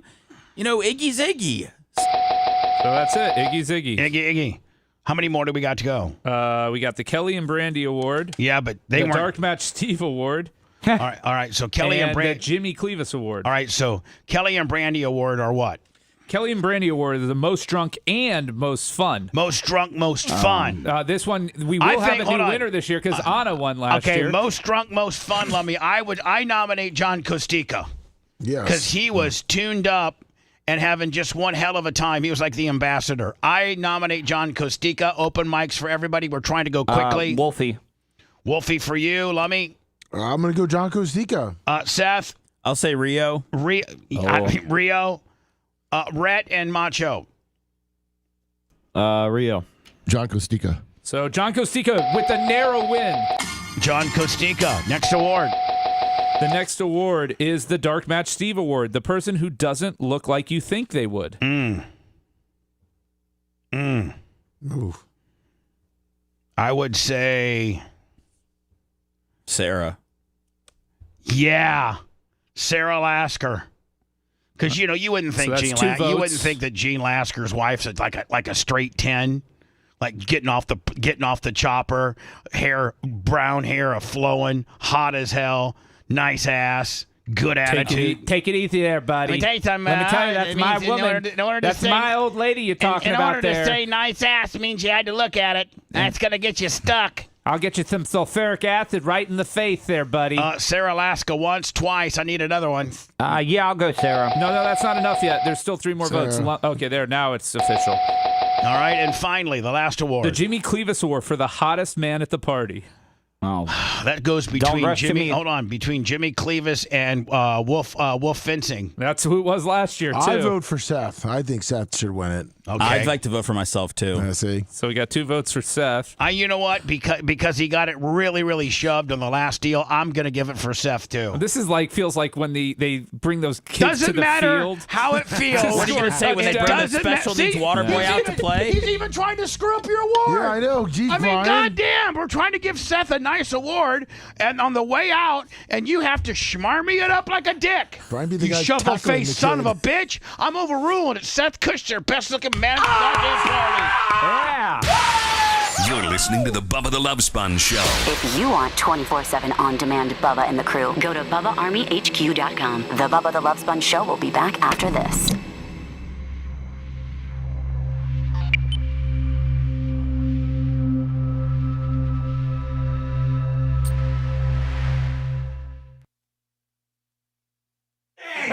Who wouldn't listen when their husband is voted the hottest guy in the hottest parking lot party of 2025? My wife. Did you not see Jimmy Clevis and Wolf with those tight pants he had on? Well, my fucking underwears were tight. I know, but I'm saying you. Yeah, but what about Paper Towel Willie? He looked good too. Let's not sell him short. Wolfie had 3 chicks with him. Everybody gets a trophy, Brian? Is that the era you want to live in? Everybody gets a trophy? I mean, I am a liberal snowflake douchebag. I thought you were Magamatroni. Well, you want me to become Magamatroni? Because first of all, Hey, does Macho first of all, Man wanna do the next segment? Magamatroni, you don't win any awards in Magamatroni's world. You get the word taken away. That's it. Wolfie's one of the Mormons too, man. He had like 3 chicks with him walking around. Who did? Wolfie, the guy. Austin Wolf tests them all out by seeing how good they can throw a rock through a window. And that's how he falls in love. The one that can really get it deep into the house. I said, hey man, have you been stabbed lately? He's like, no. He looked at his arm. I love Austin Wolf though. He did great work on my home HOA offense. He won the contract. Hey, you say he did it? Yeah. Yeah. He did a great job. Great job. Thank you, Wolf. Wolf fencing. Man, it's about time. Did anybody see John Costica in that butcher's outfit he had on? He looked damn good. Yeah, no, he looks great. But you know what? I'm tired of having been a personality-driven guy my whole life and not being recognized for your looks. No, for what's on the outside, Brian. Yeah. Okay? Your looks. You're a St. Pete legend, motherfucker. I know that I'm quick and outlandish on the inside, but on the outside, I'm a fucking tostada, baby. I'm fucking hot. Crispy. Is a tostada hot? I don't think it's crispy. I mean, I'm a tamale, baby. Tamale. I'm a tamale. Yeah, tamales are hot on the inside. Are they? Yeah. All right, well, I'm going to get this. What's something that's hot on the outside? I'm a furnace. I'm a California wildfire. Did you really say Paper Tiger Willie for hottest guy? I'm joking. He's a little small little guy. So what's wrong with being small? Wolfie was Oh, you were at the strip club, weren't you, Lummy? Who's Wolfie? Also, Whoa. I don't know why. I call him Wolfie. When you said Wolfie the first time, I didn't know who you were That's talking the guy about. from the Howard Stern show. He had 3 chicks with him. The one was almost about to get kicked out of the strip club because she was like smacking pussies on the fucking stage. What the fuck, Tuttle? I didn't know you went to the strip club. Yeah, I went up there with Colton. He said we were going to be there for 15 minutes, and then it was like 40 minutes, and drunk Kim was like close talking everybody. She grabbed my ass on Thursday night. Whoa! Yeah. Who bought the? She was walking by and had no reason to talk. There was plenty of room, and I got. Was it a slap or a grab? It was like a open hand cupping. Did she make a noise after? No. Did you go? Oh. No, I was in the middle of a conversation and I just looked over like that and then just went back to my conversation. There wasn't any meat. What? Meat to the story or meat on the ass? I got some meat on my ass, buddy. You come grab this. It's more than a mouthful. What are you squatting? Over the bowl. Who bought the big bottle there? The bottles were like $400 or $500. I had to. Somebody was trying to show out. Most of that stuff was already bought before I got there. You bought bottles? If I go, I'd buy a bottle. Why not? Yeah, Brian. Well, that's because you're rich, Brian.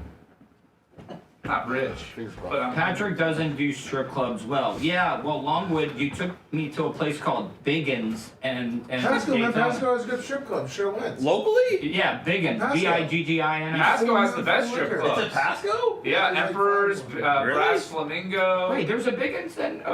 Wait, where Biggins did you go to? The one in Volusia County, Daytona. Oh, it's a chain? Biggins. It's a chain. Yeah, It's a Biggins. chain. I like my strip clubs local, you know? Yeah, keep your money local. Took care of us. Don't Although France. none of the girls work in the county Thank you, Warren. that they dance in. They all drive in. Biggins was actually pretty nice. And then we went to the bar where Eileen Warnos met all the men she killed. Oh my god. Oh, that's fun. That's Called a The fun Last night Resort. out. Yeah, and they got her picture, like, On behind the the bar. wall? Yeah. Autograph? Yeah. She was not an attractive woman. No, but that just shows you how how desperate men are sometimes for sex. Well, you get into the bowels of Where's Volusia Bubba? County, and you're gonna get He's some running from the Oh. other See thing. my playback. Oh, okay, we've got a test going. Yeah. Oh, we're testing it? Yeah. But during the show, like I recommended? Yes. Awesome. How about that? We already had that plan. He said we weren't doing that. He literally said we're not doing that. But we had that planned already. Brian, be cool this time. We got 12 seconds.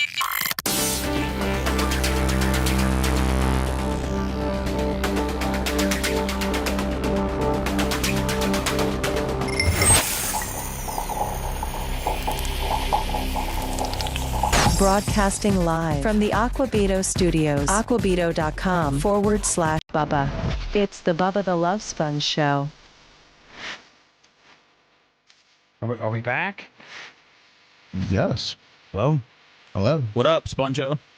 Hey, I didn't hear the music, the position. All I heard was live from the Aquabeta Studios, but there was no music behind it. We're going to work on that for tomorrow. Do we not have that going back down the board? I don't know. I didn't hear any You had no sound snare effects in your or- headphones? No, I didn't have any music. It was like live from the. I just heard the dry AI voice say. It's probably a level issue. I'll work on it. Oh, okay. It's probably overdriving a little bit. Well, if I know that, if I don't hear music and I just hear live from it's Aquabeta Studios, then I know we're live. Then I need to. But I always kind of like a little bit of music going, and then I fade it down. Gives me more like coming in dry. Coming in dry never works. That always sucks. Yeah, hot too You on that always thing. want a little. You want a little spit or something. Yeah, we got music now, but Macho said he's gonna work on it.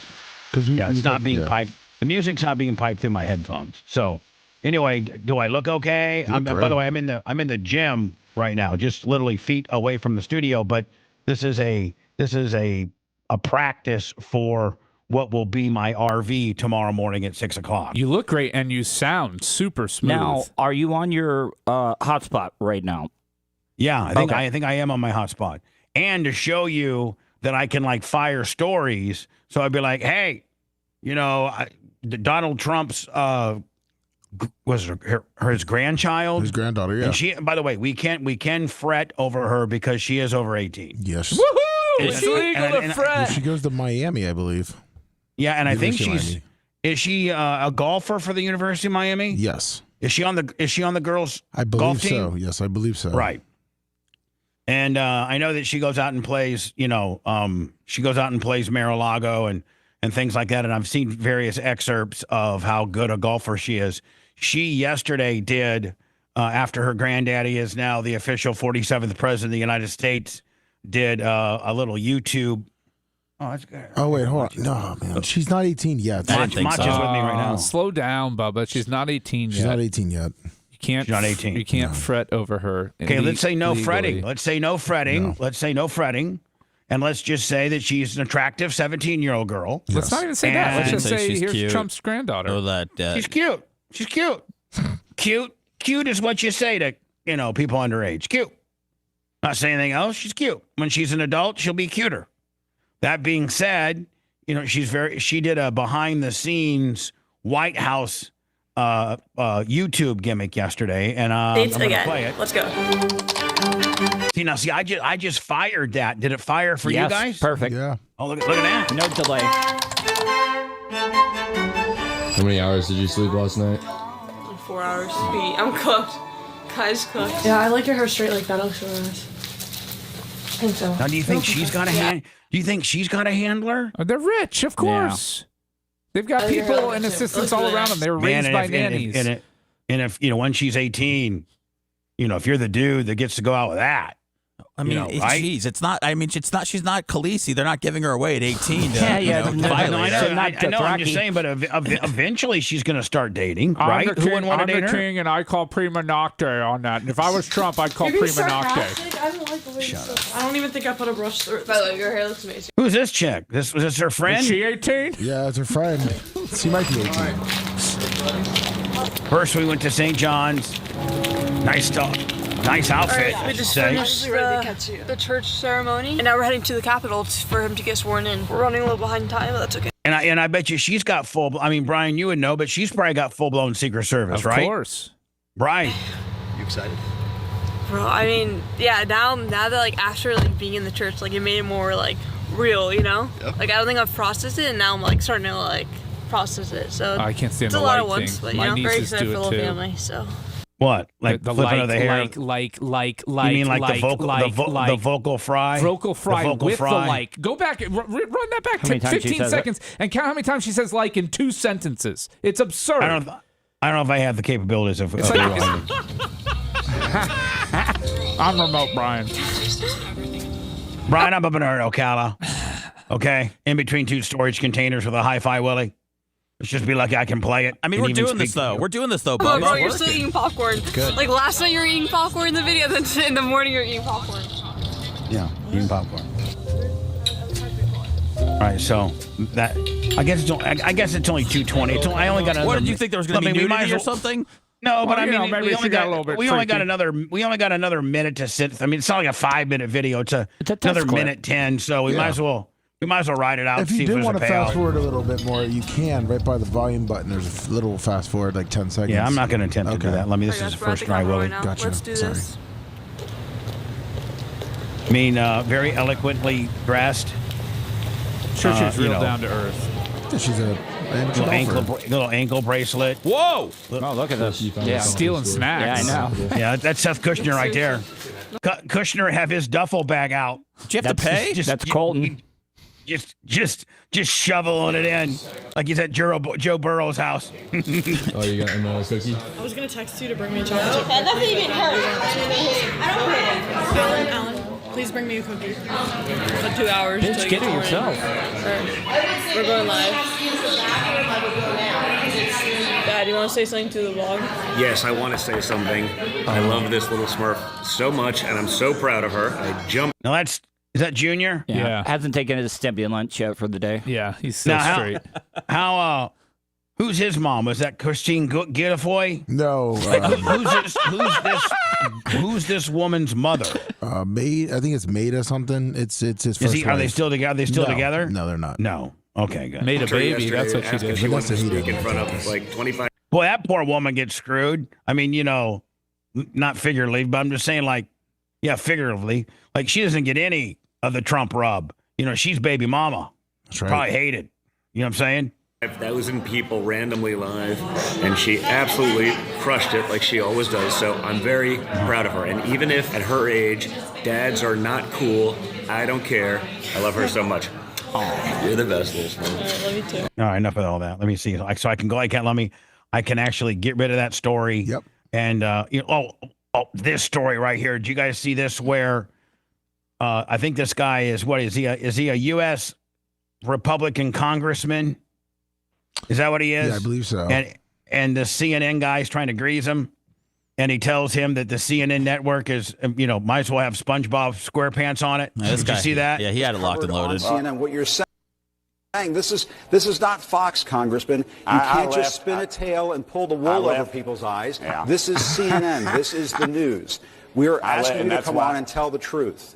And that's why more people are watching the Cartoon Network SpongeBob reruns right now, Jim. It's covered on CNN. Burn. We got Squidward over there. And then this lady here, my last one before we go to break. Are we at break 6? We need to still burn 7? Yes. And I'll close the show. I mean, we know that this works. We're completely on our Wi-Fi. Dude, you're doing amazing. I got my YouTube phone. I got YouTube on my phone. I got my camera over here, which I might change at the RV rig. I'm able to fire my stories. This could be cool. This you might could be able really, to spend really the good. whole summer in Indiana and do the show. Think about that, Bubba. God, I'd love that. Oh, my goodness. You could work in the parks department part-time and do the show in the morning? I'm in between mowing Kelly Park right now, but I'll do a quick little half-hour gimmick here.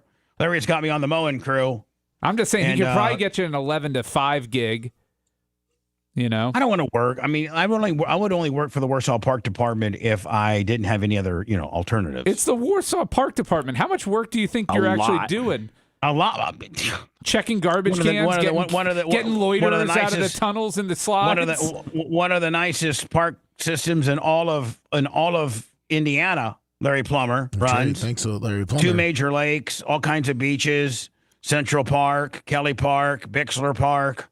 All the parks you got to take and clean the bathrooms and mow the lawns and pick up the trash. You get your job as a and do all lifeguard that. at the lake. How many employees does he have working under him? I think he's got like 20 full time, and then during the summer it gets up to like 45 or 50 because they need, because the grass and stuff like that. That's you, buddy. Look, this is a match made in heaven. I've been there, done it. I worked there for when I was 12 to 17. I worked there every summer of my life. Nothing has changed. I would only work there as an adult as if I lost it all and I had to go back to Warsaw, Indiana, and live with Larry. And then Larry said he'd give me a job. But that ship was 2017, 2018. That ship has sailed. I'm back on top, bitch. as I'll be sitting in an RV from a racetrack doing my show tomorrow. I mean, only guys on top can do that. Let's be honest. Yeah, no, that's true. Please. So anyway, did you guys see this where Grandma says, MAGA Grandma, who spent time in prison for her role on J6, You want to says talk to that she's Steve? He's online too. Well, you know what, Lummy? I don't think I have the capabilities of talking to people. Yeah, we do. Yeah, you can put him on. All right, so let's But also, I practice. didn't know if you wanted to come in. But Well, what time is it? It's 48. Yeah, I know. That's why I wasn't. We sure. got to burn off. We got to burn off 7. Do you want to come back with him? Well, I could, With but you I in the also want to. studio? I also want to take a phone call this way so I see what it sounds like. Yeah. So I kind of want to take his call now. Maybe I can put him on hold, and then we can run him through the last break. So let's start the dark match Steve process now. By the way, here's MAGA Grandma that says, I broke the law. I'm not a victim. If I took a pardon, that would be saying that what I did was okay and what I did was wrong that day. So I'm not accepting. That's a real woman right there. Well, That's it's not a real like woman right it's there. not like she's in prison and she's rejecting, to get out. Yeah. It's just, Yeah. No. a Still, though, technicality. she's already getting done her- a she's already done her felony time. potentially taken off your record. What's Yeah, but here's what's the deal, Grady Brian. doing? But hold on. She's probably looking for a book deal. Yep. Right? Yeah. You don't get a book deal when you get pardoned. You get a book deal when MAGA grandma says, "No, thank you for the pardon. I did my 6 months hard time. Now let me write a book about it." That's what I'm thinking. All right, give me dark match, Steve. What line? I'll put him on hold, and then we'll finish the dark match, Steve, when we say goodbye. But this is awesome because now I can get right in my car with the merch crick and leave after they load all this up because I've tested it live on air. Like we know it will work. This is kind of cool. And does it seem pretty cool to y'all? It's no different than you being in the studio. It's zero difference. There's no lag at all. There's just less tapping. Shovel face prick. Anyway, put dark match on. He's on. Yes, dark match. Hello, testing. Yes, go ahead. Can you hear me? Yes, I can hear you. What's up? Good morning. I heard I hate black kids or something. I don't know. This is new to me. No, it's not. We never said that. You reading chat again? Okay. You reading chat, trying to put words in our mouth? We didn't say that.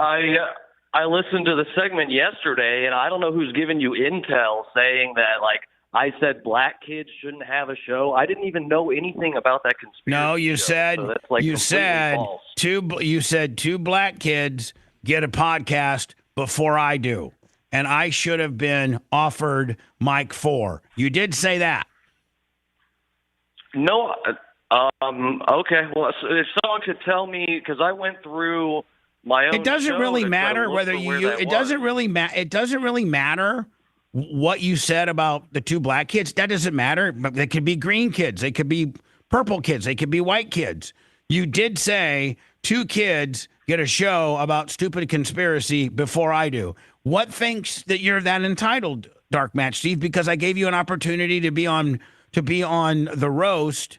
I guess you've gone on to do your own show now on Twitch, which is great, and I'm happy for you. But you've also said and made it very known that you thought that you deserved the Mike 4 position. Why do you say that? Well, Bubba, every time that I've talked about this, it's someone else asking me, including at Barb. People are making it sound like I'm going around and complaining. People ask me, why are you not in chat? And I'm just like, whatever. I'm kind of doing. No, hold my on. own Why thing. are you not? Why are you not in chat? Because you're throwing a fit about not being offered Mike 4. Otherwise, you would be participating in chat. People that aren't mad at the show, people that okay, it's not all it is. Then it's some of it. What's the rest of it? Bubba, you have to remember, Brian is the one that mentioned me being on Mike 4. And then also, all yesterday, you guys were acting like I'm crazy to think I could be in the studio. But I not posted, on my stream last night, I showed a screenshot from Twitter. We all boarded the Screenshot Express together and looked at a tweet where Lummy said I had a chance of being in the studio on the show. Lummy doesn't make the decisions around here. I love I piling do. on Lummy. Great. Lummy also made a mistake today. Lummy also made a huge mistake. Lummy sometimes is not of sound mind. He's had a little too much Gatorade. Why is he getting dragged into this? You know why I said that, Bubba? Because all I said about being in the studio was when it was brought up and you said, you know what, maybe he can. You didn't say no, and all I said was, then I gave him Dark Match Steve his answer, which is what you said. Yeah, I'll think about it. Is exactly what you said. Yeah, you did I'll say think about it. All right, I'm still thinking about it. I answered it. So it's like, why am I being attacked because I just said, hey, Dark Match Steve, Bubba said he'll think about it, so you got a chance. Yeah, there you go. I didn't say, hey, he's going to be in the studio. And you've been a dick, and you haven't been in chat, and you haven't been participating, and you've removed yourself, and you've let it be known. And as I continue to think about it, that is a determining factor that pisses me off. You're very talented.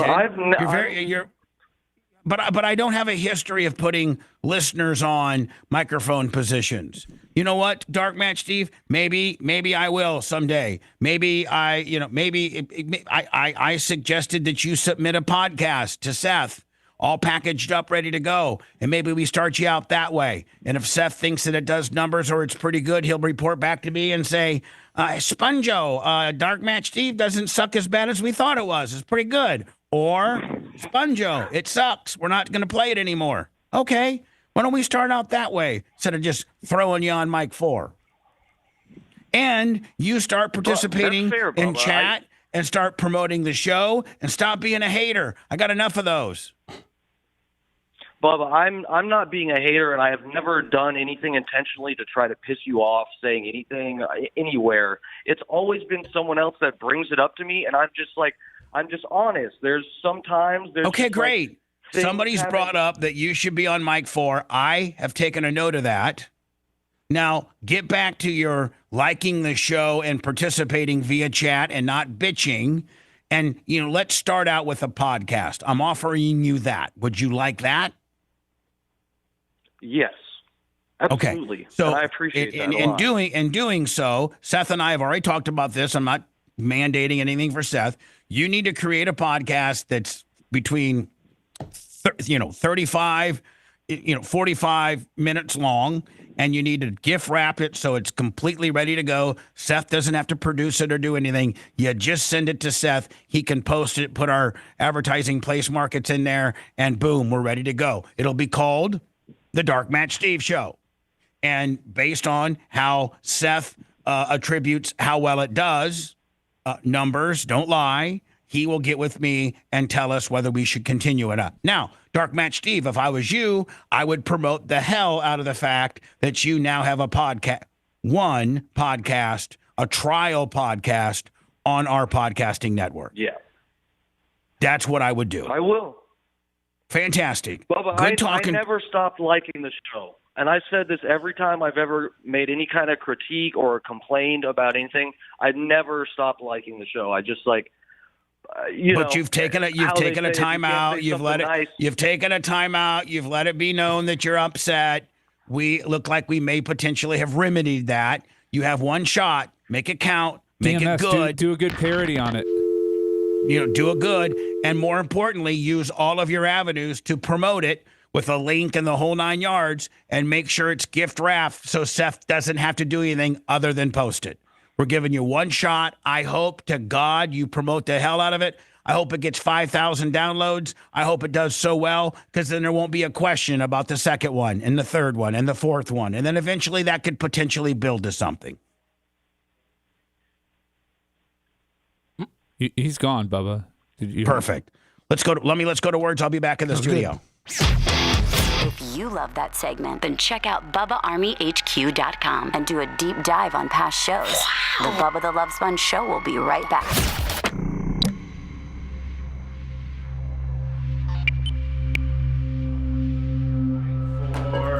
There is a little bit of a lag on that. Yeah, it's like, Yeah, I know. I was just saying, all it you just said was, I think about it. his lips There was a weren't time kind of when matching you enough. mentioned it again. Yeah. Another I didn't time. I try not to look at it just because I'll it think about throws And me then, off to see it not in the weeks later, studio. I said, but no, looking I'm not at doing that. That up there There's no where way it's you supposed to can be baby face No, and I thought it was take fine a hearing it. place on Mike 4. The audio was good. Yeah, audio was fine. I'm leaving Mike 4 empty for the time being.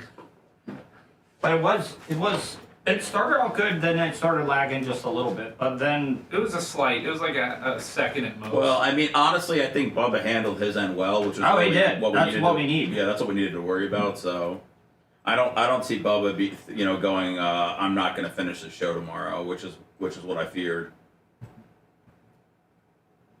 Why? You got me, man. Lasker's here. You got plenty of content, Fifth. You just bounce it off of me. I want to tell everybody that's in the studio right now how great of a job they did today. I thought everybody brought their A game. Lummy was the funniest. No, shut the fuck Seth, sexiest in the studio. Again, look at Thank you, you. Seth. Just Thank you, killing Pat. it. Brian, the smartest. I gotta say, Tuttle just And knowing need the when to cut annoyance. in. Tuttle knowing when to cut in like an all-time pro. There we go. You Tuttle, are can the you ring tweet that at handler, me? man. Huh? Can you tweet that at me? Yeah, I I'm will. gonna screen grab it. What? I'm gonna screenshot it, so then I'll post it. I will. I'm gonna Can tweet you it. say I'm not the, You are. You were No, the I funniest. want it. I want it so I have proof. So Like you were the MVP. I want the proof. MVEP, the most valuable executive producer. And Seth, I mean, when's this motherfucker not perfect? I Honestly, your assessment's perfect. It's gotta be weird, Seth, going out there and like pitching a perfect game every day. He did get voted best. He's sexiest. Sexiest at the party. So. It's not weird. It's the only way I know. I think Bubba had a lot of patience today with. Bubba showed a lot of restraint. Yeah, with all the fuckery. And I mean, if he's not Radio Hall of Fame worthy now after doing that remote broadcast, then I don't know what will. Big Red. How are my lips start brown? I meant everything that I just fucking said. I think he's talking about you kissing us. Okay. Hey, Then guess when what? Bubba comes back in, don't tell him what I did to his fridge. Okay. Bubba, Brian, mess with your fridge. Fucking. Oh man, what a day! Wish it was Friday. I think I'm gonna listen to the Blizzard on my ride home. Are you a subscriber? Oh, I can't listen live? I subscribe. YouTube? Oh yeah. Then you can listen live on YouTube. I don't have any heat in my truck and I need something to keep it warm. Oof. Well, the Blizzard will keep you warm, buddy. Huh? The Blizzard will keep you warm. You are? What's happening? None of your business. Aw. I want to know if you really love me.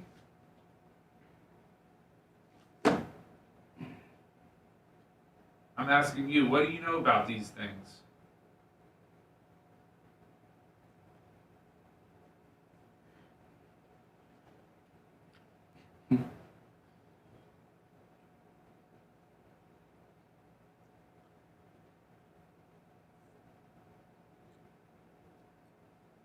Who do you got in King of the Streets, Seth? What's that? The biggest race happening at Bubba Raceway Park this weekend?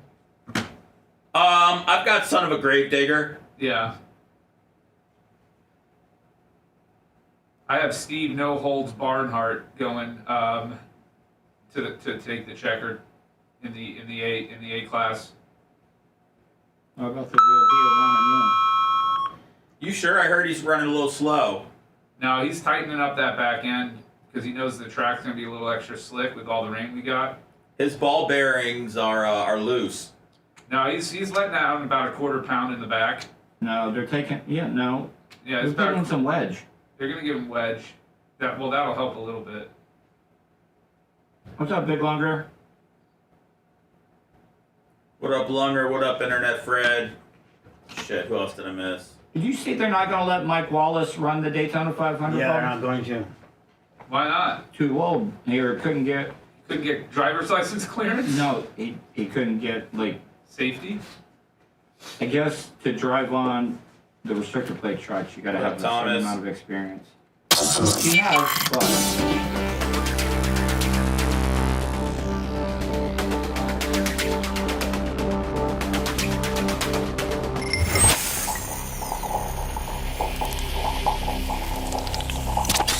Broadcasting live from the Aquabeto studios. Aquabeto.com/Bubba. It's the Bubba the Love Sponge show.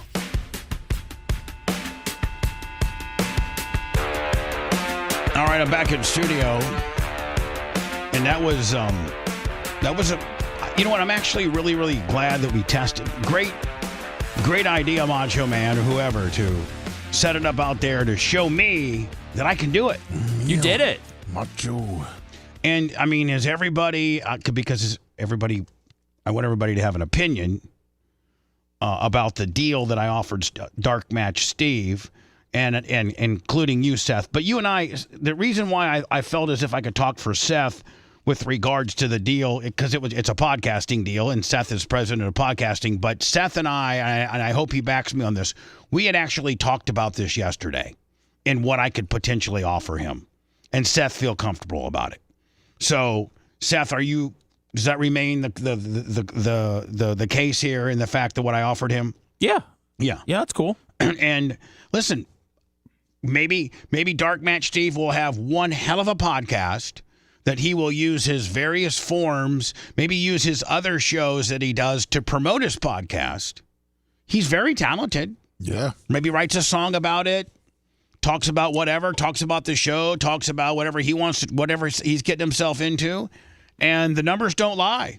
Kushner will come to me and say, like, we've replaced other podcasts because there's like, these guys ain't cutting it.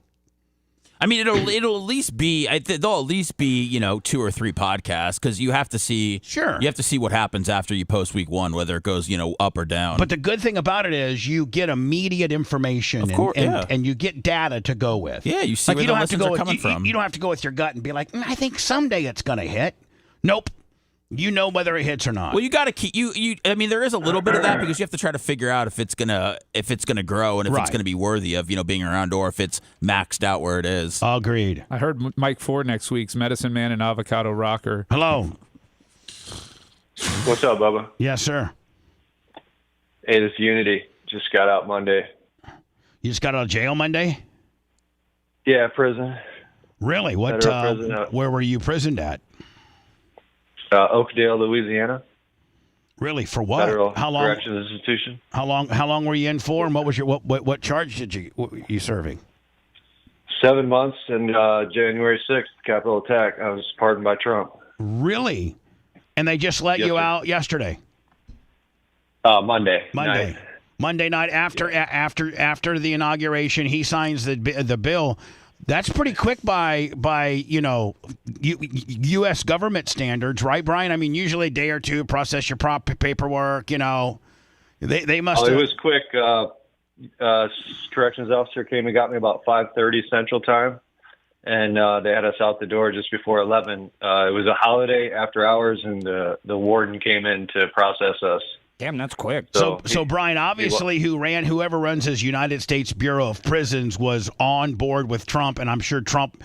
They had laid the groundwork in advance. This wasn't something that they just said, "Hey, let's let them." They had to have all the paperwork ready. Right. And so that takes a couple of days. So for them to let him out hours after Trump signed the bill means they had a bunch of infrastructure done already. Yeah.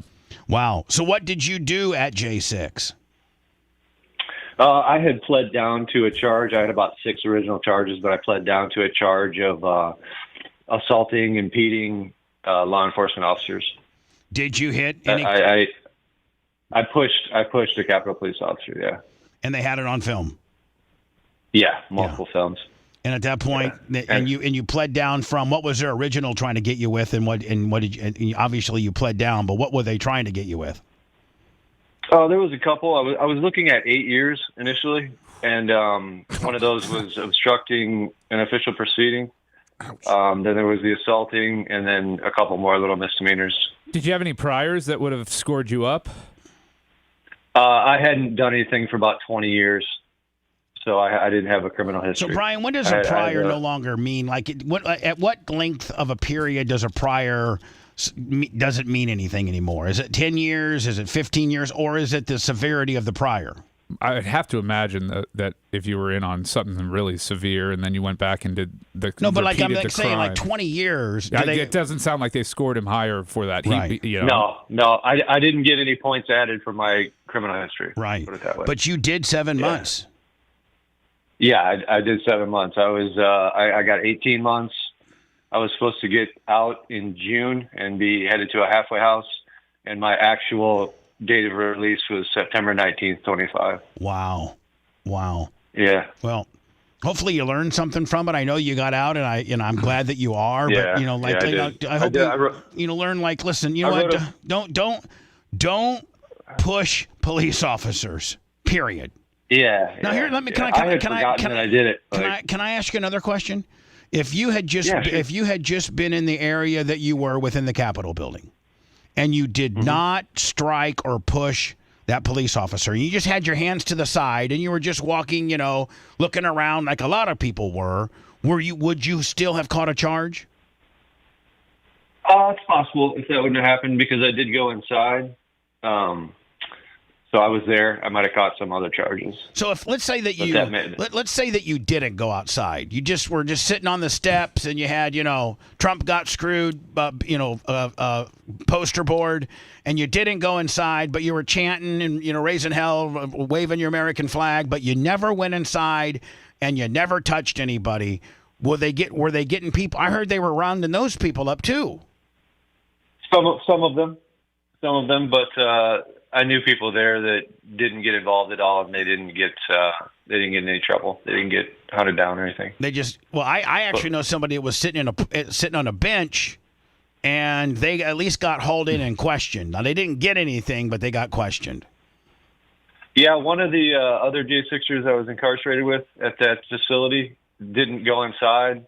He was just on the premises. He wasn't violent or anything, but he did get time for different charges, being there and being involved in it. And Biden's already pardoned all the people that were on the committee that prosecuted you and the others. Well, he wasn't prosecuted by the committee.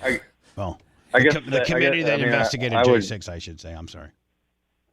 Yeah, it seems a little sketchy, but it's the division in politics is the way it is. So hey, man, here's the deal. You're out, and I think with a pardon, I think with a pardon means your record's cleaned of that, and go out and kick some ass and be something and be start writing your movie. Well, Steve, I wrote a book. I wrote a book while I was in there. I got about 190 pages of legal written, and I got some to add to it. Yeah, put some pictures in there. I spent my time. I use my time well. Now, is federal prison as bad as they say it is? Being at a low, it was not too bad. I didn't see any violence. Everything was cool with me. It went smooth. There were some good dudes in there. There's some scumbags in there, but it's what you'd expect. But it was easy. It wasn't too bad. The food wasn't too bad. The corrections officers were pretty cool. The shower situation wasn't too bad. We had individual units, individual stalls, so you're in there privately. Everything was pretty cool, and there's some good people. And thank God you got put to a minimum, because those maximums I heard are pretty tough. And let's really celebrate the brightest part. I was at a low. Were you gay for the stay? I was at a low. Were you gay for the stay? No, stop. No, not at all. No, I got with the good white dudes, and we watched each other's back, and Listen, it was all good. I appreciate you being Bubba Army and watching the show or listening to the show, and from time to time, check in with us if you could. Still plenty of time to qualify for BART 2026, so this is good timing for you to be released. Yeah, for sure. I appreciate you guys. I've been a listener for a long time, Bubba.